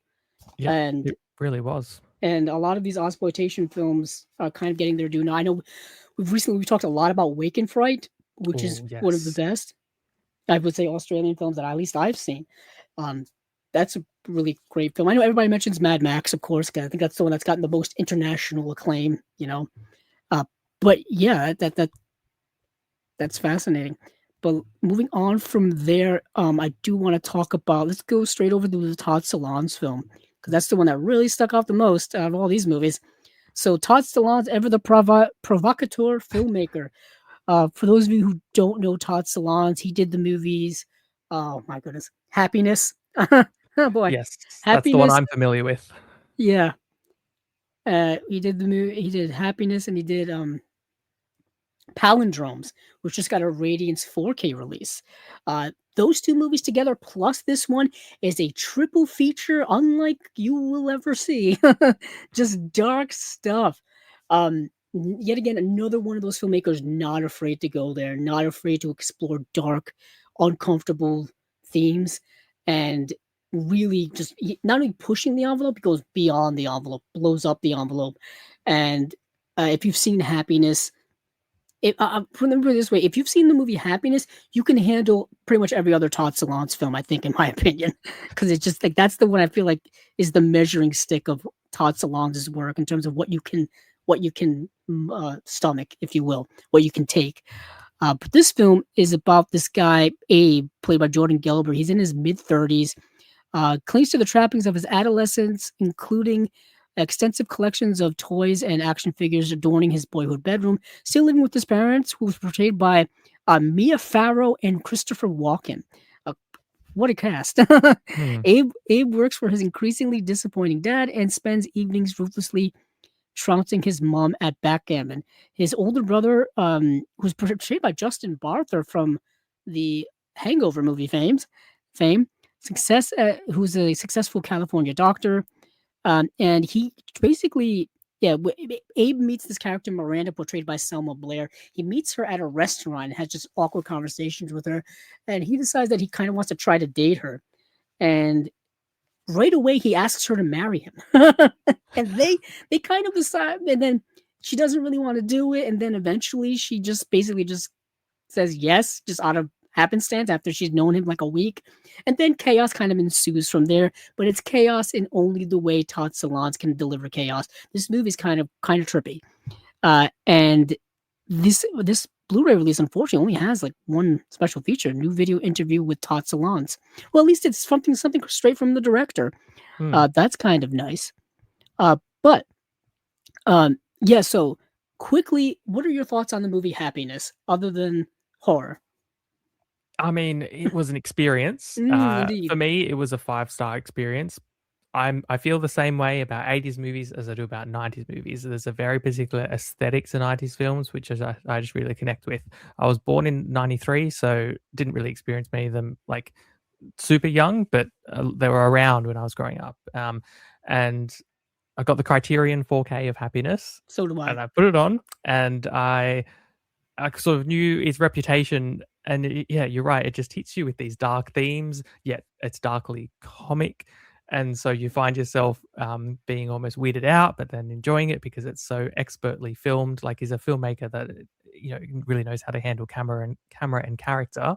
It's a great cast, um, and yeah, I was really really impressed with the film. It's definitely not for everyone, and it is an acquired taste, but yeah, that's the Todd Solondz film I have Yeah, seen. definitely So, an acquired taste, yeah. not for everyone. He basically operates in the indie realm. His Yes. most recent movie was the movie called Wiener Dog, which came out in 2016. I think that's an early A24 film, Mm. perhaps. I may just be making that up.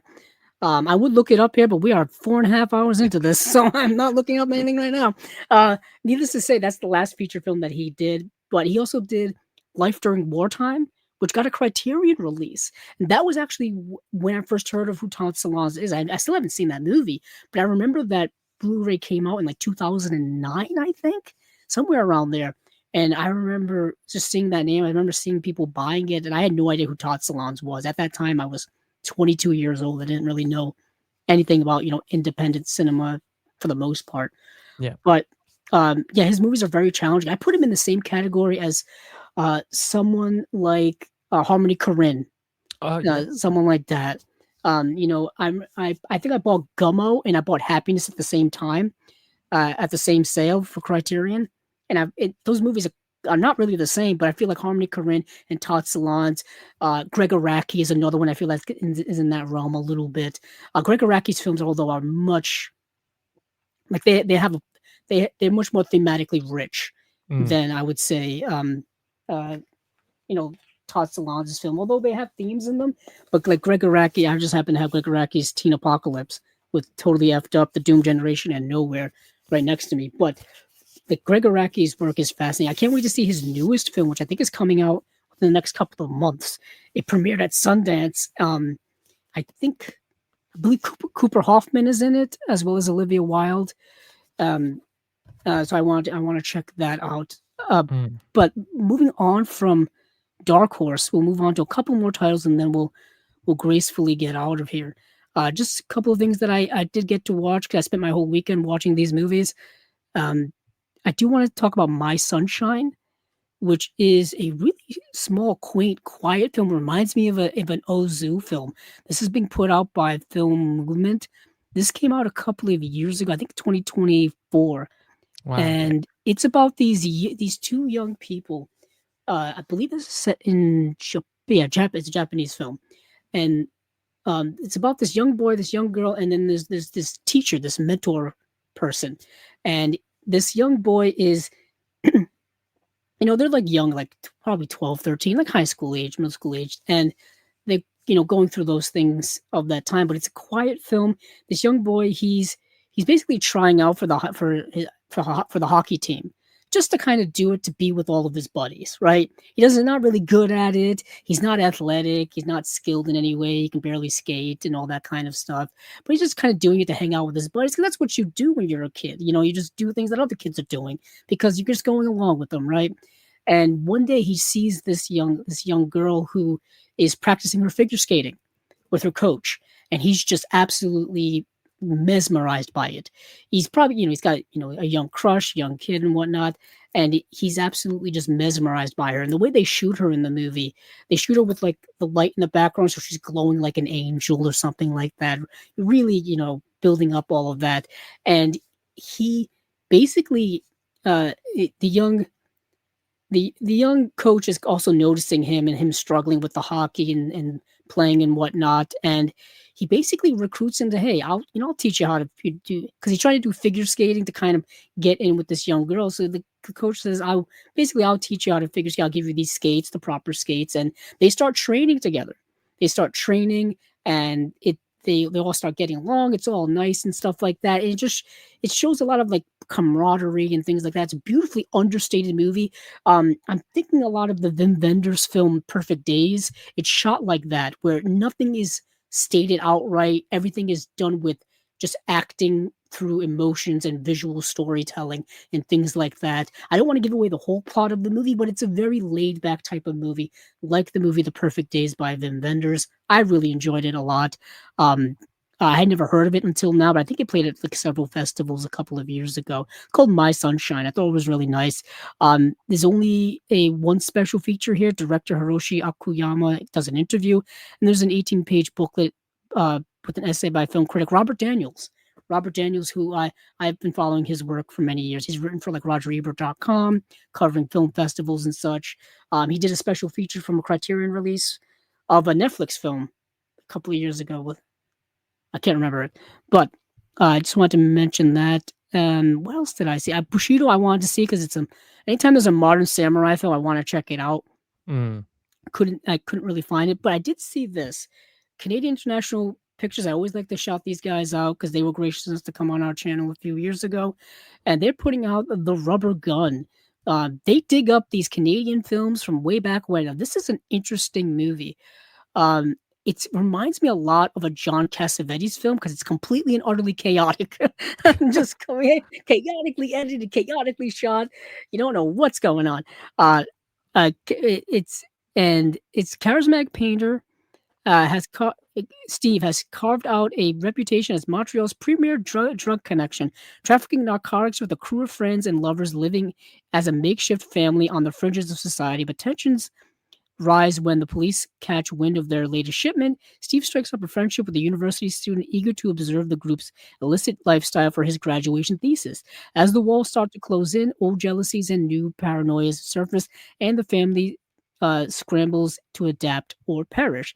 So the university student in this movie is actually the director himself, uh, who is Alan Moyle. He portrays this student who is basically recording this documentary of this found family that deals drugs, and one just happens to be a painter, and he's just chronicling their lives and the kind of slow decay of their relationships as as this movie says, the more this kind of drug dealing escalates and escalates, the tensions and the jealousies and the relationships kind of dissipate and stuff like that. But the movie is shot, like I said, in a very John Cassavetes guerrilla style way.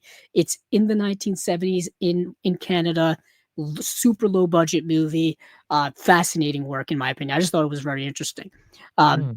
but I just thought I would mention that to people. It's called The Rubber Gun, and for special features, you get a bunch of stuff here. You got the Wow. movie newly scanned in 2K from the original 16 millimeter A and B negatives by Canadian International Pictures. And you also get a new interview with the actor and co-writer Stephen Lack, get an interview with the director Alan Moyle, interview with the composer Louis Fury, interview with the co-cinematographer Frank Vitale. You get a Q&A from the director, you get a Q&A from Lack and Vitale. You get the original theatrical outro song. You get archival stills gallery as well. Canadian International Pictures, they do good stuff, so I'm not really worried about the quality of their release at all. But that was kind of most of what I was able to watch. I wanted to watch The White River. I didn't get a chance to. Teddy is something that's streaming on Shutter, so I could have checked it out, but I didn't. A lot of these other releases, like I said, Mr. K stars um, George McFly himself, Crispin Glover. Let's see. Bushido, like I said, I want to watch. And then, let's see. Oh, E.T. Armia, Beware of the Clowns. If you want to watch a movie shot by friends on a iPhone, this is the movie for you. This is the movie. Yeah. This is a movie that's super low budget. Like I said, it looks like it's made. It's like a small low budget movie that you make. That's your first movie. And it's a killer clown movie. The movie is like 68 minutes long. Like it's barely a feature. And what happens is this town years ago has banned clowns. It's because I guess like it's like some clown went on a rampage or whatever, like a killing rampage. So they've banned clowns completely. But now there's this clown cult, underground cult that's risen up and it's starting to kill people. And not only when it kills people, After it does so, it paints their faces like clowns. This is a super low budget movie, by the way. Like this is like zilch money, and uh, that's kind of the whole premise of the movie. So it's very interesting. But it's ridiculously low budgeted. You know, it looks like I said, shot on maybe like iPhones or other cameras and whatnot. It feels like a student film, really. That's kind of charming about it. But Yeah. some of the acting's not great, dialogue's not great, none of that stuff. The fact that they were able to get a Blu-ray release, I salute them because there are many movies that still to this day don't have Blu-ray releases, but they got one. So that's called Beware of the Clowns. And then Biosphere is the movie you can actually watch right now on Hulu. This movie stars Mark Duplass as well as what's his name? It stars Sterling K. Brown. Sterling K. Brown and Mark Duplass are and this whole movie takes place within this biosphere. The premise of this movie is thus: Mark Duplass was the president at one point, and he screwed up so badly that the world ended.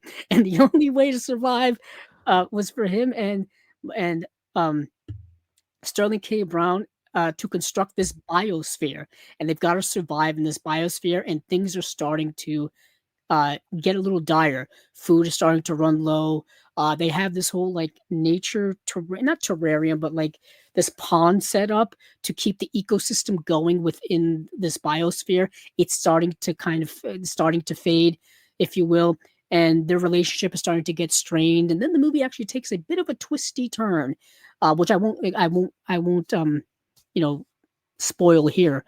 Interesting movie from two people that I'm just well aware of. Mark Duplass has been within the indie movie realm for so many years now. His movie, what was his movie called a few years ago? Blue Jay. His movie Blue Jay, which was really good. For those of you who've never seen this movie Blue Jay, it was on Netflix for the longest time. Really great indie film from him. Um, he also did one of his earliest films was it was called not the fuzzy chair. It was called something else where basically the whole basically this chair functioned as a MacGuffin the whole time, and but it was about more than just that. He pretty great. Let me see. He's probably known mostly for doing television work as well. He was on that show The League for many years. Let's see.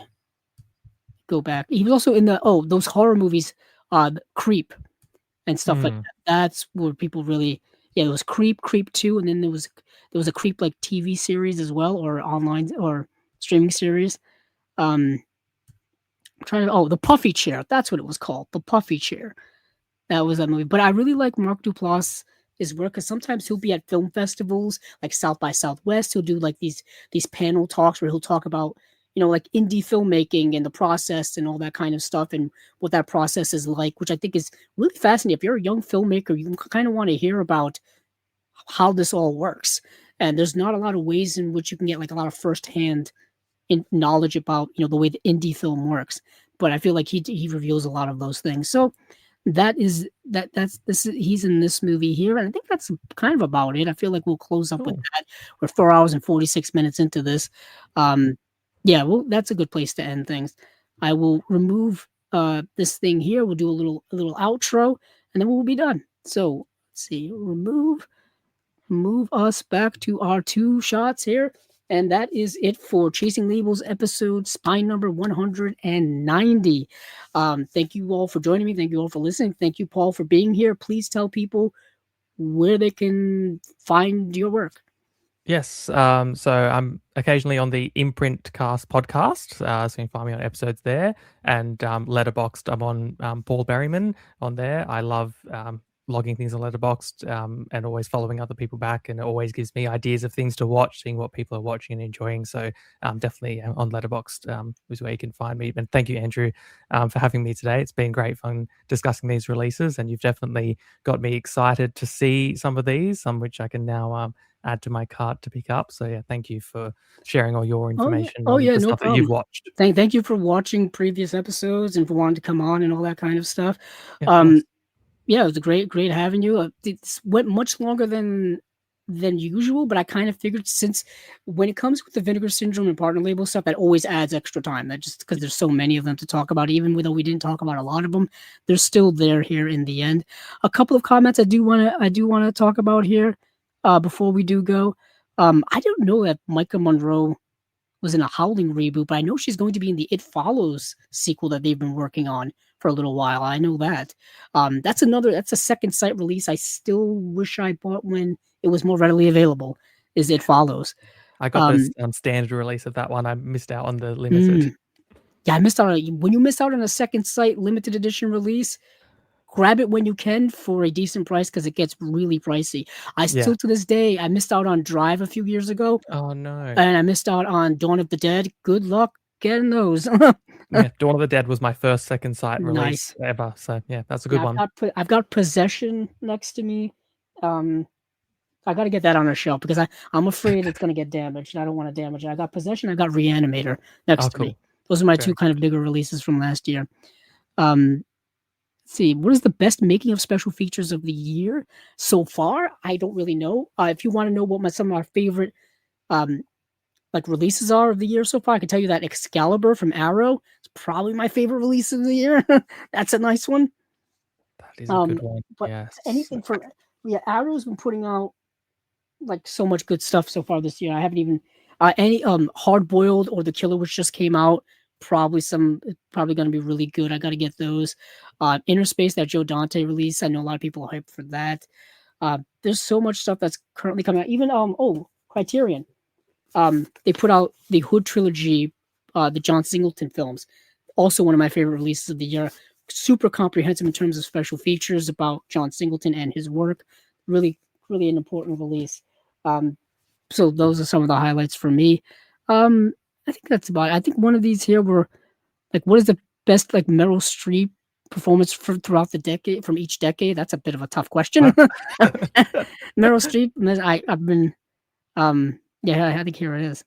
Best Meryl Streep performances of each decade. Which ones you want special editions for? I would tell you this. Meryl Streep has been kind of an exquisite actress since the 70s. Oh yeah. Uh, like goodness gracious, she was in.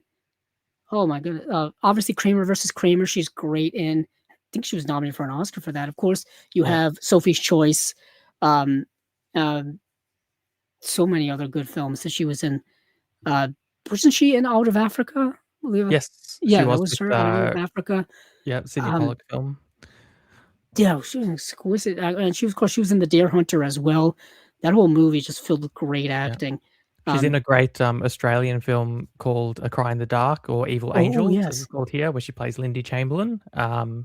Directed by Fred Skepsey. That's a really good one. That needs a desperately upgraded edition because I think oh, it's there's your stuck answer on right there. DVD. I do know that Sophie's Choice got a Blu-ray release several years ago.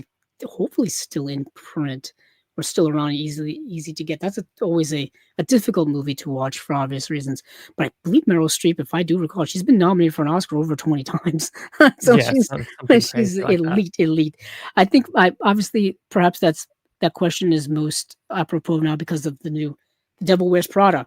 That's Yes. probably, I mean, of the 2000s, that's a movie where she was really good in that film. I know The Iron Lady, I think, gets a lot of Yeah, love where as she well. portrayed Margaret Thatcher. She's Mm, really good in that.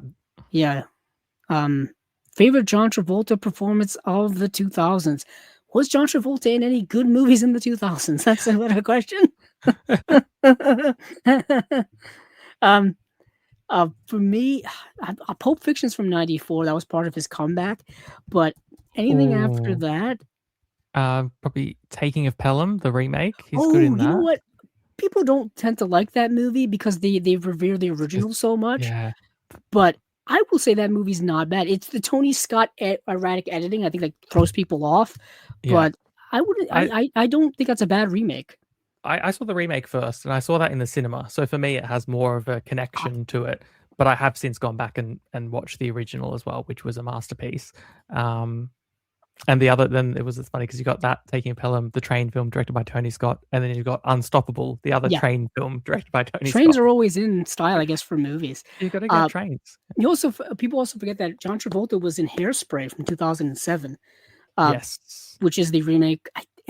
It's not. I don't think it's a remake of the John Waters film, but I think it's just an adaptation of the musical, if I Mm, do recall. So you get the John Waters movie, which was turned into a musical, and then I think you have the movie version of of the the musical. musical. I think that's Yeah. what that is. I could be wrong. I'm no expert here, but I think that that's a good way to end John Travolta, just because um, we talked about John Travolta Saturday Night Fever earlier. We might as well end with John Yeah, Travolta now. and his Uh, doppelganger. yeah, yeah, and with his doppelganger. Um, let's see. JB44 says, "Great show, guys. Thank you very much, Thank JB. you. Thank you all very much for listening. Check out all the things we have going on here on Chasing Labels this weekend, May 9th.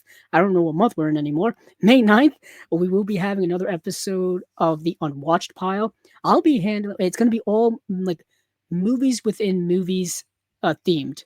So I'm going to be watching Day for Night, which is the Oh, Francois that's a good Truffaut one. film.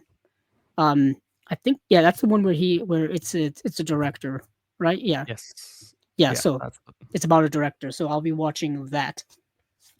Steven will be watching Fade to Black, which is that coincidentally we just talked about Vinegar Syndrome, which is the one about the killer who like does his murder is based off of classic movies that he loves. It's a good movie. So we will be talking all about that this coming Sunday. New the final episode of Movie Mutations coming out on Wednesday this week. Check that out too. Plus all the stuff we've done recently. And we will see you all here in 2 weeks time for another episode of Chasing Labels.